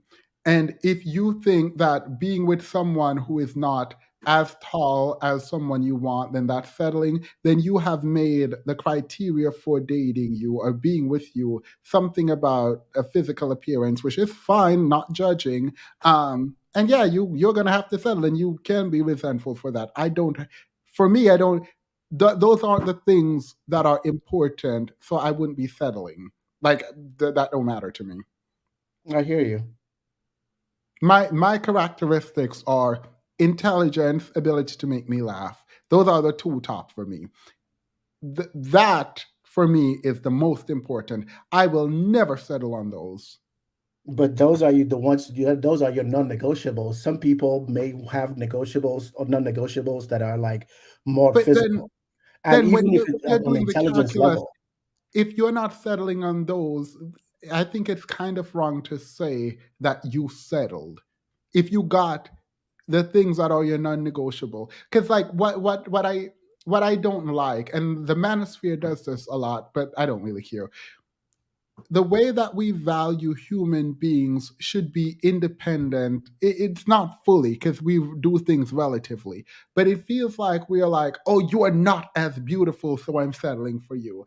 And I feel like no matter how good a person you are, resentment builds when you are like judging in that very specific way, as opposed to other things that are not even, I'm not talking about more reasonable. It's just like valuing human beings for what they bring individually and loving and caring and settling down, not settling down with someone based on what they. That's where stay single, vain as hell, period. But yeah. No, everyone compromises. That's yeah. But what I'm saying is, I've never like settling when you do a one-to-one comparison in the way that you do cars, for example, saying, I want this really expensive, beautiful, amazing car, but I'll settle for this Honda. It's like, that's fine with a car, but when you use that in terms of human beings, like, no, one person is not a Honda and the other person is a luxury car. They're all luxury cars. It's just what it is that you would like to be with and how you can appreciate individual for what they bring without thinking that you settle. Like the idea that you settle for someone seems reductive, mean, and also, I don't know, it feels like resentment has to build. Even if you never cheat, by the way, it feels like resentment has to build if you feel like the person you're with, you settled for them. I don't necessarily agree.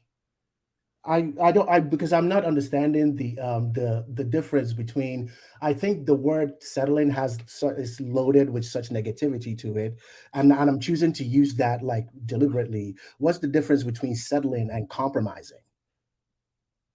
Oh, I can compromise on things without settling for it. Like I can compromise on like what food I want when without feeling like I settled for a worse food. Like my taste buds might have been different now, but it's better food even though it is still a compromise. So compromise and settling are not the same thing.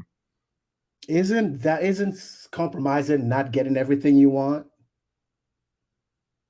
Giving up some of the things that you want to get some of the things that you want?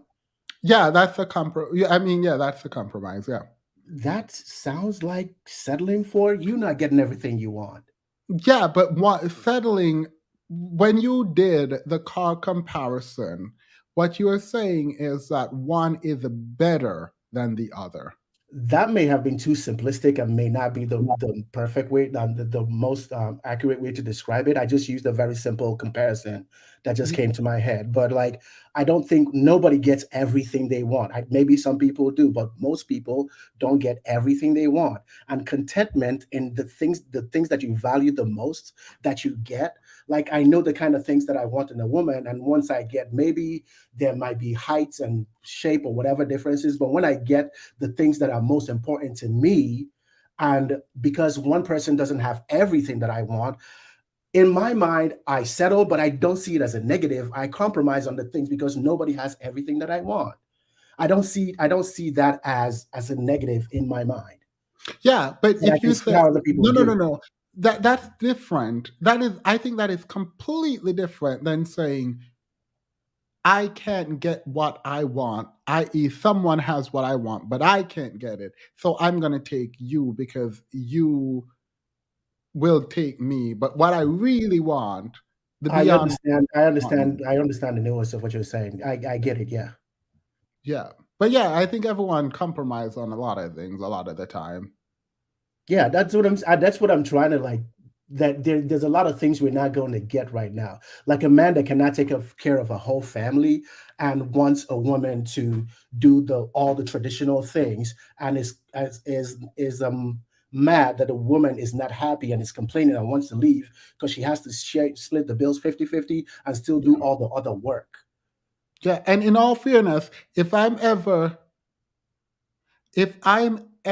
with someone and I heard them say they settle, it's over. I don't care. You're not going to explain anything I don't want to hear it. Lie to me. If you settle, don't tell me. I don't want to hear about it. I don't want to hear you settle. I don't care. It's done. That's me. And that's pure ego. It is what it is. Fragile, insecure, all of that. I'll take it. If I'm with someone and they settle, I'm done. Okay. Yeah, I get the nuances. I know that but for me, like settling has never had like a like that loaded negativity that a lot of people put on it. Yeah. Nobody gets everything they want. Like you're not nobody's perfect being. So that person will have to pick and choose what they want, like what's most valuable to them. That's how we cooperate and live together. No, I completely agree with you. That kind of compromise we have to do because no one is perfect and no one is anyone's perfect.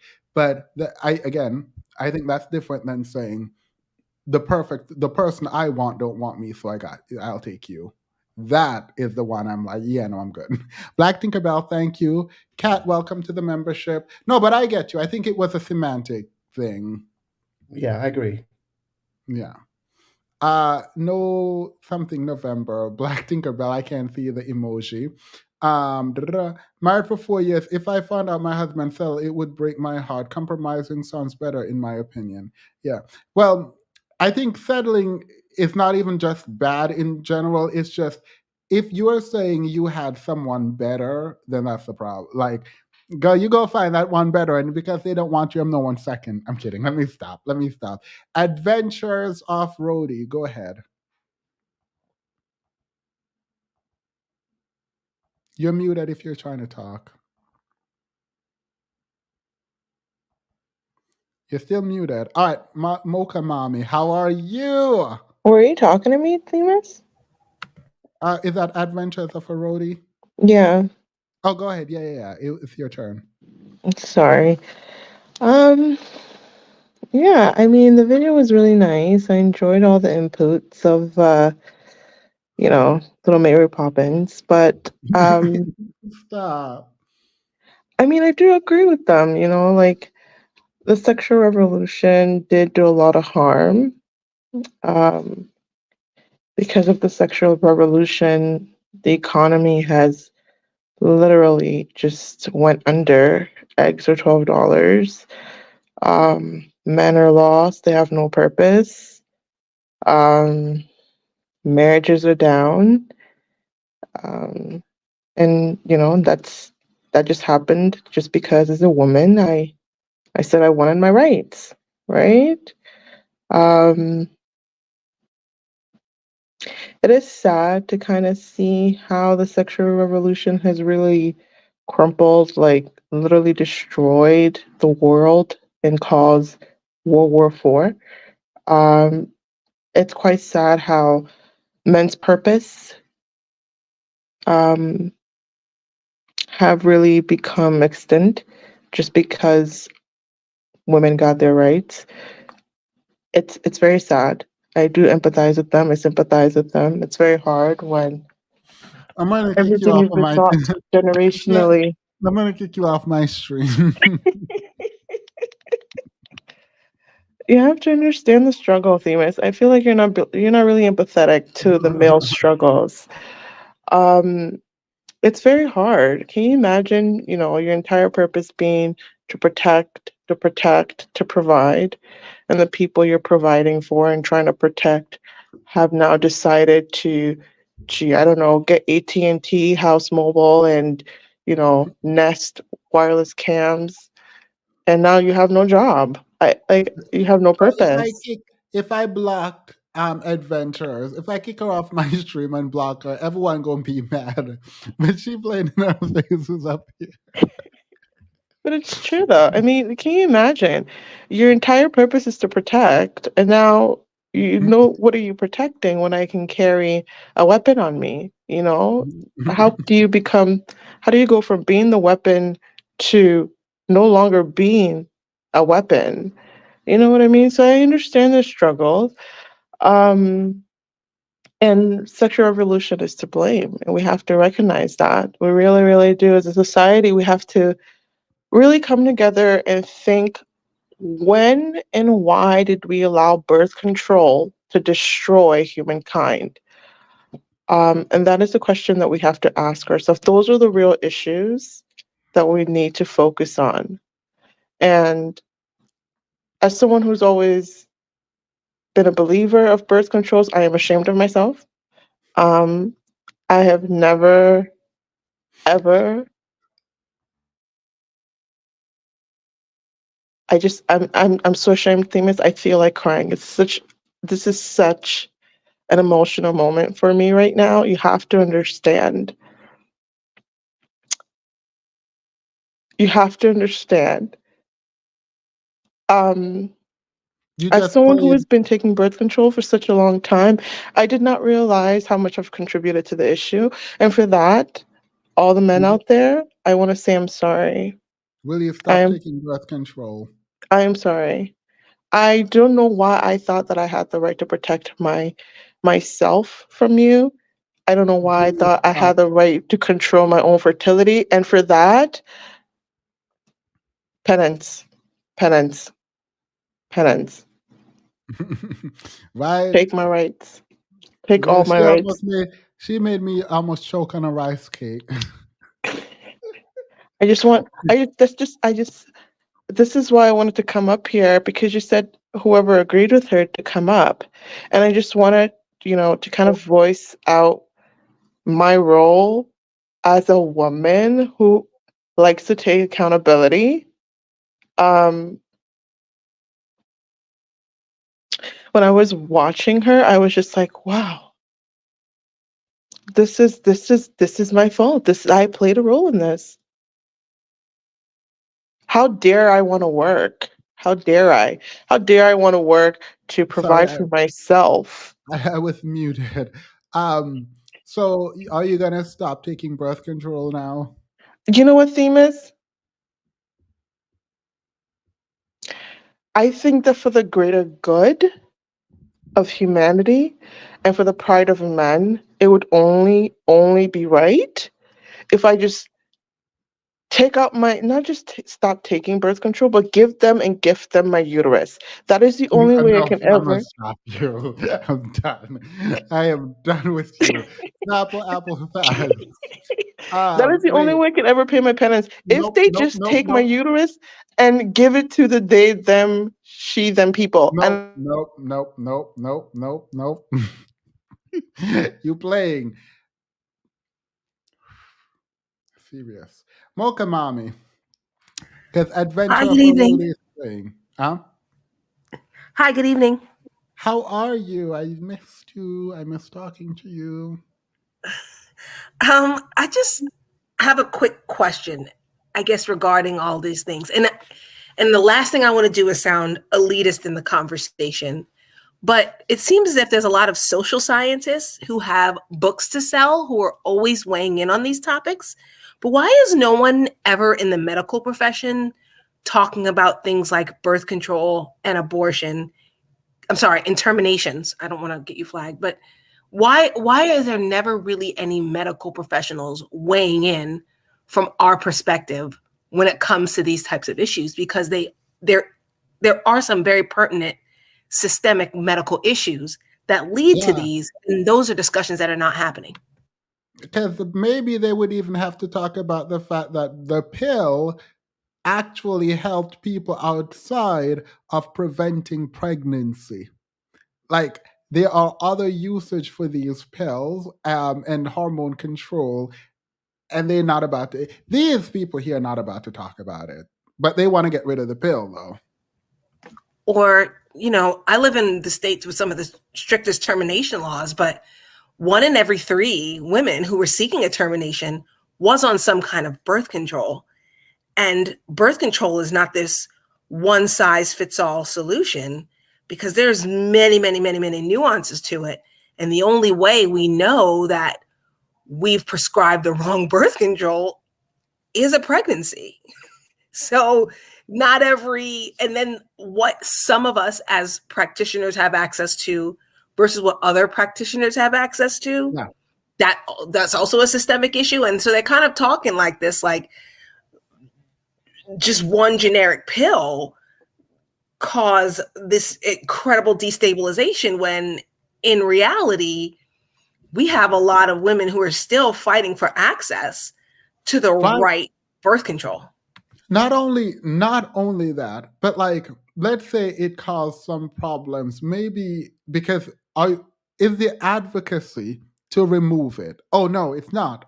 Okay, what's the advocacy? To make the world better. How do we do that? Oh, wait, we probably should be talking to men about how their involvement in the world and how to make them better. But instead, we're just talking about the pill. Like, really?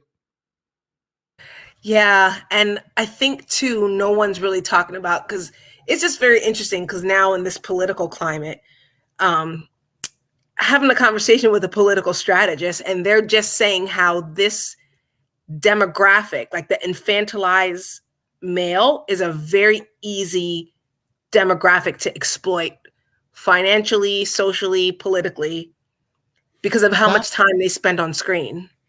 That's unfortunately the part that actually makes me sad. Like, there is a part of me that's like, I do believe there are men like online looking for things, right? Because they lost or whatever. And so it's like, when they find these videos that feed into their fears and explain their world in such simple terms, that's like, that's not the explanation. So you need to get up, get a job, go to work, go to the gym. There's a lot more things. You go to school that you need to do. But like, you're feeding yourself this nonsense, what I believe is nonsense.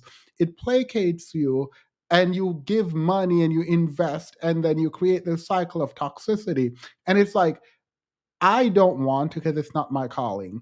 But like, how do people even reach these men to like tell them to do the harder thing that is actually the right thing and the good thing for them to do? That's what I want to know, because I don't know the answer. Well, interestingly enough, they say that they may care about, the unaliving or the addiction, but there is very much, again, back to the medical system, a profit in it. There's a profit in it. Yeah. And the people who are kind of blaming the wrong thing, they're not really discussing. It's like they're diverting the fact that there's a profit in it. Like, they'll have these conspiracy theories, but they're very much buying into it. But thank you for listening to the event. No, I appreciate you. I'm actually taking a note for a video that I need to do based on this. That probably will never come, but I'm still writing it. Oh no, she left. I literally had a question for her. No, this is so sad. I hate that for me. Famous? Mocha Mommy, if you're here, I need to talk to you about what you were just saying about the medical system. I was literally taking a note down regarding the pill and its usage and a video that I was going to ask you to be a part of. If you see this, hey, go ahead, level up single mom. I think it's vitamin. I don't know. I just said that. Because that's me too. Hello. Hey, how are you? I'm fine. I miss y'all. I missed you. Wait, why do you miss us? What do you mean? We were here Wednesday. Wait, you mean physically? Yes, I miss. Oh. I'm sorry. I miss the inner harem. Wink, wink. Whatever. Hi. Hi, everyone on the panel. Hi, everyone in the chat. I enjoy you all too, and I'm happy and thankful to be able to share space with you guys a few times a week. So don't feel bad. Well, I was so confused just now. Already has You confronted me made it saying weird. believe in feminism. I just wanted to fit in. Period. No, I didn't make it weird. You were like, I miss you, and I was like, I was here Wednesday. What did I not do a live stream Wednesday? Oh But yeah, God. go ahead. Go Anyway, ahead. first off, next Blanon is that girl. Second off, I came up when you and Obi were talking, but then in the midst of me like trying to get in the StreamYard, I missed a lot of it, but it seems like you guys kind of ironed it out. So yay for that. But I did kind of want to touch a little bit on what Obi was saying because like even though you guys figured out where you were missing each other, there is something to be said about the experience as a woman dating men with, and I'm not trying to say Obi's mindset, but like just that mindset of like categorization all the time. And it's an interesting experience to pick it up in real time as a woman, the way that they are like categorizing and valuation systems and things like that, because there are plenty of guys that like messed up with me because I could see them trying to categorize me in a way that didn't align with where I value myself. And it's not a thing about, oh, you have to spend all your money on me or anything like that. But it's just like, I know I'm a vibe. And I see that you enjoy the vibe that I am. But I also see you valuing me against other women, like other things that is like, that's not going to work for me because then it's going to build up resentment in the both of us, to Themis's point. And it's not going to be what it could be if you were just enjoying me for what I am. And so that's really all I wanted to say. And what Beyonce said, comparing me to models on the TV screen. What song was that? Was that Pretty Hurts? I don't know. I don't remember it. But I know I'm one of one. I know that. Obi, do you want to respond?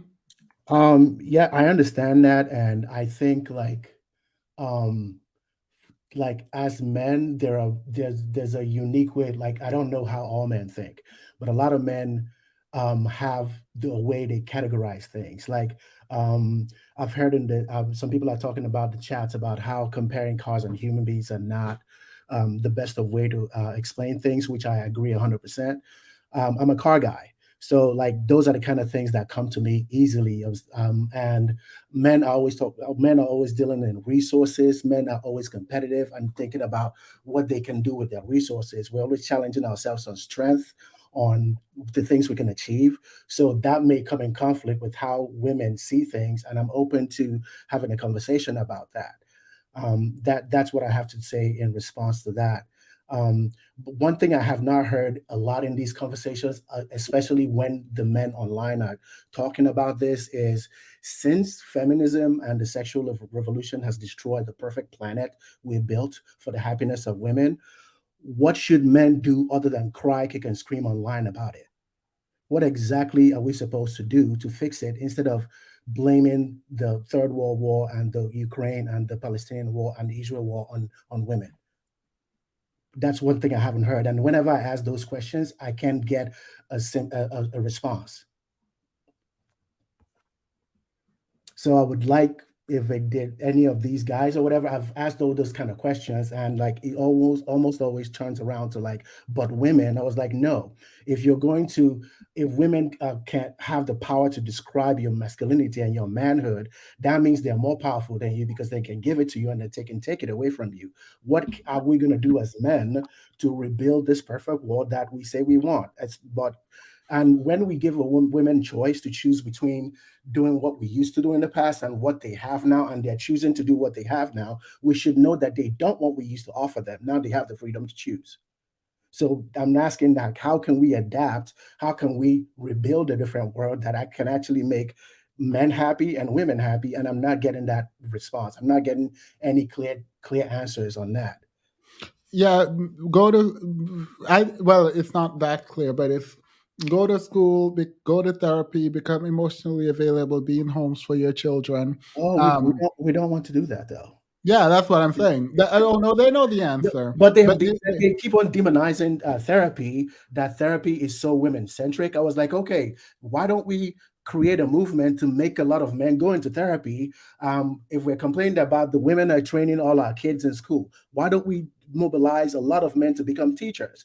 And like, we're not doing any of those things if that is the solution, but like, we want women to go back to where they don't have a choice so that we can be happy. That is mind-blowing to me. Yeah. This is what you were saying, level up. There you go, comparing me to every little model on the TV screen. I don't know why to pull this lyrics Oh, I'm up. mad at myself. I forgot that. Yes, that's a song. Yeah. Demons, can I add something? Just Yeah, I don't know who that is, but yes, it's adventures. Go ahead. You know, on a serious note, so I'm seeing someone, right? I've been seeing them for quite a while, and it's really weird how they've transitioned. And this is a very educated man. He's also a lawyer, went to one of the top schools in the UK. And it's very weird to see the transition that he's made for such an educated person. And it's caused a lot of rift in our relationship in terms of the views, the mindset of women-men relationships, to the point where we have to categorize what we can and cannot talk about. Just because it's just been like, I don't know what it is. It was like I woke up one morning and it was just, it's women's fault. It's women's fault. Or it's, you're not doing enough. And I had to literally sit him down and said, okay, you know what? Why do you feel that everything as a woman? I literally had to create the feminist movement, like a little Excel sheet to say, look, this is what's been happening. This is why we had to do this. This is the result of that. In that timeline, who has been constant? Who has not been evolving? Who has not changed generationally, right? It's sad that you have to go that far, but you really have to break it down like that, because sometimes they really don't see it, or in some cases they might just choose not to see it, right? But I do think that some men are very, very like in their own world, in their own universe, where it doesn't matter what it is that you show them or you try to teach them, it doesn't click. Which is why I do a lot of work, I do a lot of community work, especially with Black young men. And sometimes one of the things that I like to do is, like I partner with another university and a few colleges where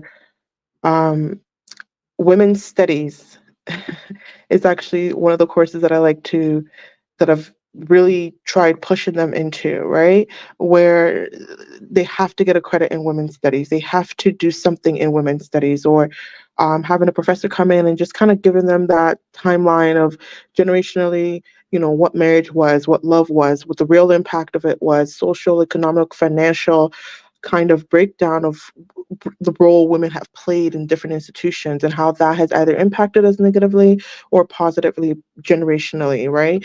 And you see some boys, not even men, it'll click very quickly. But what I notice is that it clicks more with the non-Black students, non-Black boys than Black boys. And the funny thing is, the Black boys are the one in a dynamic where it's only usually a single parent household, right? So you will think that the empathy and the sympathy should be more, they should be more aware of that dynamic, but they're completely aloof to it. Like, it's like they don't, you have to literally argue with them. And it's Yeah, because unfortunate to say this. you're probably disrupting a worldview that pedestalized the father that's not there. Yes, and it's sad to say this. My brother was really young when he left home. He plays professional ball, and he was really young, or in his teens when he left. I'm not from the UK, but I am Canadian. He was from the UK. So he went to the States to play basketball. Now, growing up Canadian and growing up in the States, it's two different cultures. Although we're very close in we're close in certain ways. It's very different, right? What I noticed was when he was here, his mindset was a lot different than when he was there. When he came back 2 years later, I realized that the idea of a single parent or single mother struggles, like the empathy he once had, was no longer there. And I think that a huge part of that is the educational system, because over here in Canada, there are, you have to have certain courses, right? Like the social sciences is one of those courses you have to have, right? But what's different is in America, I'm not sure if that's the case, but over here it is. So the mindset, academic, it does change when you're in even different demographics, right? So what I noticed so far, just dealing with the Black community, is that the lack of dissonance is like so huge. It's so huge. Like, if you put a set of 10 boys together, 10 white boys together, or even Hispanic men together, and you put 10 Black men together, you will notice that you might get a change in the white boys, and get like you might get like a 70% change in the white boys, but the Black boys you might get like maybe like 5%. I would have to see this because I Oh, I had a professor in a university who literally, like, years ago, split the class in two, women one side, men one side. And you could tell based on the answers as the course went along who was changing and who wasn't, who was actually understanding and who wasn't. It's the mindset is not only geographically, it's racially almost. And it's really scary.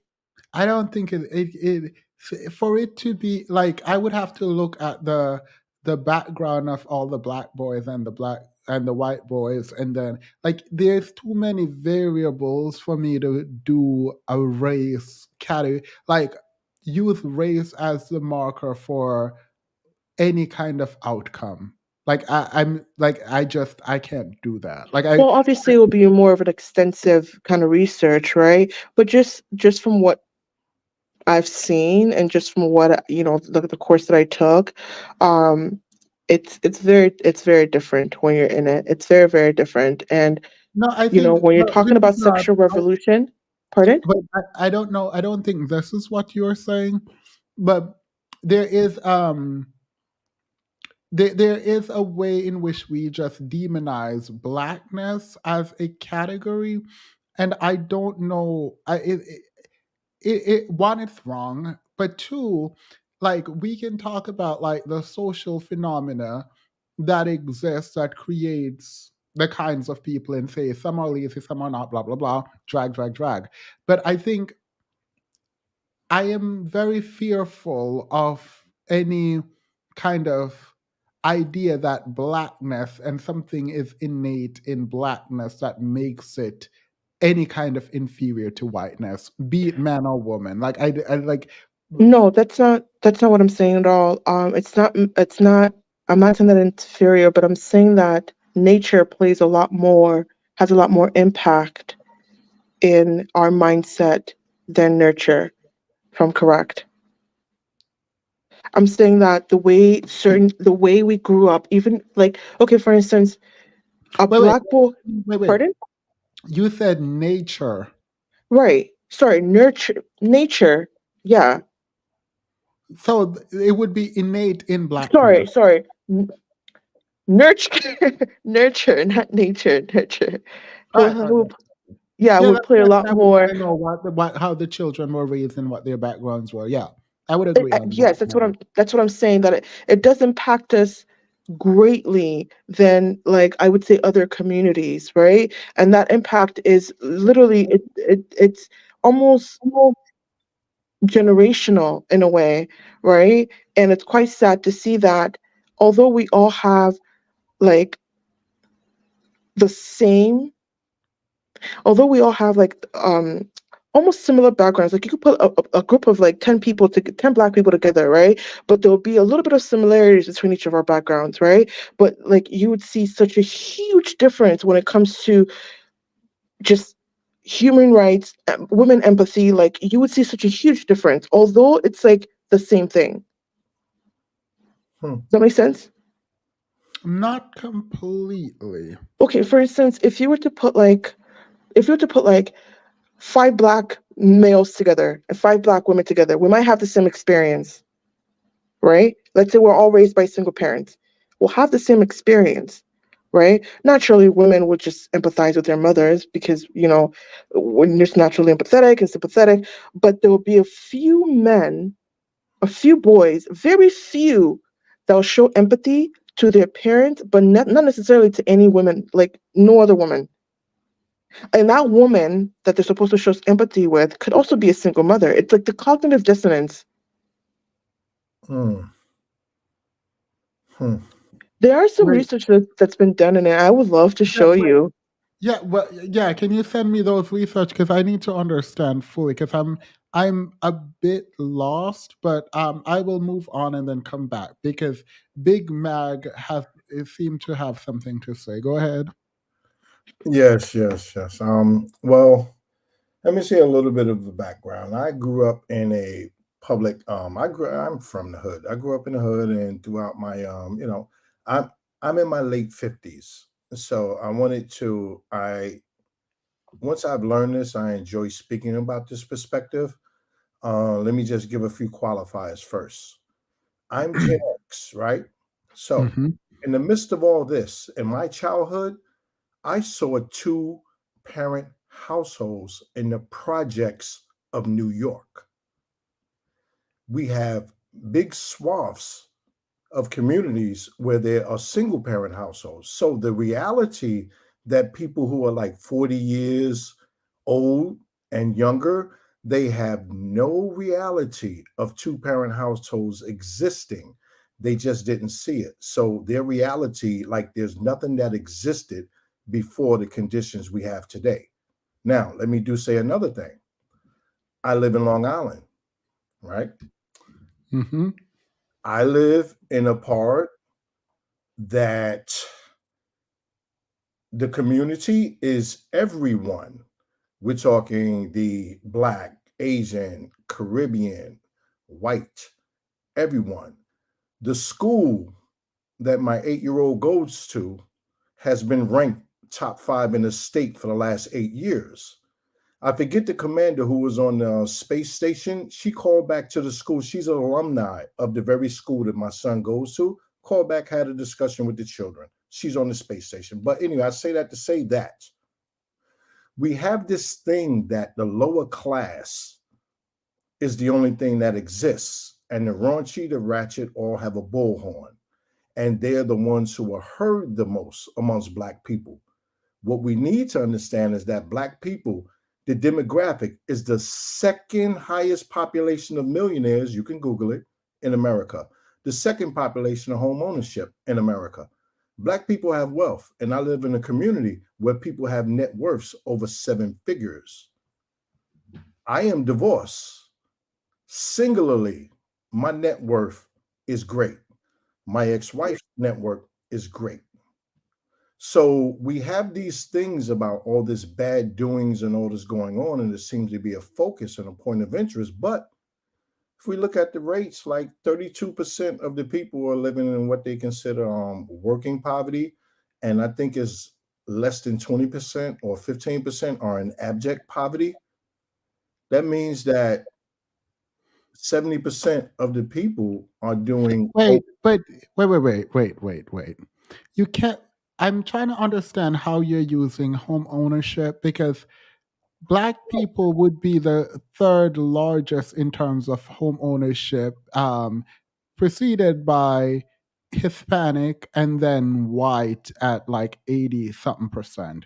So well, Black is not black. Wait, no. But Black is not the second highest, while Hispanic would be the second highest. Their income would be one of the lowest. So, like, while home ownership is a way for wealth building, it depends on where you're buying home and what kind of home you're buying. So, I don't understand that, and also that you have million. I don't know the stats, so I can't speak about it off the top of my head, but I could look it up. I will let you have it instead of looking it up. It doesn't say much about our wealth in terms of the Black community compared to Asian or white in terms of wealth. So, Right. like, but the way you proclaim those two stats seem to suggest that we're doing better than we are, and I don't know why you would do that. Well, what I said earlier is that we seem to look at the lower end of performance, and that's where the concentration is. And the bullhorns are coming from that area, like the loudest speaking is coming from that area. So what I've seen is that certain families, the children, the Black boys and girls, and they don't exercise in the arenas that we see. So we may have a big portion that are not doing well, but what I think it is that taking everything, and I'm not saying leave it all behind or whatever, but taking everything, and that's going to be the measure of all.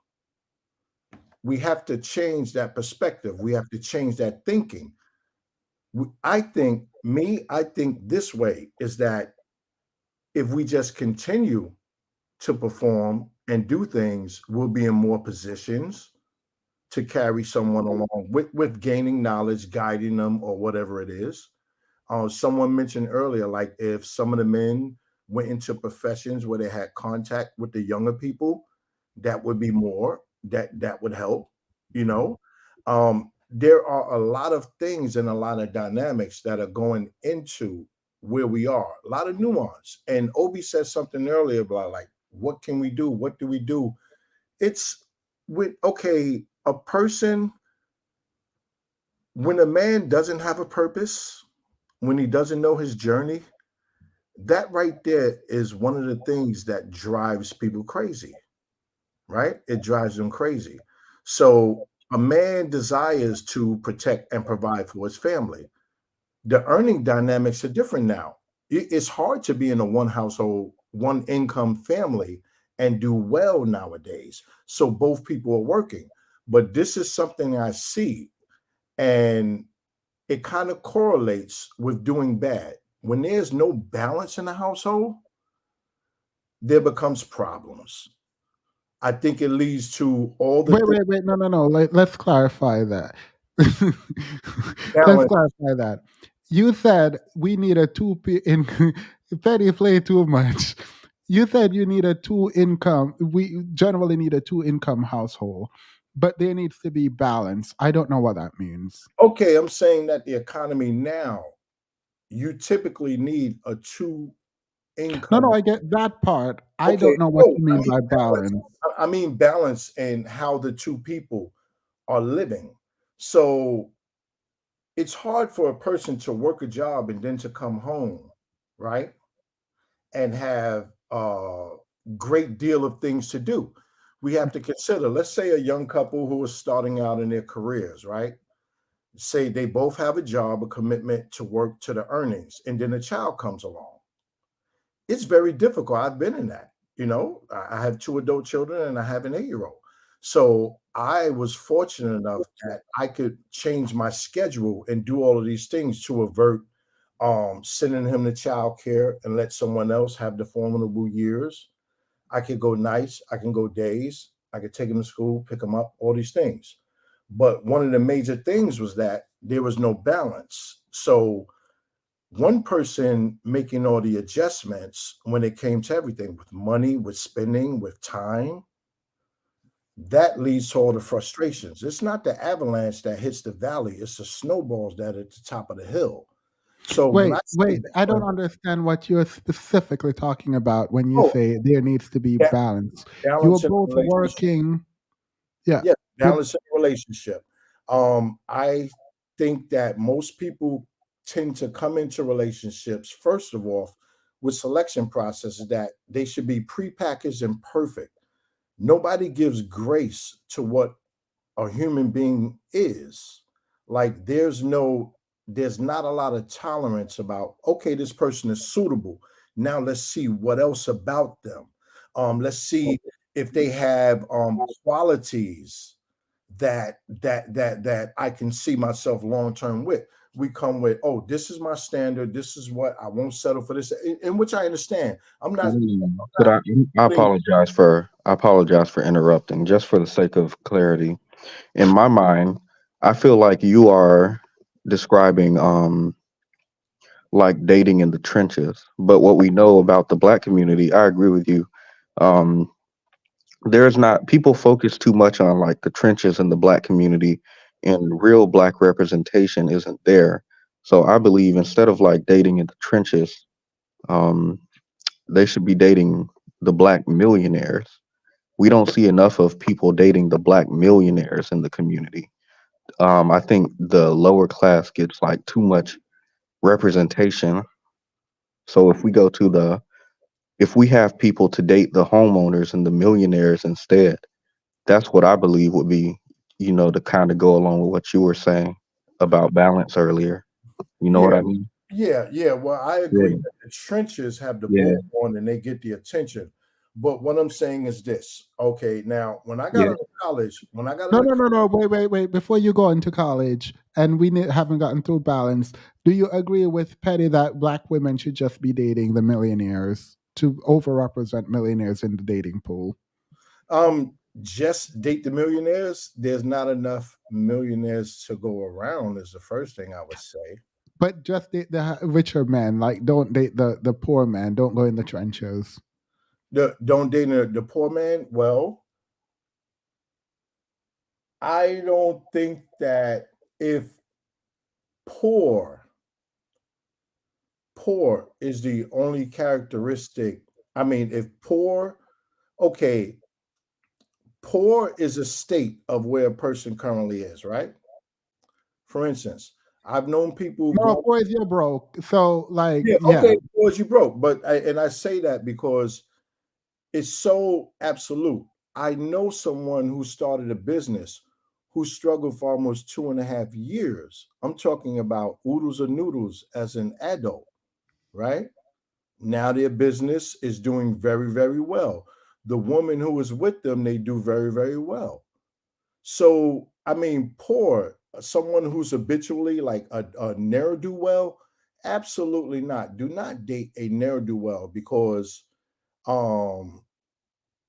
why would someone put themselves with a ne'er-do-well?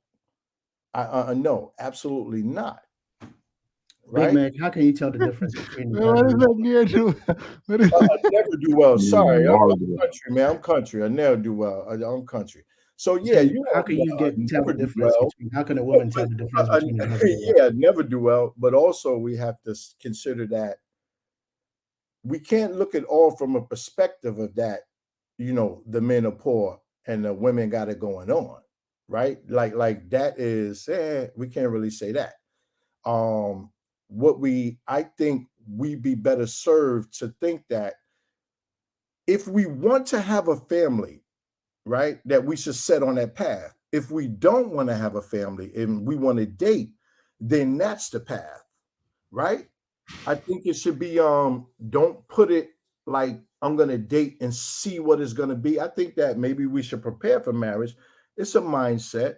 It's a personality. You know, it's a character that has to be built. I think you have to reconsider finances or think of finances in a certain way. All these things have to be considered for family. Sorry, I'm going to say family. You know, people marry without having children, but for family, if you're dating, date, right? If you're dating, date, and that's for men and women. I think that a man cannot even consider having a wife if he's not a husband. You have to be a husband to have a wife. You know, you just can't say, oh, what is the qualifications of this Can you husband? like, He I said mean, you have to have a husband to have a wife, so you can't be like gay. yeah, you have to be a husband. Like, you have to be, think about this, right? And this is something like my father, this is what, okay, two things my father always told me in my teens, right? And when I started dating, he said, when you want to get married, you have to be a husband. And never buy a house unless you can accelerate the payment. He would always say those two things right there. Like, don't buy a house if you can only pay the mortgage for in your family, right? If you put a family in a house, you don't want to just scrape by with the mortgage. Try to have enough income to accelerate the payment. But in order to take care of a family, you got to be a husband. Think about it. You have to be able to take care of that family for the rest of the children's life, and well, until they reach adulthood. So that means that maybe you should be a certain earner or be on the goal or have a plan to get a certain amount of income. You have to incorporate life insurance. You have to incorporate health insurance, jobs with benefits. You have to have a savings program.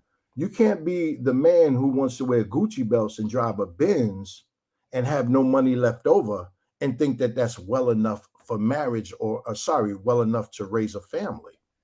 So you're saying that men should not consider marriage until they're able to buy a house, be able to take care of a family, correct? No, not buy a house. To take care of a family. You can take care of a family in an apartment. I know plenty of people who don't want to own a house. Okay, so men should not consider marriage or getting any woman pregnant until they're able to take care of a family. That's what Yes, you're saying.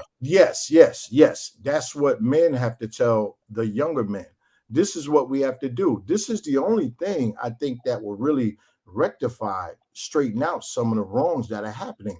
If you're going to date, just be a dater out there, right? But if you want to raise children, or if you want a family, you want to be a husband, you have to prepare to be a husband. Think about it. Honestly, who all listening here would ever consider that I would have to take care of a family for the rest of my life? That's So what. how do we prepare men to become husbands and do all these things? Say again? How do we prepare men to be all these things? Okay, first, yes, we have to raise proper men, right? How? Like specifics. How do we raise men to be proper men? Like, give me specifics. Okay, help them develop their moral compass, right? Be a producer, be protective, and it may not have to be this physical Adonis, but it's very alpha for an accountant to put a family in a gated community. You know what I mean? Yeah, this sounds laughable, but and again, this is what I'm presenting. I saw this as a kid. And people who are 40 and younger, this is not their reality, and I understand that. But what's more alpha than a man who goes, develops a skill, starts a business, or gets an education that he can afford to put his family in a gated community? A werewolf that's leading a pack is more. A werewolf leading a pack is more alpha. But you said something about balance, and that's what I was trying to figure Okay, out. yes.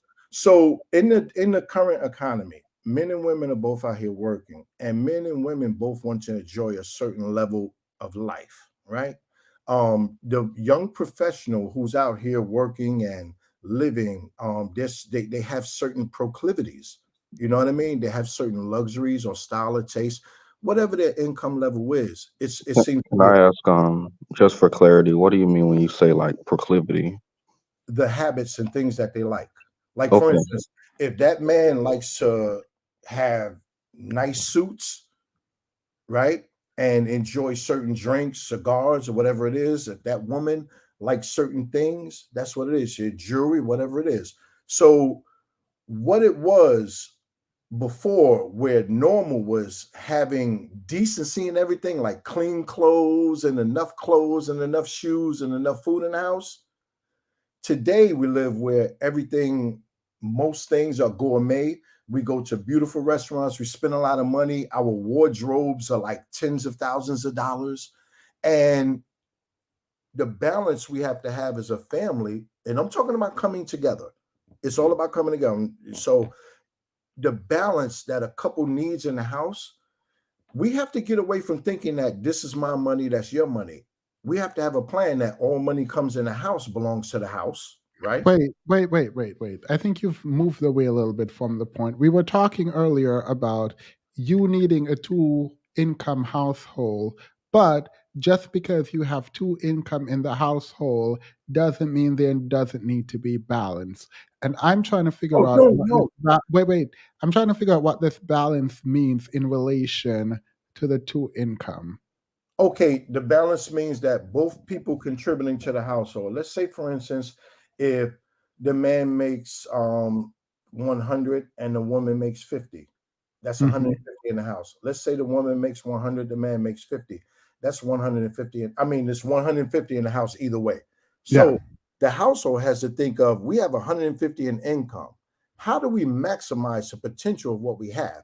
Now, the man may have to dedicate more of his time out of the house for that 100, which contributes a lot. That woman, like for instance, I was married to a nurse, right?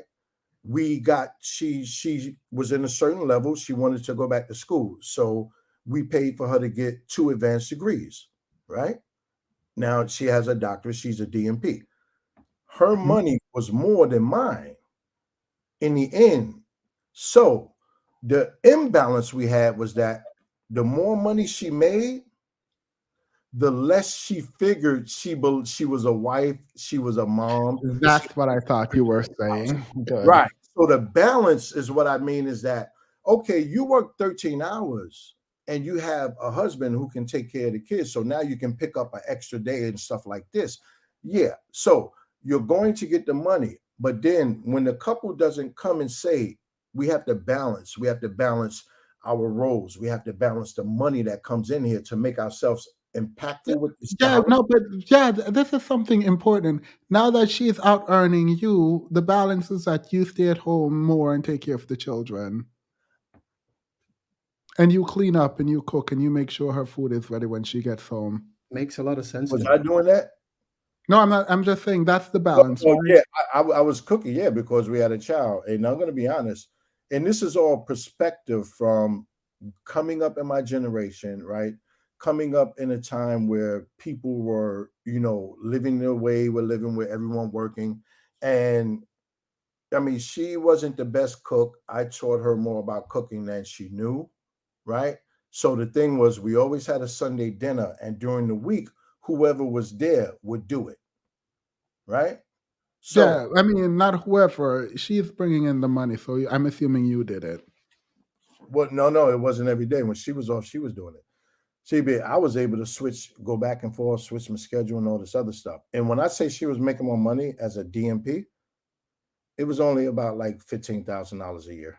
So my money carried us to get where we were. We're talking about a master's that cost 38, and then University of Alabama that cost 41. So my money took care of getting us there. But once the person is there and in their career, that potential, that earning, that became more important than the other things that were happening in life. So let's say you do have this couple, one, they both make the same, or one makes more than the other. As families, if we're going to be a family, we have to think that all that money belongs to the house and how we can be more impactful. And no, it sounds like people want other people's money. It don't belong. Even if you're married, like obviously there's community property, but it's a special kind of weird to think someone going out laboring, coming home, and you both do. You said when she's home, she cooks, so it's not like you're home cooking. Like that, her money is yours. Like no, like you guys can have separate account and still be fine. Well, we did And guess what? The money had become issues now. And I've known other people who've gone through it. And I'm going to be honest, if only with the ones who've had, with the men I've had conversations with, only with the ones I've had conversations with. So I can't qualify and say all. From all the couples I know that have remained married, from the men who had conversation, they have that money and role balance in the house that is no longer, I'm going to work and I make enough money to take care of everything so nobody has to lift a finger, right? It becomes where both those incomes are needed in the house and they realize we got to strike a balance, and they balance. By balance, it feels like you're trying to say submission. How is balance submission? But the first time you said balance, it was in relation to something has to give when someone is making more money, and it's an easy answer. It sounds like the one making less money would do the housework. It feels like that's an easy answer. So I don't understand. And that was you. So when you say there needs to be balance, well, if you know there needs to be balance, then balance the equation. Cook, clean, take care of the kids.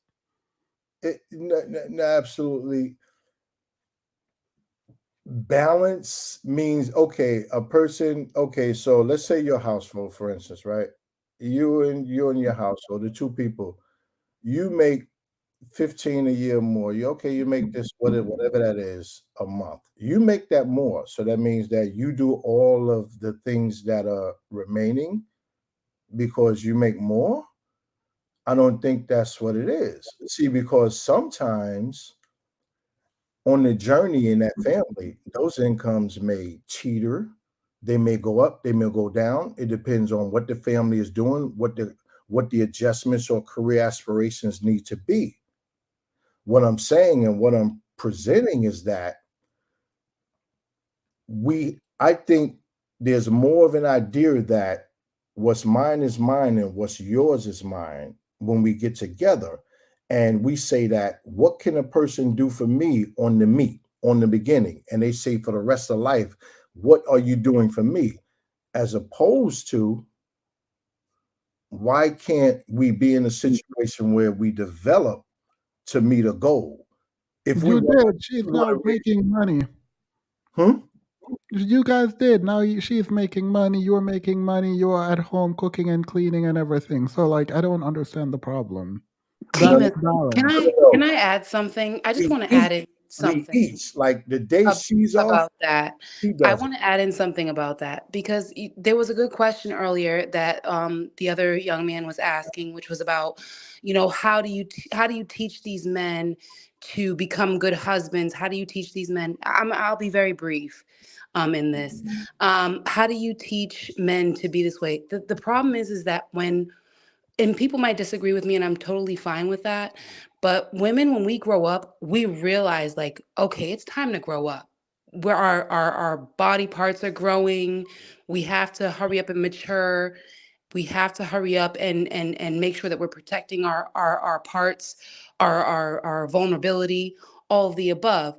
What is the problem? The difference between men is that there's a way that you all are improperly ritualizing these young men, improperly bringing them up in a way where it's like, okay, yeah, go ahead, go have fun. You could be a young man, go have fun, continuously have fun, instead of saying, hey, you know what, you need to prepare yourself to be responsible.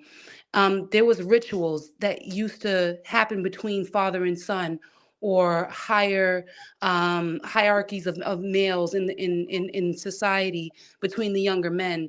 There were important rituals, and it seems like we don't do that with the young men anymore. Right. You all don't do that. My generation, I did that. Those are some I of the agree. kind of I things. agree with you. What generation are you talking about, sir? But I also offer that a lot of those men are coming up. A lot of these young men now are coming up in households where there is no man. So wouldn't the absent fathers be the sons of your generation? What happened? Wouldn't the absent fathers of today not be the sons of your generations? generation? Would the absent fathers of today not do what? Not be your sons. My son has a father. No. The men of your generation are the absent so- fathers of the children of today. The children today that don't have fathers, right, are because the men of your generation are not in their homes, are not raising their boys, right? So the men of your Exactly. generation are not raising the boys of today, right? I'm okay. Let me say this. That's what you just said. There's no words around it. You're saying the children of today are not responsible men anymore because your generation are not doing the correct parenting that they were supposed to do. Okay, right?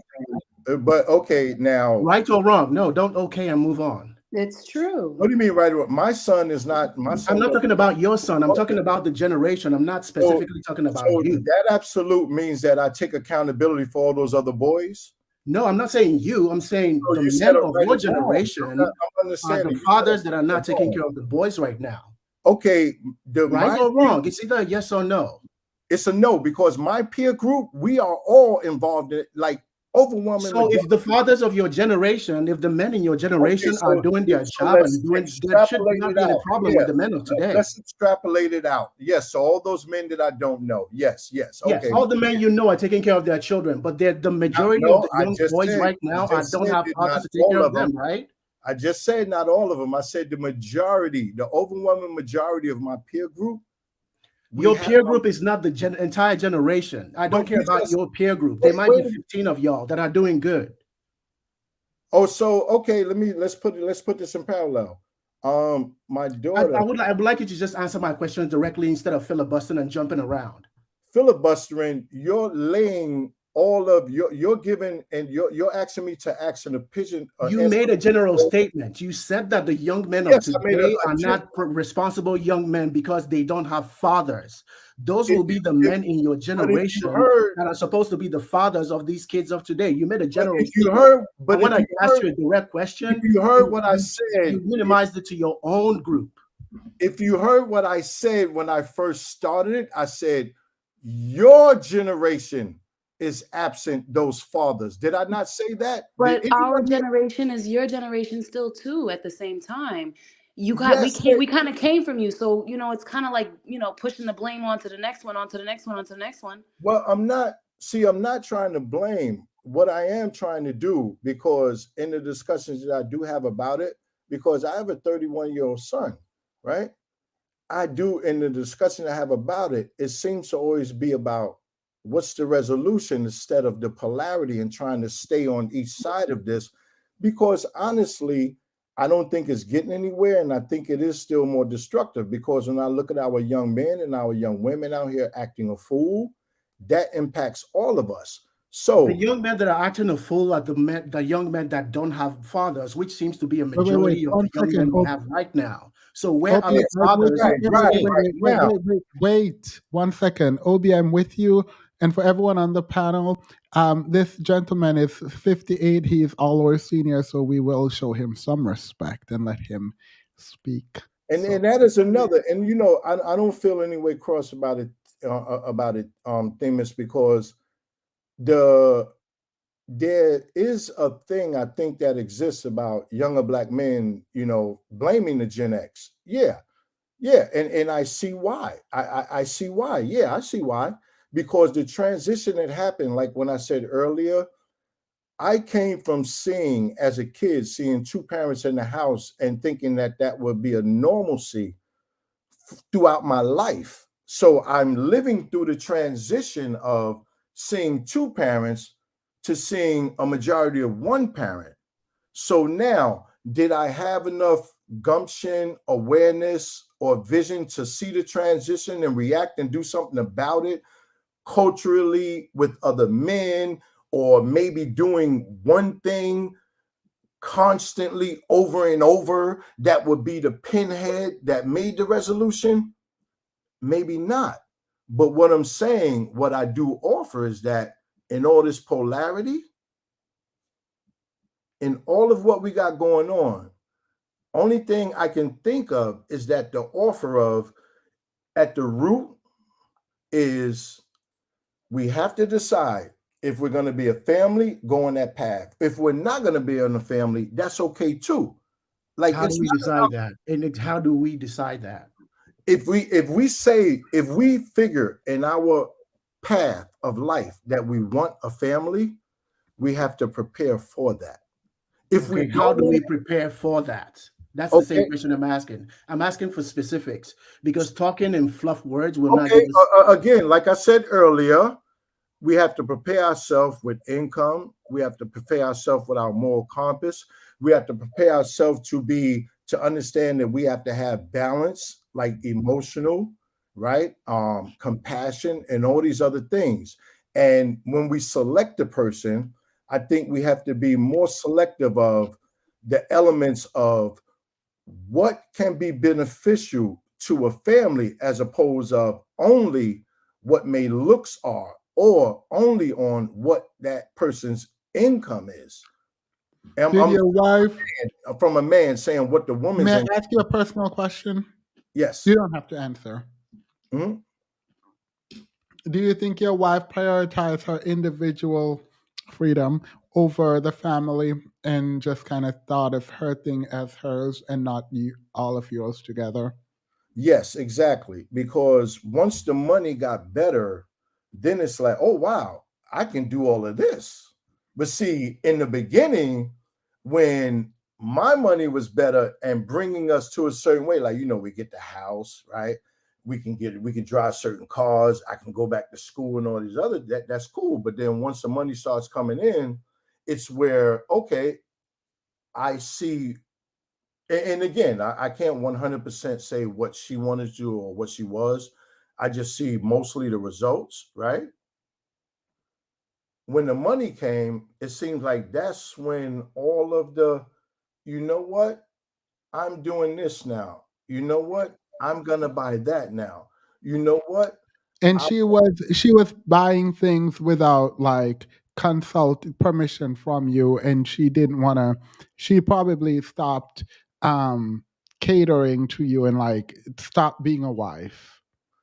No, because you said permission and cater and some other loaded things. No, I think that I think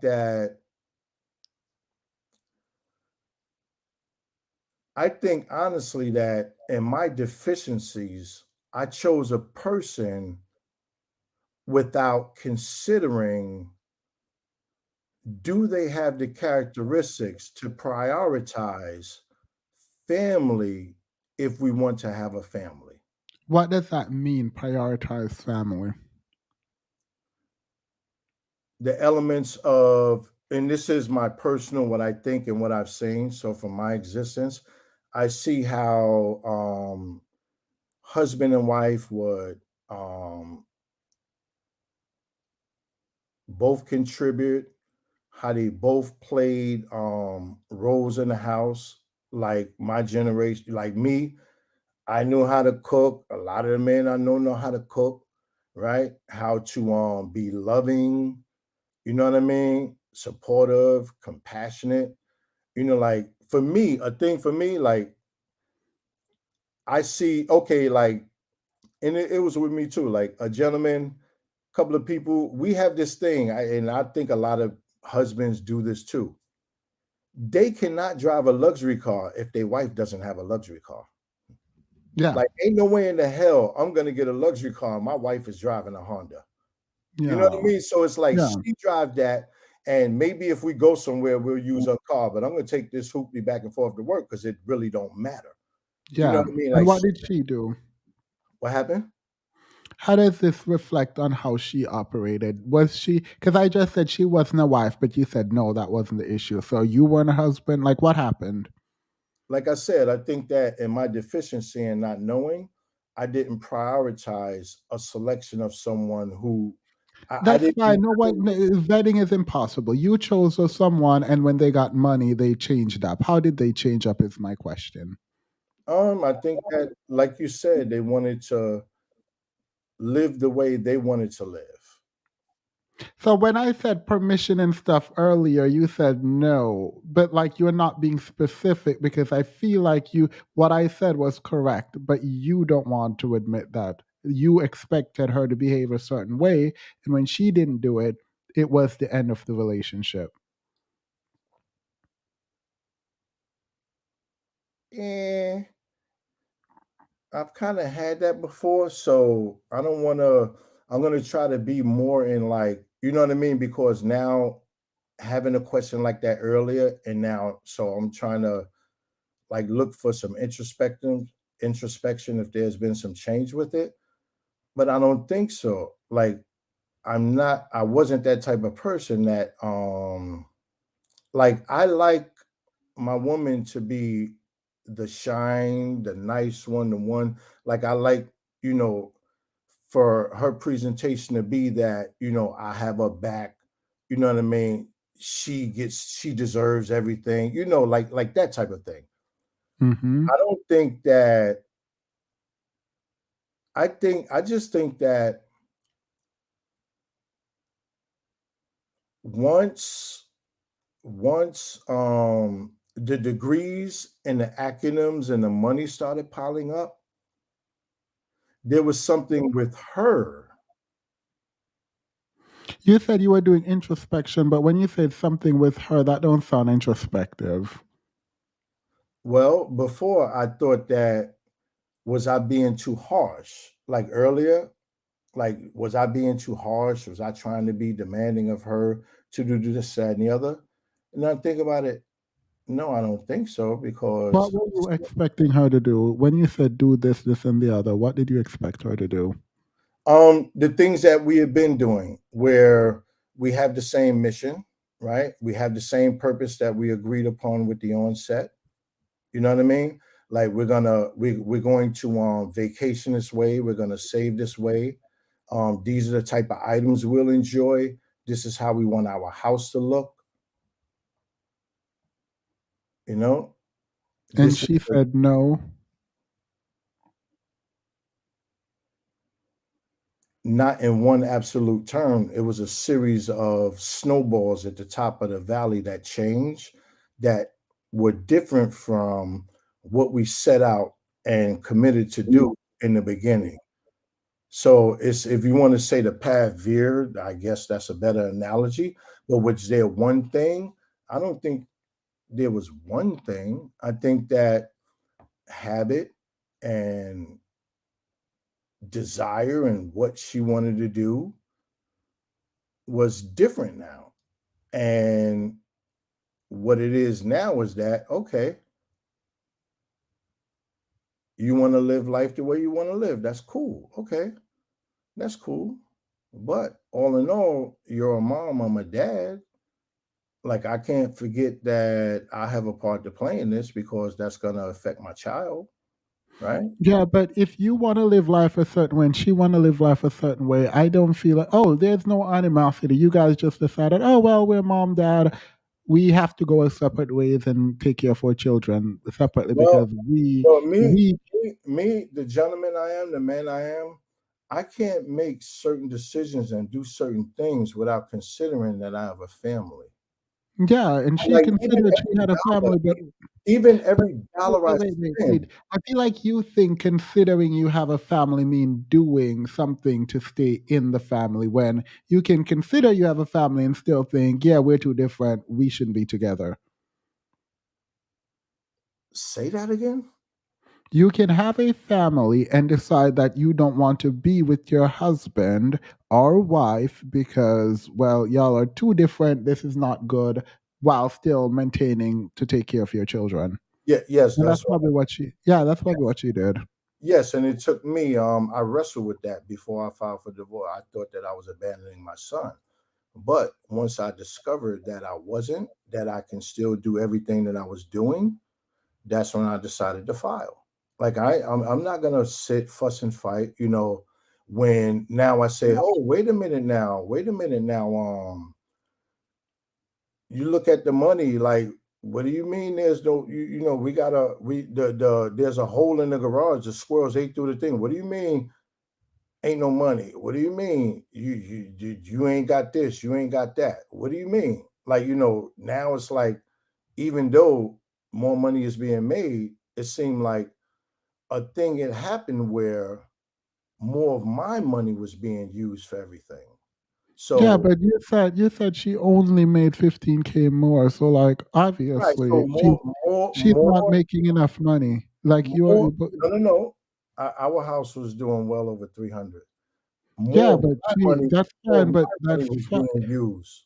but More of if you're saying she wasn't making that much more than you, then I mean, sure, maybe your money should be used. Like I don't understand yeah, why you would.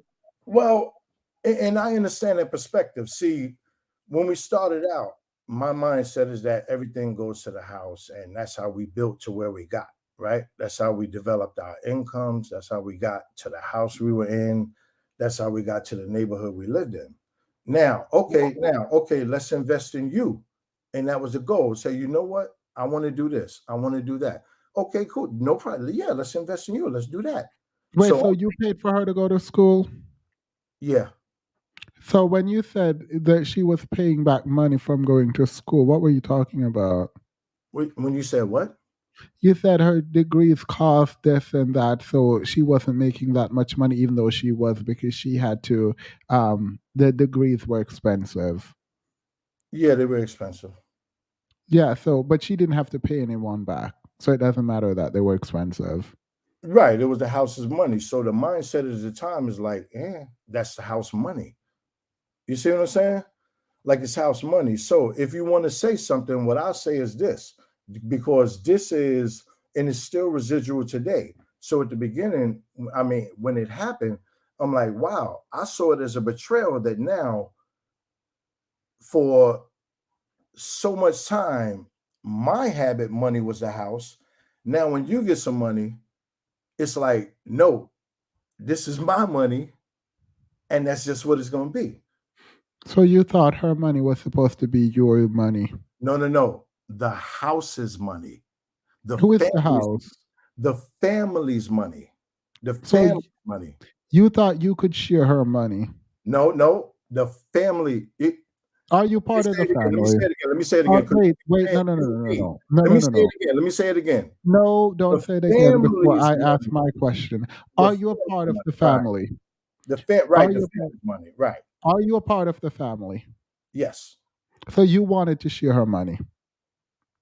Maybe the kids too. Maybe the mortgage and all that What other you stuff. said too, I asked if you wanted to share her. See, this is the problem with ego that I don't like. It's fine to say yes. Yes, I wanted to share her money. I wanted access to her money because she had access to mine. Just say it. I'm not sugarcoating it. Yeah, okay. Well, yeah, okay. Let's say it another time. Yeah, let's be absolute, because I did, and I admit to you, did this. Remember when I said earlier, I felt there's a betrayal. So now that you say that, it is resolute now. Now, yes, I want to share that money, because remember when I said earlier, I felt it's a betrayal, because now you saying that you don't want to put nothing in, and so yeah, I want to share the money too. Yeah. And she said, no, not on my watch. She said, "Nah, this is my money." Basically, Right. not Yeah. in And words and in then, actions, and you know what I mean. We're talking about withdrawals. We're talking about putting money over to the side, taking the bank account, things like that. So not like when I said that, I'm looking. Wait a minute, ain't no money to fix a garage. Like like I'm looking. Whoa, wait. So it was. You know what I mean? So it's like, yeah, I wanted to share that money too. yeah. And she said no. And then other things happened and you decided to divorce. Yeah, because because what was happening is that I think that the way we started out, money was better, right? Especially when I No, look money for you was better. the money. Well, yeah, living with me putting in and then we having savings and investments, I was benefiting more in that way, Mm-hmm. because the portions that were going in, the lesser portion my portion that was going in, but it was the way that money was structured and used. I saw better outcome that way than now when it's like, oh no, I'm operating all this is all my money. So now it's like, whoa, now more of mine is going to take care of everything. Yeah. Even So with like you believe that you are like more into like the 50-50 paradigm. And that's what like no. Well, let me say this. If the man, let's Wait, say no, pause. What do you mean no when I say you're part of the 50-50 paradigm? Because it's not always 50-50. It's not always 50-50. It's people. I think people should come in, and again, it's just my casual observation. I don't know how right it is or wrong it is, but I think that couples tend to do better when they think of their earnings as being the asset of the family. If you're going to be a family, if you want kids, if you want, and I'm saying that if you want kids, I know a lot of people don't want kids, right? But if you want kids, it's better use for that money if you just sit down at the table and say, okay, this is what we got coming in, and this is what we can do. Yeah, I mean that's I think this is what we have coming in, and this is what we can do. Is separate from this is all our money. Be honest, I will never ever give another human being access to my account.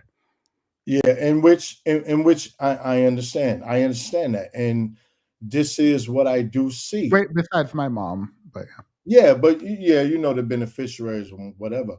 But this is what I do see, and remember, I was saying earlier, T, that from the people that I do know and see, the ones who have that mentality that all that money is a asset of the family. I just to me, maybe I have rose-colored glasses, but they tend to be doing better than the people who like, nah, this is mine. I don't know. I would love to see if that was a true. Is there a way to quantify that? Like, my mom has been married for forever, and they don't share accounts. Yeah, and I do know. I'm telling you, I do know people like that. Right? I do know people like that. I have two friends in particular. The men, they think that they're not as good as with money as a wife. Everything they did, they like the wife handles all the finances. Absolutely everything because they think that she does better. Where is your wife now? Ex-wife, sorry. Where is she? Yeah. All the time of day. Man, listen, I would say our child is with me. He's in the bed. I would think she's working. If you ask me. No, like, is she doing well still? Oh yeah. Yes. All right, so this works out for the best for both of y'all then. I'm gonna be honest. I'm in way better financial shape, if you ask me. Well, this works out great for you. You should be very grateful then to her. Like, yeah, period, we did it. Like y'all did it, and you did it specifically. So there shouldn't be any animosity. No, no, there's no animosity. There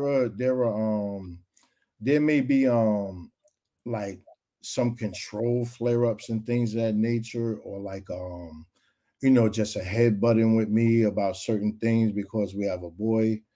But no animosity. I'm gonna be honest. It was, I don't know if anybody's been through a divorce, but there is some things you process in the beginning and you have to deal with, in order to get through it. Some people have bad times with it. Some people have the best times with it. I don't know. But I know that I had to process some things. I had to get back on purpose because all in all, I have adult children and now we have an 8-year-old. So I have to deal with that. Wait, you have an 8-year-old now separately? Yeah. So I have to, I have to remain on purpose. Wait, so you're back out in the dating market. Are you with the 8-year-old's mother? Yeah. No, that's from the ex-wife. Oh. So I'm real casual, T. Like I'm not like I have this funny thought thing. Don't let this sound funny to anybody, but I tend to think of myself as like a baby mama. Like, who wants to deal with a person with the 8-year-old? So I try to stay very discreet about some of the things, but I don't withhold that fact. But I'm not out doing I'm not way out there actively on the market looking. Listen, I'm 58, so there are certain desires that are quelled now that I'm not driven by, so that doesn't matter. I'm more about peace. I've always been like a person who loves to learn new things, be on purpose. I'm artistic. I've always like, I don't know, the motor still runs.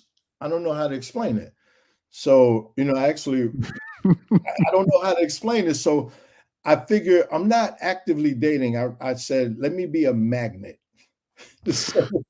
So let me be a magnet instead of trying to look. Let me try to be a magnet and attract if there's something out there, whatever. Yeah, a magnet. Be a magnet. I feel that. As opposed to what? A magnet as opposed to what? No, I'm not out there actively looking. Like, I don't actively look when situations arise. Yeah. But I'm not actively out there like going looking and trying to, seeking a relationship right now.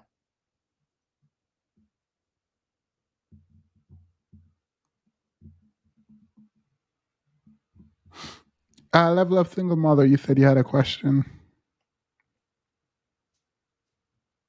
I was curious, did she remarry?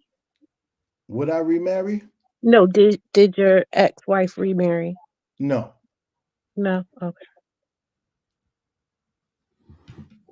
Yeah, I would just still like to know how we raise these young men to be responsible men that can take care of their boys so they can grow up to be responsible men. I think that we go get them, we involve them.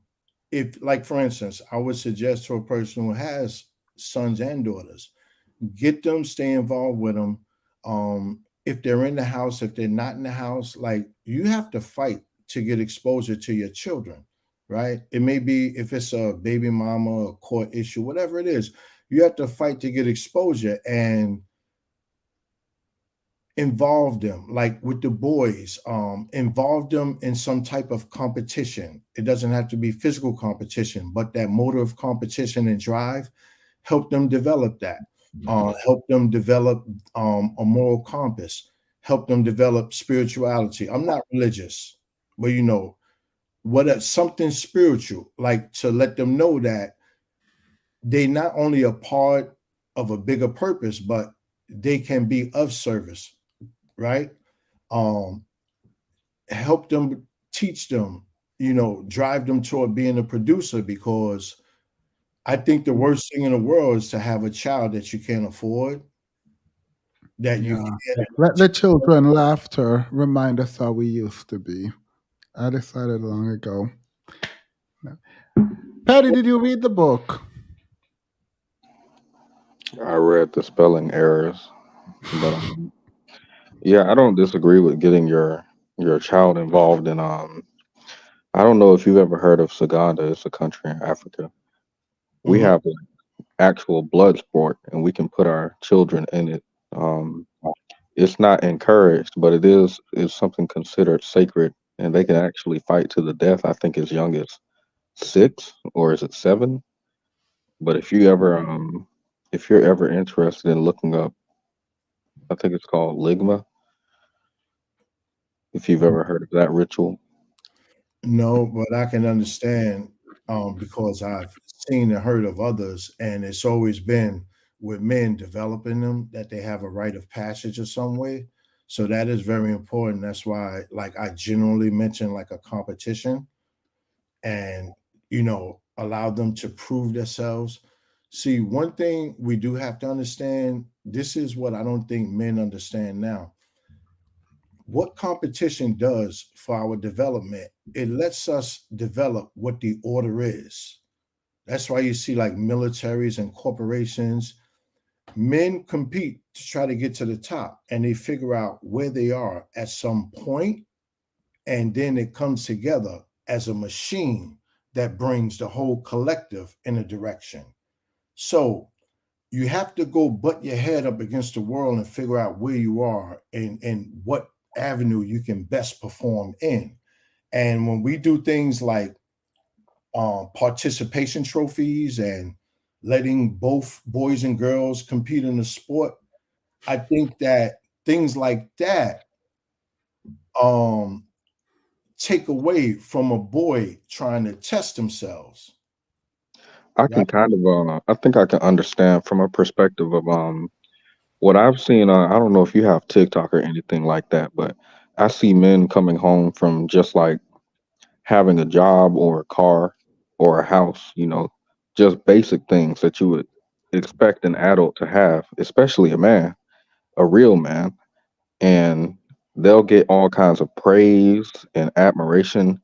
But in my mind, this is like a participation trophy, Yeah. and we're not encouraging men to do better. We're just encouraging them to do like the bare minimum and celebrating that. So I Yeah. agree on that regard. We need to raise the standard and yeah. You know what? Like someone heard me say it, and you know, they kind of, I don't know if they were criticizing it, but I know they had a general curiosity that seemed somewhat critical, but they heard me when I deal with my son because you know, I don't, like, for instance, let's say he's doing something, he's doing a task, right? Or he's doing homework. Proclivities. You don't have to bring the book back to me after you finish every example. I tell him to sit down. Your job is to do all of your homework, and we'll go over it when you're finished. Or if you get stuck, come to me. See, on grandma's side, right, and with auntie and them, they so much adulation and congratulations for every small thing with a boy. I think that that stuns that competitive spirit that they need to see. They need to feel it. They need to understand it, and they need to restrain it so that the purpose can burn in them. Everybody's not going to be this great thing, right? But they need to have it go through them. They need to, 100%. you know, 100% agree. I just had a conversation this Wednesday about the state of coddling young men in yes, this in the modern century, and how we just the girls, we push them into school and you need to be strong, independent, but the men, they get nothing. They just, you can, congratulations for going to school. You don't need to make A, B, C, D, E, F. You can just yeah, show up and that's fine. In yeah, my mind, we need to bring back real men. That's yeah. how I feel. Yeah. And again, it's a transition I saw. I was up in arms about it, but about this participation trophy. Like, everybody, wait a minute, you have a race and everybody gets a freaking trophy? Are you, what is that? I mean, but that's me, you know. I mean, that's just, you know, I mean, that's the generation I came up in. And you know, I know things are changing, things are different, but we're not seeing the effects of so many things, and there's small snowballs at the top of, Yeah. you know. I had a question. Your Mhm. generation of men, are they providers? Are those real men? There are some, listen, we had the crack era as teens to deal with. You got a number of them who did not, you know, no, when you talk about that scourge, I lived through it, bro. That scourge of people who didn't make it. This is real talk. Like my father's generation, like, people don't understand, when they started shipping all those jobs out of the country, that was my father's generation. When the crack came in jails and just say no to war on drugs and the crime, like, that was my generation, bro. A lot of people didn't make it. A lot of people didn't make it. Yeah, my And dad, All right. he, an excuse. So what generation of men should we look at to follow? Yours. I think that there's a lot of information and a lot of things that like, you guys have a wealth of knowledge. I think that the analytics, the analytical minds, like the smart one, the sharp ones, like, oh, you sound sharp. Or you look at your generation, because you know what's up the road right now. You know what's up the road. So you can turn. So look at your generation. Again, I saw that when I was a kid. 40 and under did not see that. So there's no reality of that. You have to look at there's so much information. So you're saying that this generation of men that don't have fathers are the ones who are supposed to, that didn't get any guidance from their fathers, are the ones who know enough right now to fix the society. No, they don't know enough. No, Obi, I think they don't know enough. I think that they should put in the effort. Like anything, imagine if you were in a classroom or you took a subject you knew nothing about. I'm just trying to keep the whole story straight. I'm just trying to keep the story straight, because this generation is supposed to be the one that is messing up, and your generation was supposed to be the ones that got good guidance. So how is this generation, that the ones that didn't get good guidance, supposed to want to be the ones that fix things, and not the generation that got good guidance? I would say this the same way when I was doing certain things as a young person in that era, right? I kind of had my wake up call and smelled the coffee and stopped doing those things. So I averted being in prison right now. I averted not having a career, not being with. I averted a lot of things by just simply stopping and not doing what I saw around me. Yeah, so you were one of the few that just made it out and the rest didn't. So it should be your generation, the ones that made it out or got lucky or did the right things. Those are the ones that's supposed to be teaching this generation on what to do and fixing things, right? It's your generation of men that's supposed to be the fathers of this new generation that should be training these men, these young men that don't have fathers, on how to make progress, right? We should contribute all the time, because I had those OGs from the neighborhood. Let me tell you a little story. One time, my friend and I, we were on the train, and we saw some kids acting. I'm going to tell you two of them. We saw some kids acting up there on the train, the after school kids, whatever, loud, raunchy, young boys. We walked over there and just had a conversation with them, and we noticed that halfway through the conversation, it had turned from like the three that was loud to about 6 or 7 of them. And we just talking about so many different subjects, right? There was another time where I knew I couldn't say nothing to this group. I'd catch a bullet, something I can't say to this one.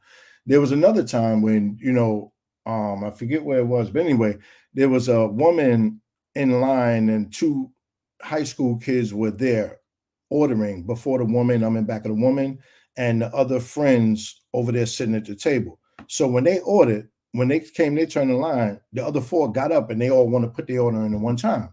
And I said, listen, let the young lady go first, fellas, please. And then they did it. We had a conversation. So you got to understand, everybody's looking at us. Everybody's looking at you. There's certain behavior you got to have. You're not that, you're not some ignorant bum on the street, whatever, blah, blah, blah. And we had a conversation. The high school kids, they were appreciative of it, right? So, yeah, you have to be open. You have to look for opportunities, right? Are you going to reach everybody? Are there enough of people to reach everybody? And I would argue against.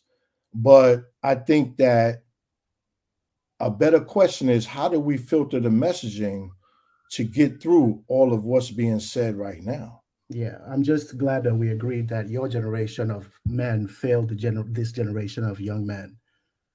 And you guys should do better. You should talk to more of the men in your generation to get back in the field and actually raise the young men that don't have guidance right now. Let me ask, how old are you, Obi? Doesn't matter. Okay, but let me ask, what are you doing for the men behind the young men who are younger than you? I'm raising my son and raising some other people.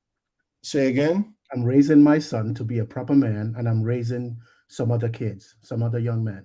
There you go. That's what I'm talking about. There you go. That's what I'm talking about. Because I did when I was a kid, like say for instance, if we went to the beach or something and there was a family going to the beach or we were going to the ball game, we would be going with somebody else's father, somebody would be coming with us and our father. And like they would grab the kids and go, you know what I mean? So yeah, that you're absolutely right. That's what it's about. That's what it's about. The Excuse me, people in sir. the people. Oh, go ahead, LB. Oh, okay. So I had something completely separate, but I just Let me do it. Wait, before you go, if you have something separate, let me ask a question first. okay. All right. I forgot your name. What do you think about the sexual revolution?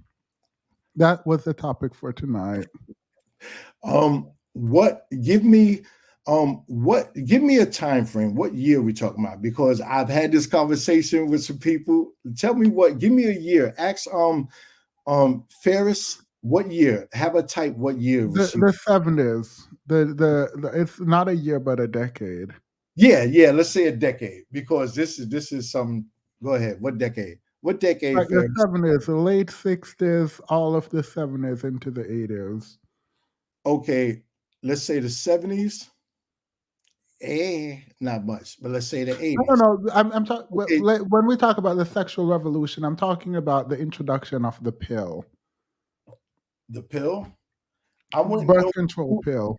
Okay, I wouldn't know. I knew in college that people were using it. And when you did say sexual revolution, I thought you meant where the freedom, like Yeah, freedoms. that's what I mean. Okay, gotcha. So, and the absolute is not the pill. Are we talking about the revolution itself, the sexual freedom? I mean, Women liberation, yeah. Okay, the sexual freedom. Okay, liberation, sexual liberation. Okay, so interesting. When in the 80s, you had to, you kind of caught a person, you treat them right, so you had some game. It wasn't. There were certain ones where it was easy to have sex with, but you had to be. What do you think about it in terms of its impact on society? I think that what we have today, I think it is so bad. It's having such a horrible impact on society, because the thing that makes a man want to be somebody is given away freely a lot of times. So you think access to women is why men achieve anything in life? No, I'm thinking that coochie is so free today. No. And You said the thing that made men want to achieve is given away so freely today. Yes. So with that, what makes men want to become something in life? For the chance to have offspring. And sex precludes that. Sex is a prelude to that. So men don't have any driving factor outside of this to become something.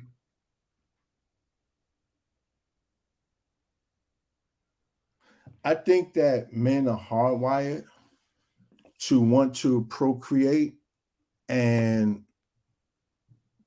men have an understanding that, or have had an understanding that, in order to procreate, you have to take care, right?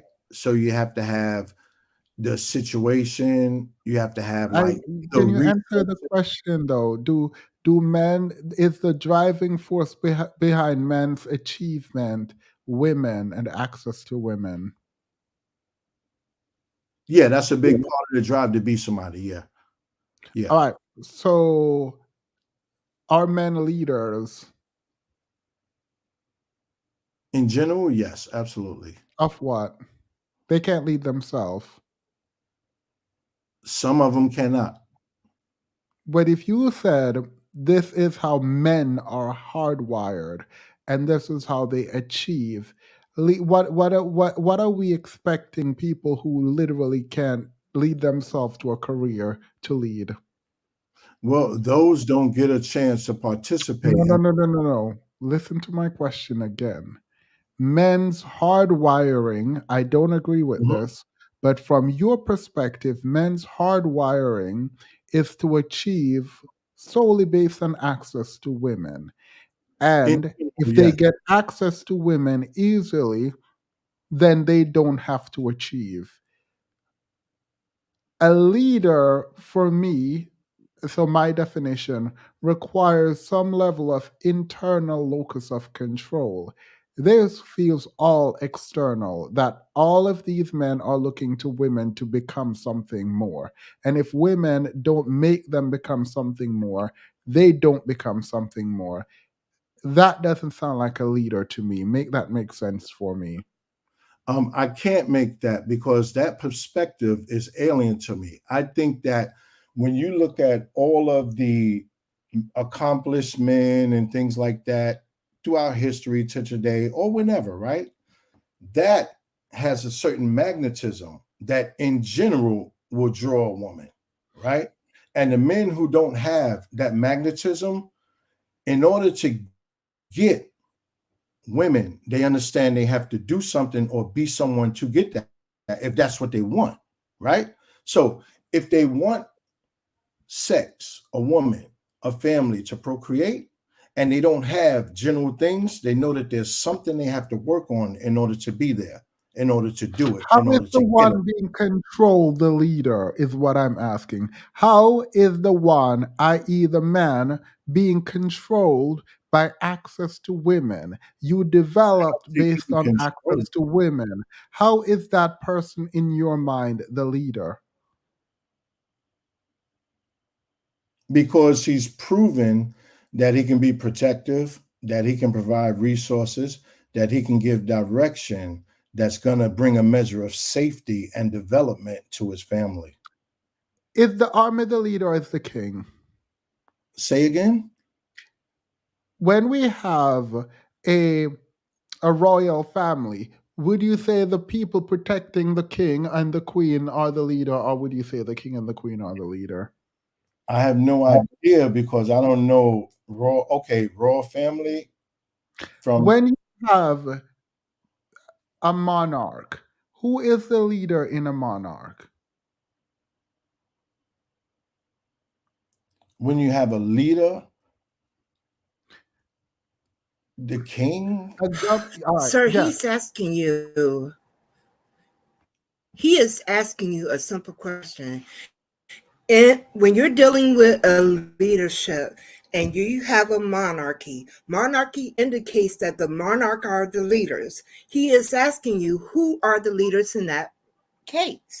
It would be the monarchy, which is the king and queen.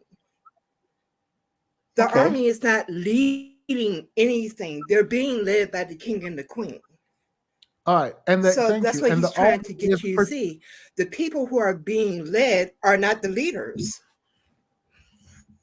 I'm sorry, Demons. I didn't mean to cut across. So the monarchy is the leader, and there are no other leaders, or what you're saying? No, that's not what I'm saying. But what I'm trying to understand, and I can end it here because I don't want to like push this top any further than it needs to go. If men only do what women make them do, it feels odd that you also claim leadership.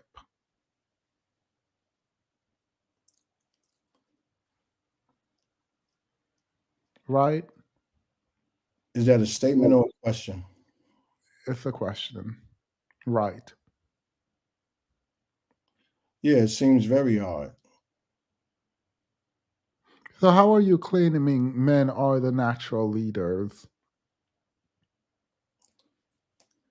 I didn't say natural. I said they have to be developed. There are certain things that have to be developed. So with ritual, with experience, with guidance, with mentoring, be it the father, son, or some other male figures, they need to be. All right. So the leadership is developed. Agreed. Yeah. So men are not natural leaders. So that's your position, that men are natural leaders. Right. It's something that has to be developed. Right. It's something that has to be developed. Yes.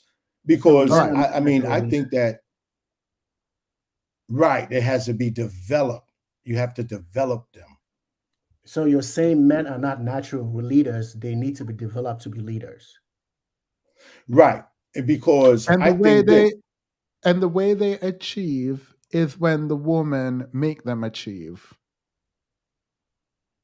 when the woman makes them achieve by proxy of them wanting to have a woman, they go out and do something to acquire a woman.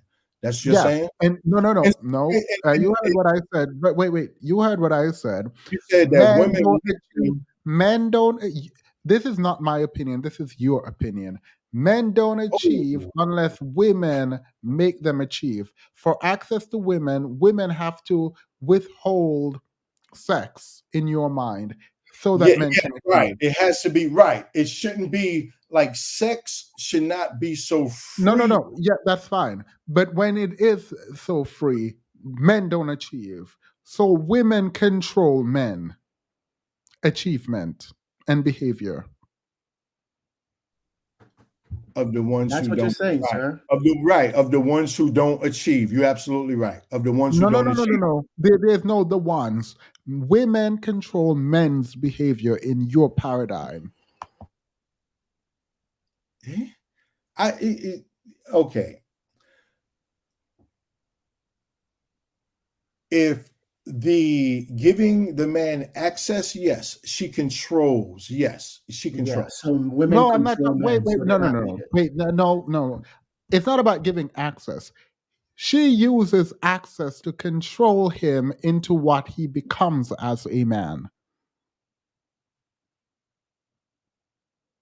I could That's see, I could agree to that with sexually and sexual. Yes, I could agree to that because I honestly think that the first time somebody did something to protect a woman and children, it was to protect them. And why? Say, listen, I'm cold, I'm hungry. that you can use protect, provide, all the words, I don't care. What you said is women control men's development. Women determine if men become successful I or didn't not say. successful. I did not say No, women.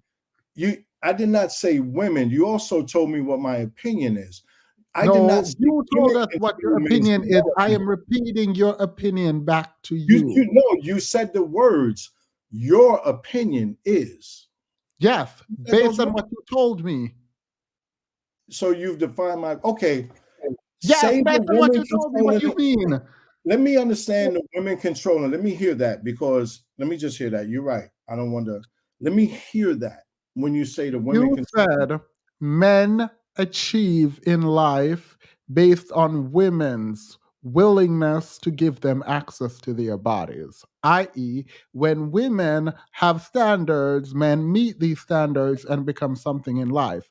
When women don't have these standards, men don't become anything because all the men do is try to get access to women. You said men are hardwired to seek reproduction and produce children, right? Right. That is your opinion.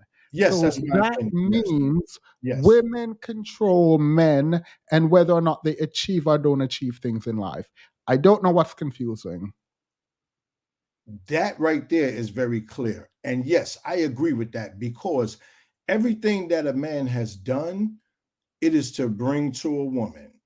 All right, great. Whether, So you know what I women mean? are the leaders. Got it. Yeah. All right. Anyone have Okay, any? they're the leader. Okay, that's the That's that your yeah, opinion. That is okay. your opinion. That's No, not mine. my opinion I is don't not believe any person. my I don't opinion believe is not anyone. that women are leaders. My opinion is not that women are leaders. That what is But your that is the opinion? natural conclusion of your paradigm. So When men okay, cannot control themselves outside of what women give them or not, that means they're being led around by the access of the women that is given to them. It's that simple. It's very simple. And, and here's the irony. You're saying that women are natural leaders because men are looking to women to lead them into deciding how they're going to react based on their access to us. So you're literally saying that the women are the natural leaders at that point.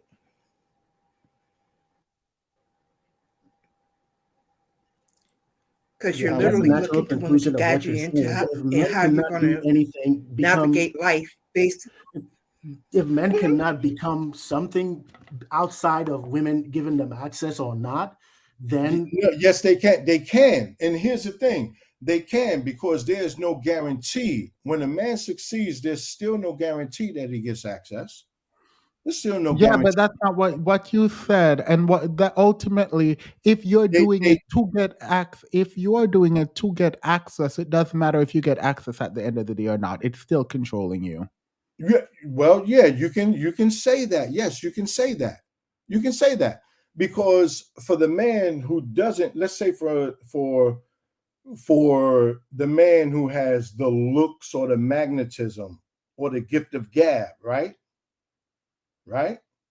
He may not have to go out and achieve or do all of these other things to get access. Oh no, we know this because men have been in the black. Wait. No. He is amongst a group of men. Is In the black, I don't know why you think you're gonna overtalk me, because I let you speak and I don't overtalk you. True, you're right. In the black community, we know that women date all kinds of men. All over, we know women date all kinds of men. So I don't agree with your paradigm, right? That men are the natural leaders or women are the. I've never believed any of this. I believe people are leaders based on their individual characteristics. I don't have time for the foolishness around gender.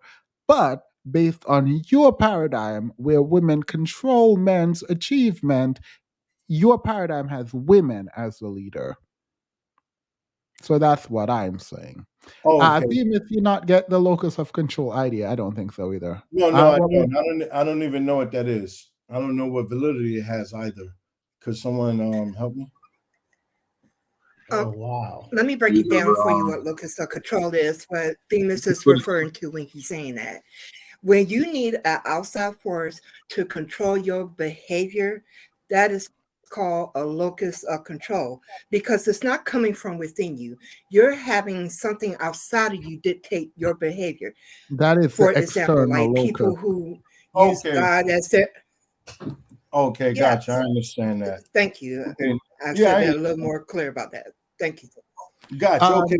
So sorry, T. So when we were speaking earlier about like when the young men go through rituals and things of this nature and developed by the other men. The ligma. Yeah, I would be very interested to hear how, if you present that my idea is that women are the leaders, at that point, do you think that the women are leading that type of activity or progression in the young men? No, but what? No, I don't think women are the leaders. You think women are the leaders of you. No, I don't, but I understand when you presented what locus of control is, but I don't think that they're the leaders. What I think Wait. When you say locus of control, I said an external locus of control, which is that you need the forces outside of you okay, dictate what you do and who you are and how you react. Gotcha. Yeah, I don't think that.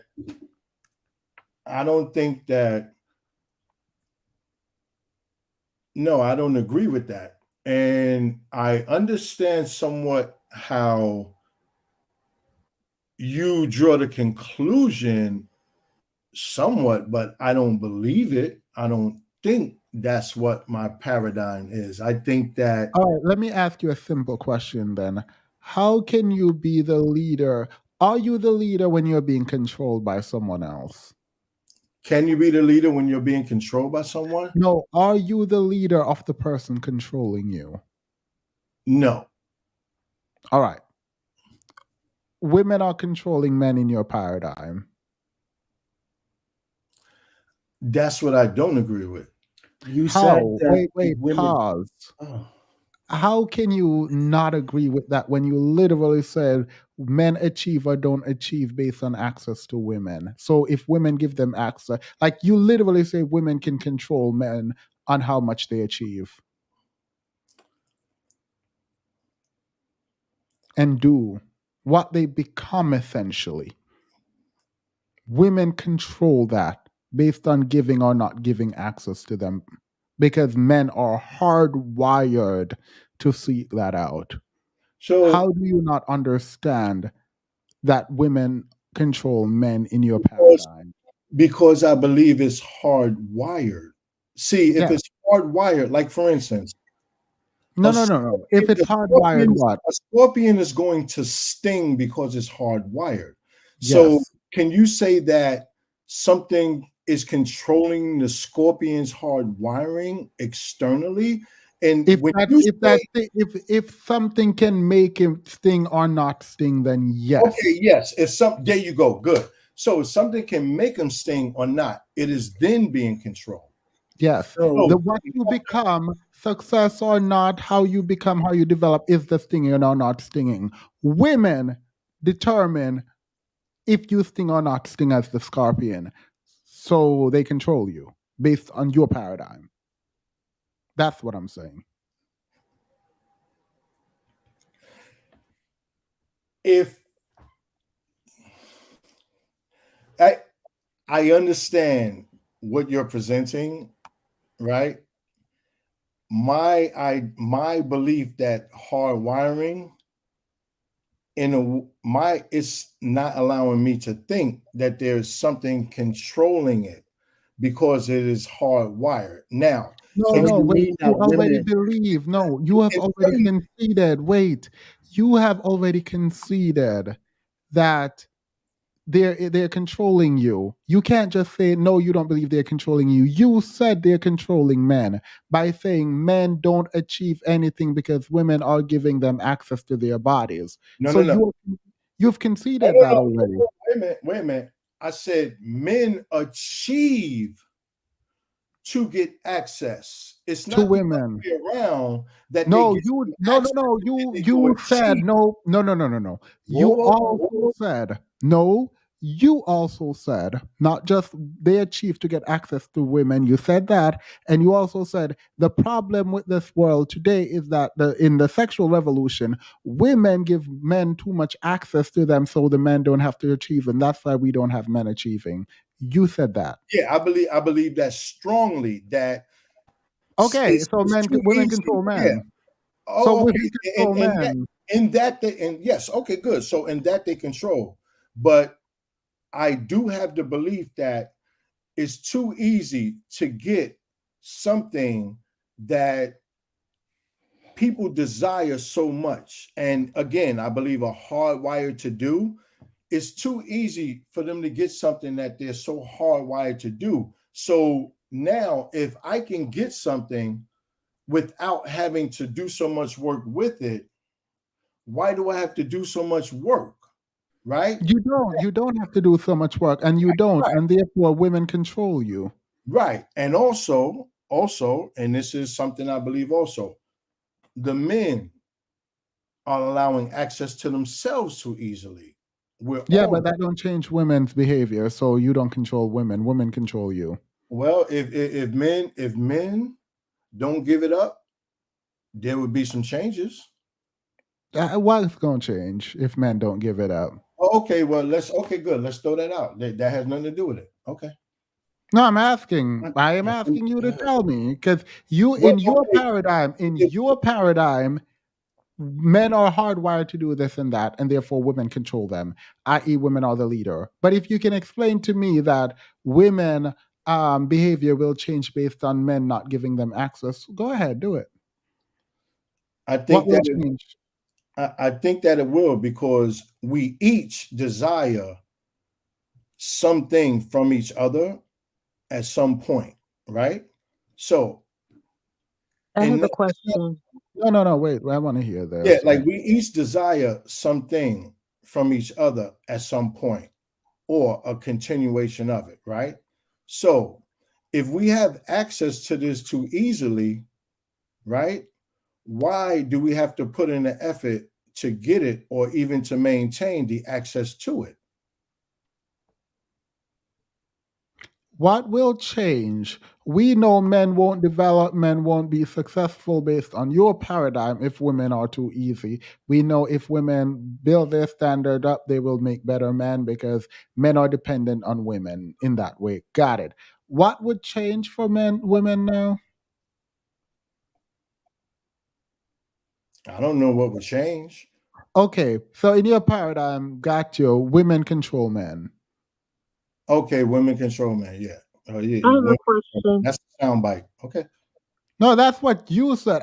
Let me be clear. I don't agree with this, but based on what you and the manosphere have been saying about men being I'm not. controlled by. Then that's another quality. Manosphere. No, I don't see. I'm No, not. I don't. I don't say you are You manosphere. I said said you and the manosphere okay, but you're agree. linking that. See, there's so much that I don't agree with. That's I'm a fine. I family. am pointing I'm a out family that you centric. and the manosphere agree on this specific point. I didn't say you were in the manosphere. I don't say you agree with what the manosphere says. I say you and the manosphere agree on this specific point.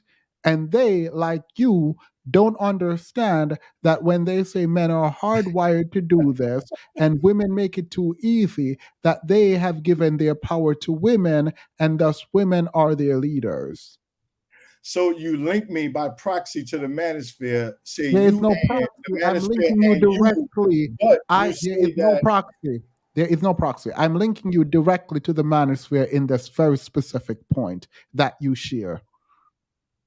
I don't see how, because okay, well, if there's family centric who believes in family conservatism, yeah, link me to that Oh, area. that's definitely the whole manosphere now. They claim they believe in family and conservatism. But Now, in practice, they don't. But whatever that is, but that's me. I'm think family centric. I think that the way for us to do better is to readjust ourselves, come to a realization that the times we live in are different, that we need to approach family in a different way if we want family.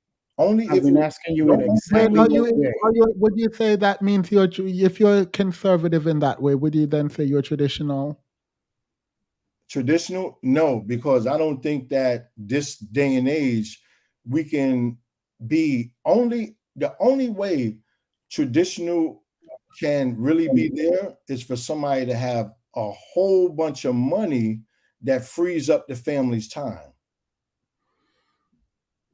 I don't think there's a way to be traditional unless it's a whole bunch of money to free up the family's time. So I don't think that I don't think that can happen in this time. I think that we need to make the adjustment to So where I we don't understand how you can be this conservative and traditional. Well, you just said not traditional, but like 150-50. Like that don't make no sense. Or whatever, not 50-50, well, but like conservative. What I mean conservative is that conservative. I don't believe in. I'm conservative. I just believe in family. I believe in people being hardworking, people trying to adapt a purpose, and when they do get a purpose, continue on it like that. Like I believe in me personally, I believe in family and children. I mean, conservative, I mean, I don't know if you mean politically or whatever it is. I don't know what you mean by that, but I might have been. I want to apologize. Maybe you didn't say the word conservative, and maybe I yeah, I said did it. say conservative. Wait, you did. Wait, so if you. I did say conservative, but I don't know if you mean political or family traditional. But I'm also saying the words when I say conservative, I explain what I think conservatism is. It's about being an adult, being responsible, about family centric, about bringing up the kids, about being There hardworking. is nothing about being an adult and being responsible that is conservative. Should be liberals, and everybody else can be adults and believe in family without being conservative. So, what's your definition Yeah, of because conservatism? Of conservative? Yeah, I just explained what I think that I'm is. not conservative, but I believe in family. So, how are you different than I am? I don't know. No, I you just define what but conservatism is. you asked me what I thought it was, and I gave an explanation. Now is redefine my explanation, compare it to yours, and discount what I think conservatism is, what being conservative is. Conservatism has to mean a definite thing that is the opposite or different from something else. So if your definition of conservatism is a broad thing that everybody else that's not conservative believes in, then that's not conservative. It has no meaning. I have a family. I'm not conservative. I believe in family. So how are you conservative and I'm not? I'm not. That's why I'm asking you for I'm not specifics, because you're using But broad no, I'm not. languages that See, doesn't mean you asked me how are you not. I'm not qualifying. I'm not judging you. I don't know you. That's not my thing to judge you. We're on the internet, so that even if we were having coffee, I have no right to judge what you are and what you believe. I'm not saying you're judging me. I'm But you asking you seem to to be me specific like in your language. you seem to me like a proper man, like a a good proper man. So that's the only thing I see from you. And as a good proper man, I would like you to be specific in your language. What does it mean to be conservative? Then how is it different from another school of thought that is not conservative? That's why I asked, are you talking politically? What is your definition? I don't care if it's politically or I whatever. explained it, and I will not repeat it because I'm sure this is recorded. I already explained it. I won't Believing in repeat. family. So you said believing in family is conservative, and believing in being responsible is your definition of conservative, right? I said so. Yeah, I said some of those things. Yes. Okay. And how do we start, if you believe in family and you think the solution is we getting back to believe in family, how exactly is this family going to look like? What should we do specifically to get back to this whole family paradigm, which will make the society better? Well, first I would think that if people want families, if you want families, maybe we need to put effort into going about it the way that's appropriate for the days and times. Which is what? Exactly what? How do we go about it? Can you give specific examples? I think that we should be more useful with our resources. We should balance our roles in the house.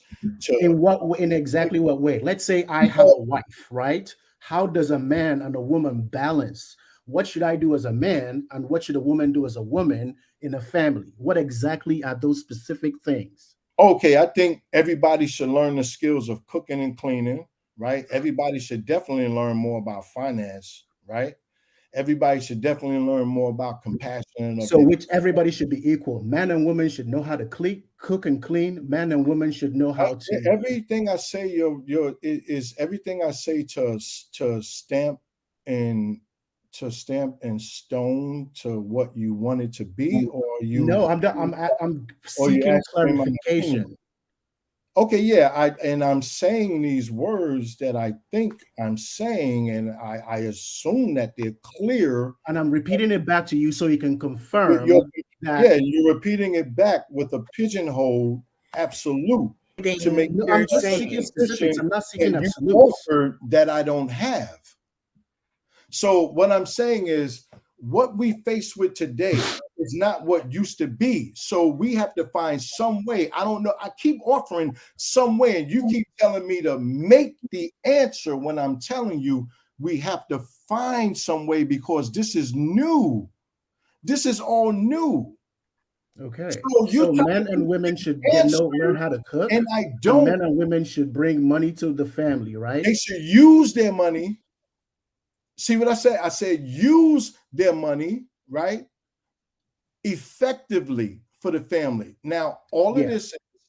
So men and women bringing money to the family equally and men and women cooking equally, that's feminism. It may not be, bro. It may not be equally. It may not be equally. Even if it's not equally, that's still feminism. Balance is equal. That's egalitarianism. Okay. That's feminism. Okay, let me ask a question, right? Let me ask a question. I am with my wife and we work for a company, right? We both work for the same company. We both have the same college degree. We both set out making the same salary. Now, as we're both working at this company, we have a child or 2 or 3 or 4, right? We're living in a house, right? Now, we both have been cooking, cleaning that house, both dropping the kids off and everything, going back and forth to school, right? We're both using the money effectively to take care of the family, make our investments and pay the bills, right? Right? Clothe the children, put groceries, right? Yeah, equal participation in the family. Yes. Right, gotcha. Now, let's say, what if the husband or the wife get promoted to a level where now they're making more money and it requires more time? What do you think? What does the man do in that position? So wait a minute. What happened? What does a man do in that position when a I'm woman is asking making you. No, no. See, 100,000? again, I ask you if the man or woman gets promoted, what should happen to the family? Let's say the let's go first. The man gets promoted. Okay. How should the balance be then? Should it be equal? Should it be where he now the promotion requires him to spend more time outside, where they Okay. both came and doing the same thing? The man gets promoted first. How should the balance be? It's going to be an imbalance, right? So I guess let me take the word balance back. There's got to be an imbalance, right?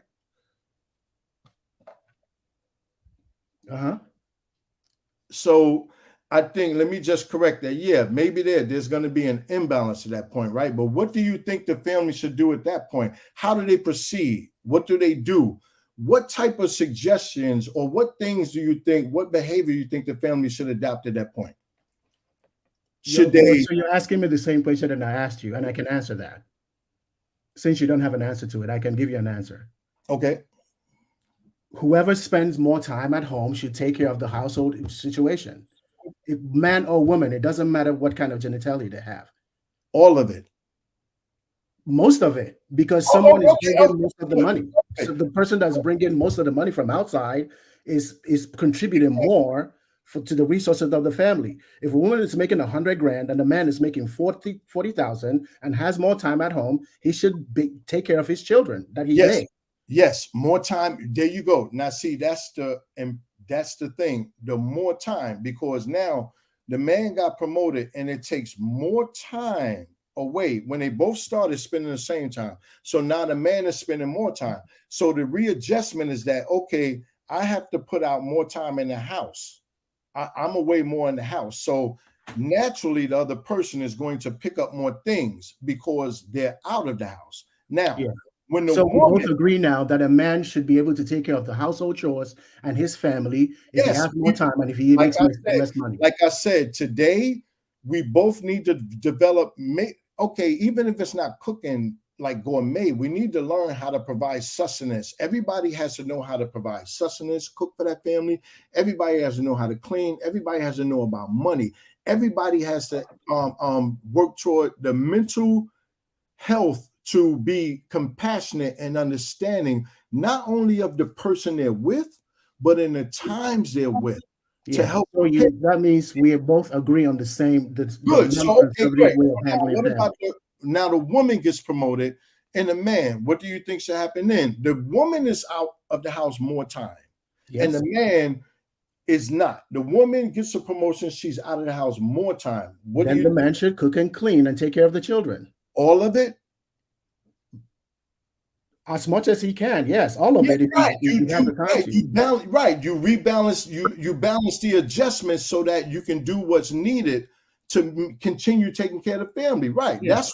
That's what I'm saying when we have to look at this time that we're in, and it's different from what it used to be. I don't think we can look back at what tradition and all this other blah blah blah. I think we passed that. I think that we got to take this approach that we really need to try to understand what's going on right now.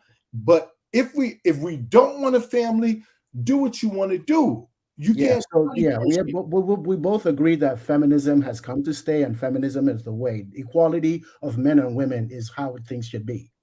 Could I ask a question? I've gotten a little lost in this, so I wanted to make sure.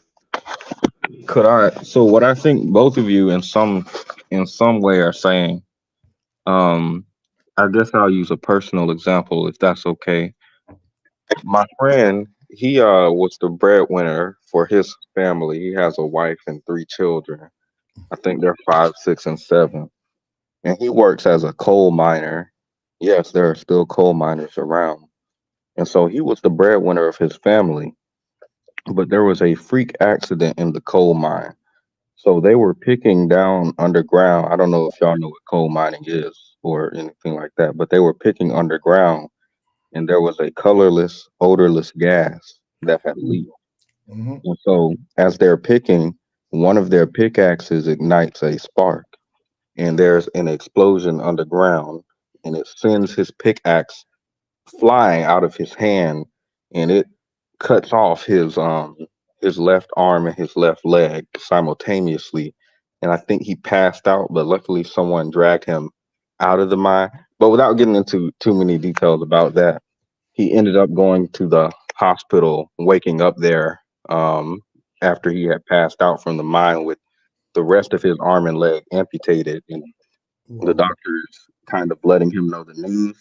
And kind of against the doctor's wishes, he wants to get home immediately to see his wife, who he's the breadwinner for, and his children. And so he has his friend drive him home against the doctor's orders. And once he gets home and they wheel him up the ramp, his friend is like, "Do you want me to stay here and like break the news together?" But he says no, he wants to break it to his wife alone. She opens the door, and as she sees him in the wheelchair, she's just shocked. And so they're just sitting there looking at each other for a good minute. And she finally invites him inside, and he lets her know he was at the coal mine. There was a freak accident, and his pickaxe chopped off his left arm and his left leg. And he was pretty much asking her, "Are you going like to stay with me? I don't know that I can provide anymore. I don't know if I can protect anymore. I don't know how things look from here." And she said she was going to stay with him. Apparently, they embraced and had like a really touching moment. But as they went to sleep and he woke up in the morning, she wasn't there. She left a note saying she was going to find someone who could provide for her the very next morning. And this man told me he had strong feelings of self deletion. But instead of that, he thought of his kids because he still has, I think they're 5, 6, and 7 kids to provide for. The woman left them with him, even in his inability to provide now or even get around the house well. And so he's thinking of them and he's able to like push through those self deletion thoughts. And so he wakes up and goes to them in the morning and he's like, "Listen, I was in a accident, blah, blah, blah. The pickaxe chopped off my left arm and left leg. This is your dad now. This is how I am now." And they're kids, so they don't care. They're just ready to get out to school. They get to the school bus and get to school, not knowing that the dad not knowing it's bring your parent to work day, where all of the parents are coming to look. You know how you will come to school and it's like this. My parents a cop and my parents an astronaut or whatever. I don't know what they call it, like career day. I'm not sure the exact name, but it was that day. And as everyone's bringing their parents to school and showing things off, and these 3 children of his are feeling lonely because their dad's not able to come there. So they don't know better because they're children, and children are ignorant to the world and don't understand. So when they get home from school, they writing notes and they're talking about, "We gonna go find a dad who's capable." Something like extremely disheartening to read if you're in that situation. And so he reads this, and again, he's having thoughts of self deletion, but he pulls himself together, gets the police ready to go out and have this search party to find his kids. And he's trying to keep himself together, but he gets the news, he gets a knock on the door that 3 children have been hit by a bus. And so, yes, they did turn out to be his 3 children. And again, this man has just lost his left arm and left leg, his wife, his ability to provide, his children, and he's having strong feelings of self deletion. But before he does that, he remembers he has a cousin in this town. And he goes over to see his cousin. He gets a valet over there, someone who could put the wheelchair in the back of the pickup truck. And they drop him off at his cousin's. Luckily, he has a ramp. He goes up to his cousin's door. His cousin opens the door. Obviously, this is the first time they've seen him in a while. So he's just staring just how his wife did. And, eventually he invited him inside and he's like, "What happened?" And the man says, "I was in a freak accident. The mining explosion, it sent the pickaxe flying. It chopped off my left leg and my left arm, but I'm all right now."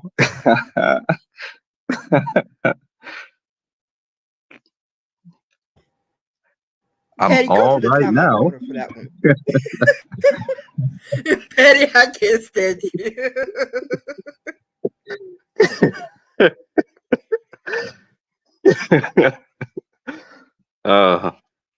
No, but I do agree with y'all as far as, if you're not able to provide for your family, you can show up in other ways. You can learn to cook and clean. And maybe feminism is the way forward. So at the end of the day, it don't matter if you got two left legs or two right arms, as long as you can pontificate and have proclivities. Patty, how you gonna have two right arms, baby? I just want to know that. I don't know how they grafted back on.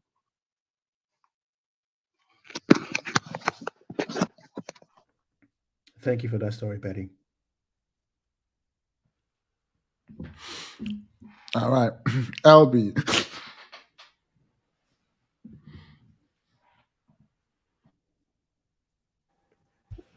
Hey, sorry. Okay. So, I mean, it's been a really long time. Everything I say at this point is going to seem left field because it's been like an hour of stories. But I originally came up here to say something about the inconsistencies in the conversation, to ask follow-up questions I'm no longer interested in. Just sharing my perspective at this point, don't want to go back and forth about it. What I heard from this man who is in my father's generation, but sounds like he's in my grandfather's generation, is that like there were some complications in his marriage around money, that like his wife decided that she could do bad by herself, that he identifies as a baby mama rather than a baby daddy, which is very interesting, something I wanted to kind of like dive into, but we don't have time now. And what else? Oh, there was like a topic that I think we should come back to at some point about how co-ed sports are causing harm to male youth. I think that's a very interesting topic that we should come back to, because I have some thoughts about that. And I think that the main problem is that a lot of people see female youth athletes as competition, that can hurt the male ego. But the problem is that sportsmanship hasn't really been properly upheld. And so instead of focusing on discipline and self-motivation, we focus on force and strength, which is why the women are killing it and the men don't want to compete with them. But we could come back to that. And then what else? Because I got real lost in there. Oh, there was something about generation. So I've worked in education for like 10 years. I only work in education part-time right now. Currently an analyst in a place that I can't say. Yay. So in my time in education, like I definitely got to see different generations. I am a millennial. My parents are whatever, I don't know the older ones, but what are they called? The ones before us, after the boomers, before the millennials? Gen X, honey. Gen X, yeah. So sorry, a little tired now. But so I saw so the boomers, they just did what they wanted to do. They had fun. Then they were extra hard on our parents' generation, which are the Gen X, I guess. And then Gen Z, we're the generation of the everybody gets a gold star and anybody could do it. I think, or wait, not Gen Z, the millennials. We're the generation of everybody gets a gold star, anybody can do it. And I do see how that has caused some issues. But when we're talking about the current generation, we're talking about Gen Z. And I think that like the current generation, although they're a little bit wild, they're out there, they're doing a lot. However, I think that they're like a step ahead. And I just wanted to give a shout out to, I think I'm getting it right? After millennials, Gen Z. Yeah. Yeah. Hello? I do believe you correctly. So yeah. I wanted to give a shout out to the Gen Zs because I work with them. We've gone from competing against each other to not competing. So the generation before me competing against each other, everybody's stressed out. My generation, nobody competes. Everybody's great. Yay. And then nobody feels real. We have imposter syndrome and all that because nobody feels like they deserve anything because they don't know how to measure themselves against others. I think that Gen Z is like a beautiful thing because they have access to the internet. And I think it's changed just their mindsets completely. And they're a lot more mature than we were at their age. Still immature in the regular ways, but a lot more mature in different ways, like just the way they think. And I think that they are evolving to a place where they're competing against themselves. So they're competing against the current version of themselves to become the better version of themselves. And I think they'll be fine. So when we say that this generation, blah, blah, blah, whatever, I don't really know who we're talking about. Because if we're talking about millennials, we're grown and we could figure out our own shit. Oh, excuse my language. We're grown and we could figure out our own stuff. But the generation after the Gen Zs, I think they're going to be fine. Now, there was a lot going on in here. I think I covered everything. And like to the guy that was well, first off, Obi, like the how, that was beautiful. How is like one of my favorite questions. I like why, but how is like just so much more practical. So thank you for that. Petty, thank you for your stories. Themis and everybody else, thank you for your time. And to the guy whose name I don't know, the baby mama in the room, I just want to say, like, I know that you probably felt attacked because it was like very obvious that you became defensive at a certain point, but nobody here was trying to attack you. They were trying to understand you. And it's okay to admit that you're wrong midway and to like grow from that point. Like, you don't have to stick to what you say and be like stuck in it forever. You can like change your mind. It's okay. And like, if you don't know, it's okay to say you don't know. It actually is more respectable than talking in circles and like going on tangents. Like, I think at one point Obi told a story about how you asked him what he's doing for the Black male youth. He told you what he's doing for the Black male youth. And then you talked about what the older generations did for you when you were a Black male youth, but you did not talk about what you're currently doing for the Black male youth. I find that to be like really interesting, that instead of like, you thought you were going to catch Obi up on that one, you didn't. So instead of just like commending him and then maybe sharing what you're doing, you deflected and went back to what somebody else did, and you still didn't get to what you're doing. I think that there's like a lot of issues that you have with women generally that you think about and maybe talk to a therapist about. I'm done. That was not meant to be an insult. Genuine advice from an educator who has little patience for grown people. All right. Thank you. I actually did. Just in response to that, I asked Obi, and he told me about his son and what they were doing, and I relayed 2 stories, just concrete. But there were other examples. So yeah, I and I kind of asked him because I wanted to hear, because I did have a suspicion that he is that type of person. And as I said in the beginning, it's just some of the, and that's why I wanted to come in, because some of the observations I've had is that there are a lot of questions, a lot of things are unanswered. A lot of things are unanswered, and this is where we are. And maybe you figure that you have, maybe or you have some evidence that you have it figured or whatever it is. I don't know. I just think that all of these nuances, all of these snowballs at the top of the mountain is just a bunch of snowballs. We're dealing with the avalanche at this point. And I don't know, but I think that the first thing we can do is understand where we are and that we need to make an adjustment. So that is my position. Whether it's can you learn, or there was a lot of conviction in that what was being said. But yeah, I mean, I mean, to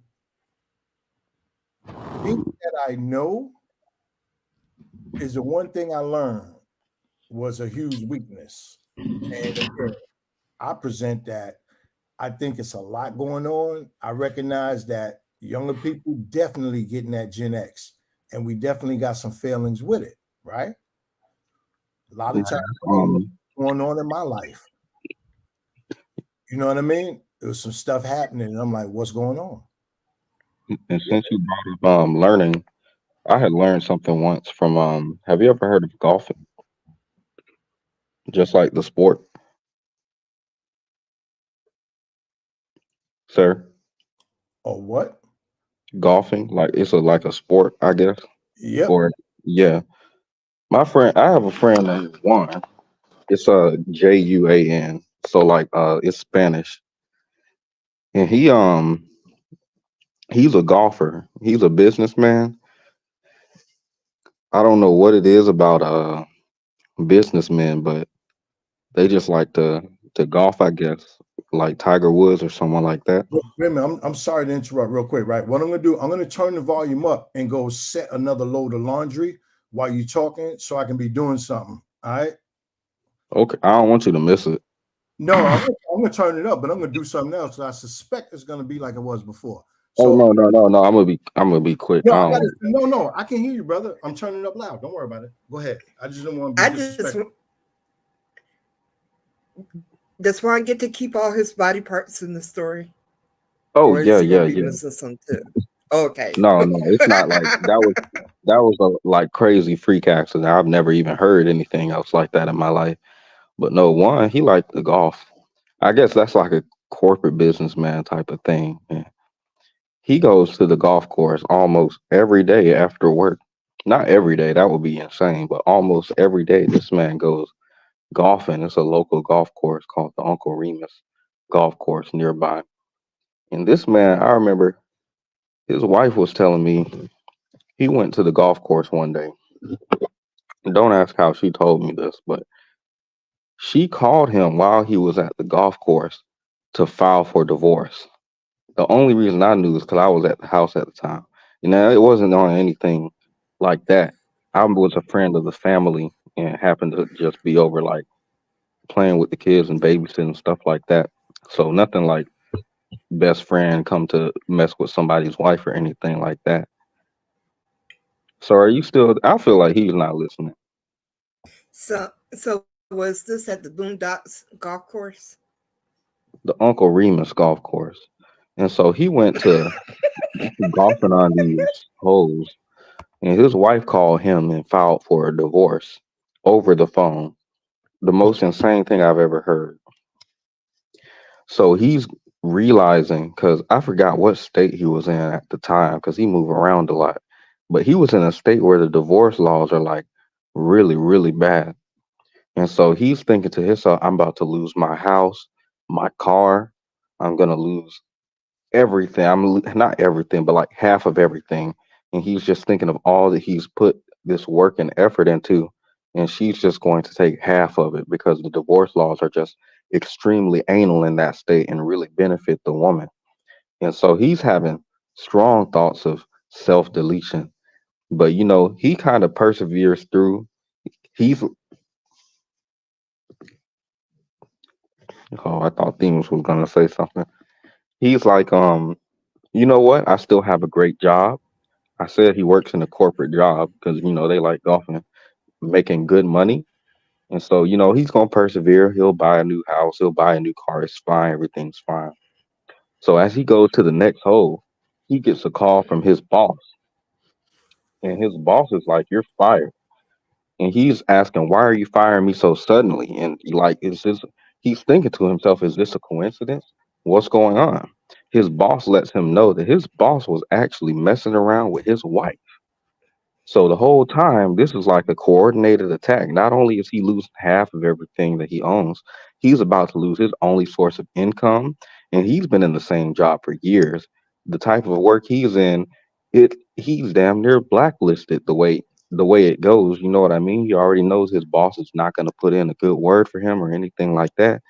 So he's pretty much um, employment homeless as well as real homeless since he's losing his house. And he's just crying and blubbering going through this golf course, and he makes it to the ninth hole. And instead of teeing off, he actually took a golf gun and he pointed it to his head and he pulled the trigger.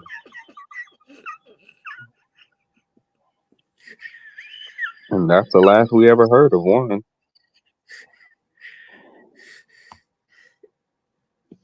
Now, have you ever heard of something like a golf gun? Do you know what that is? No. So, I'm gonna remove you from my stream. I don't know what a I don't so know what let a me golf guess his gun. memory on. Huh?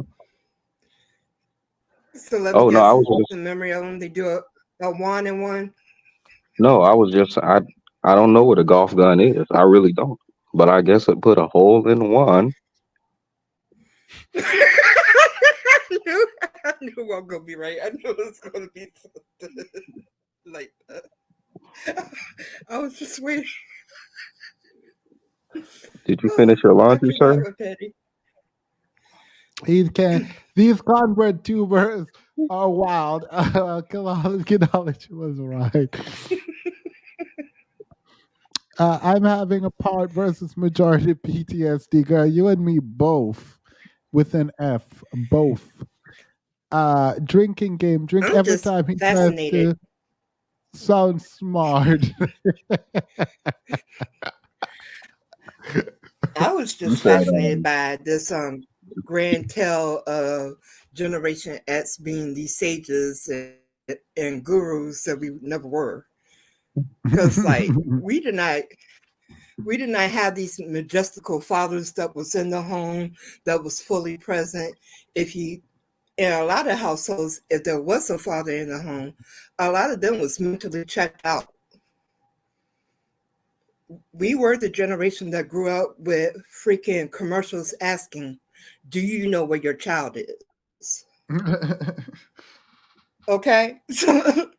So I was told my father was a teacher. He literally came home and told me one day, I am so sorry for you because what I'm seeing in the classroom right now, these boys want you to take care of them. And it was prophetic because that's exactly what we started seeing.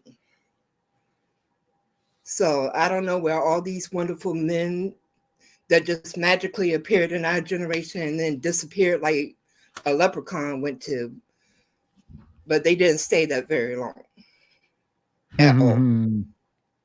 You said a leprechaun? And Now I know a story about a leprechaun. Guys, you don't get off my screen. No, sir, my brother has mad parents and they did not teach him. They are just hoping he gets it. Mind you, we are first generation carrying. the Black woman This is has actually pretty. been the leader in this community for generations. It didn't just start with Jeanette's. It's been that way for an extremely long time. So to suddenly act like that it was something different, it's just not having the conversation in good faith, like you would say, things. And thank you for correcting me because my brain had melted at one point because I had screwed up my own definition earlier about the external locus of control. Now my Yeah, brain no, having you're a brain fine. fart. But yeah, No, that you're fine. was never a thing because even other content creators on YouTube were talking about how detrimental the Black women archetypes have been for us. And just because something is hardwired doesn't mean that it's not controlling you. The Yeah. federal government did the Monarch program where they were purposely hardwiring people to be controlled by them generationally. And they called it the Monarch program because they discovered that if you did something to the monarch butterfly, that information would get passed down to future generations. That's what started the whole monarch programming. So just because something is hardwired doesn't mean that it's not controlling you. People are hardwired for a lot of things, and doesn't mean That that I they're mean, not being controlled no, by I mean whatever they're that, hardwired.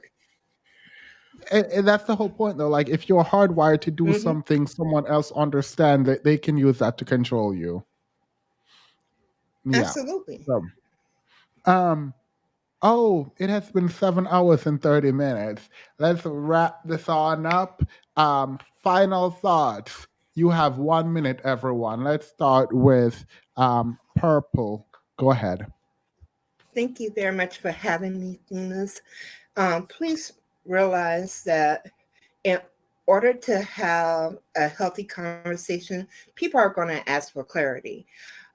He was feeling attacked when people were just trying to clarify and get clear on definitions so they could have a healthy conversation and make sure everybody was on the same page. That's just part of being a good communicator, is clarifying, okay, so did you mean this? Like you did several times with him, you were trying to get him to understand where his point was actually leading to. Because he was literally saying that we women are natural leaders, because if you're looking to us to lead you, then we're your leader. Let's just call it what it is. But I really enjoyed talking to you, Themis, as always. I enjoy your content. And you were looking amazing in your Halloween costume. And like always, I enjoy your laughter and all the beautiful things you bring. Thanks so much for having me on your panel. Thank you. Have a good one. I appreciate that. You too. It's Night, it's night. sad when you can say I missed 3 hours of a live stream, which meant you watched 4 hours. That's the whole job. Oh my god. All right. Obi, go ahead. A minute. Okay, thank you, Themis. I caught this live and it's been interesting. I'm just happy that I was able to come to conclusion with the other man that he's actually a progressive feminist and not really a conservative. So we concluded on that because all the ideas he's espousing that we need to fix the society right now are just progressive feminist ideas. I think he should be able to, after listening to this, he should go back and listen to it again and see that he's not really a conservative, that he is a progressive feminist. And I'm glad that he agrees that progressivism and people working together and cooperating as human beings, full human beings who can contribute together and cooperate, that's the way to build a better society. Thank you guys for having me. It was nice spending some time with y'all. Thank you. I appreciate that. Today was the highest like we've ever had. I don't know why that is, but I want to say a big thank you. Thank you, thank you, thank you. The month of November, we will be chill.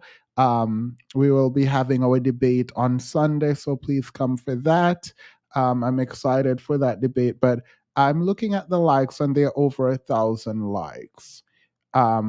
At no point during the stream was there over 1,000 people on concurrently. So to have over 1,000 like men, people even came in, liked and left. Like, thank you. That's why I put up a poll.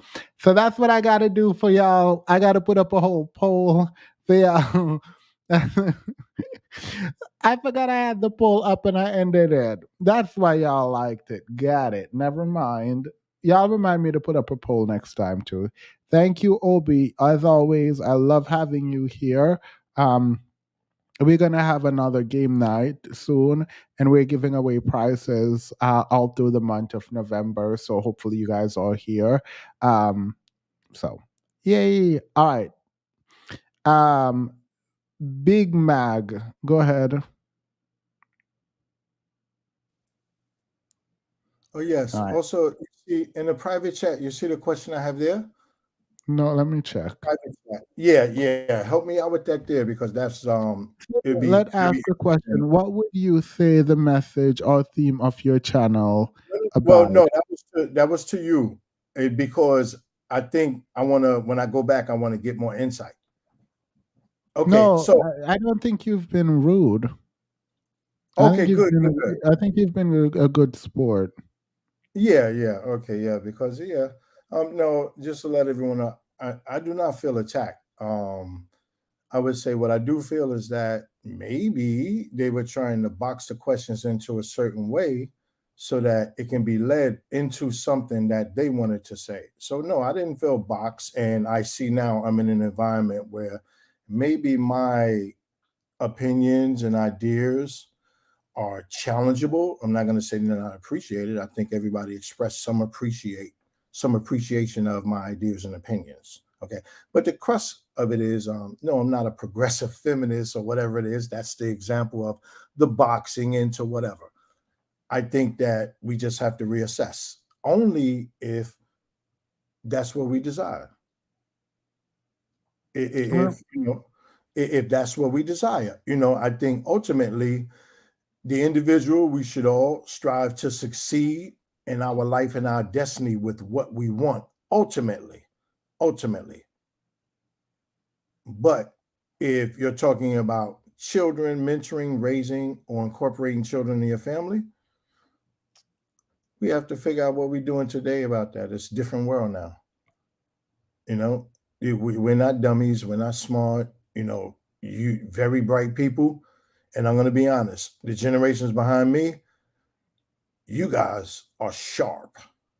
The people, you guys are sharp. What I grew up with, I don't know, man. You guys are sharp. So, yeah, I think that we just have to, instead of sitting polarized, we really need to really reassess the landscape. That's it. Thank you for having me, though. Thank you. Have a good night. And I'm going to stick around that chat. Give me an answer if you feel obliged. For what? I'll answer in a private chat so I can get some context when I go listen back to it. Wait, I don't understand. What answer to what? Oh, you see in the private chat that question I have there. What my channel is about? Yeah. There is an about section in, like, if you click on my channel, you can go to the about section, and I wrote something there. Gotcha. Cool. Because I think I was in opposition to a lot of ideas here. It's not just opposition. Like, for me, I don't hold tight to any one idea. Like, I don't have a talking point. I just try to see if things make sense, and then I question them. That's it. That is wonderful, because I think that's what's needed. I think where we are today, that is everyone. Well, we need 1 million more people with that idea. Hopefully you're right. But yeah. Thank you so much. Have a good night. Prince Petty, have you fallen asleep? Well, you already know how I feel about ideas being challenged, so I of course disagree with him. But speaking of challenged, I have a story. Have you ever heard of Absolutely not. I'm kidding. special ed? And so we had this Girl, no, I don't care. I guess I'll end by saying a proverb I heard online before.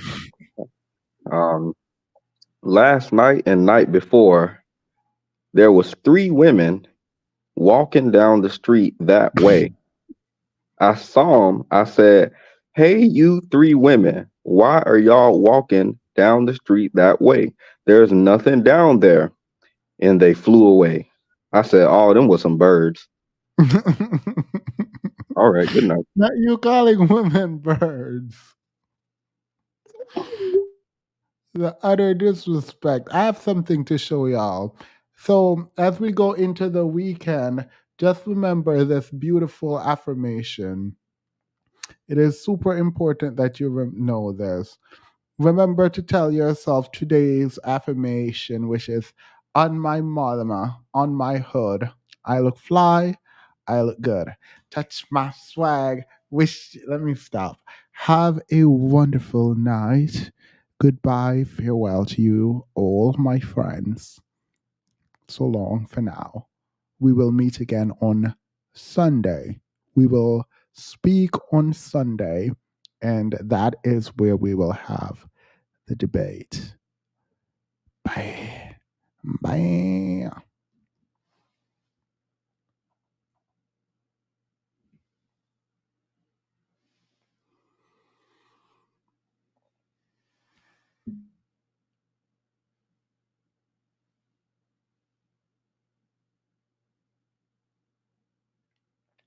It's almost 2 o'clock.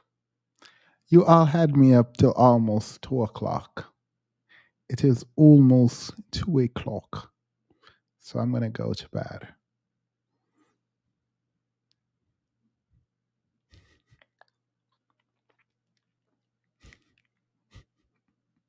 I'm so delirious right now. I'm so annoyed because I did not make my bed. And I'm annoyed because I was like, oh my God, I showered and everything. I was just going to like jump in my bed, but I haven't really eaten. I still have to brush my teeth. I have to make my bed. Like, this is not.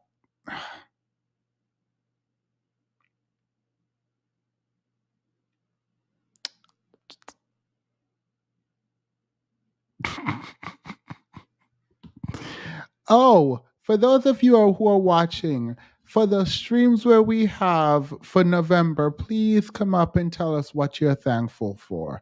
I really did like watching those back when I went back. Like, I just like hearing people being thankful and happy and all of that. So, like, when we have other streams on Fridays, please come up to like tell. Next Friday, we are supposed to have a game night, and I might actually have to change it. I will have a video for you. But if if my friends decide that we are definitely going to take a trip together, it might be next weekend.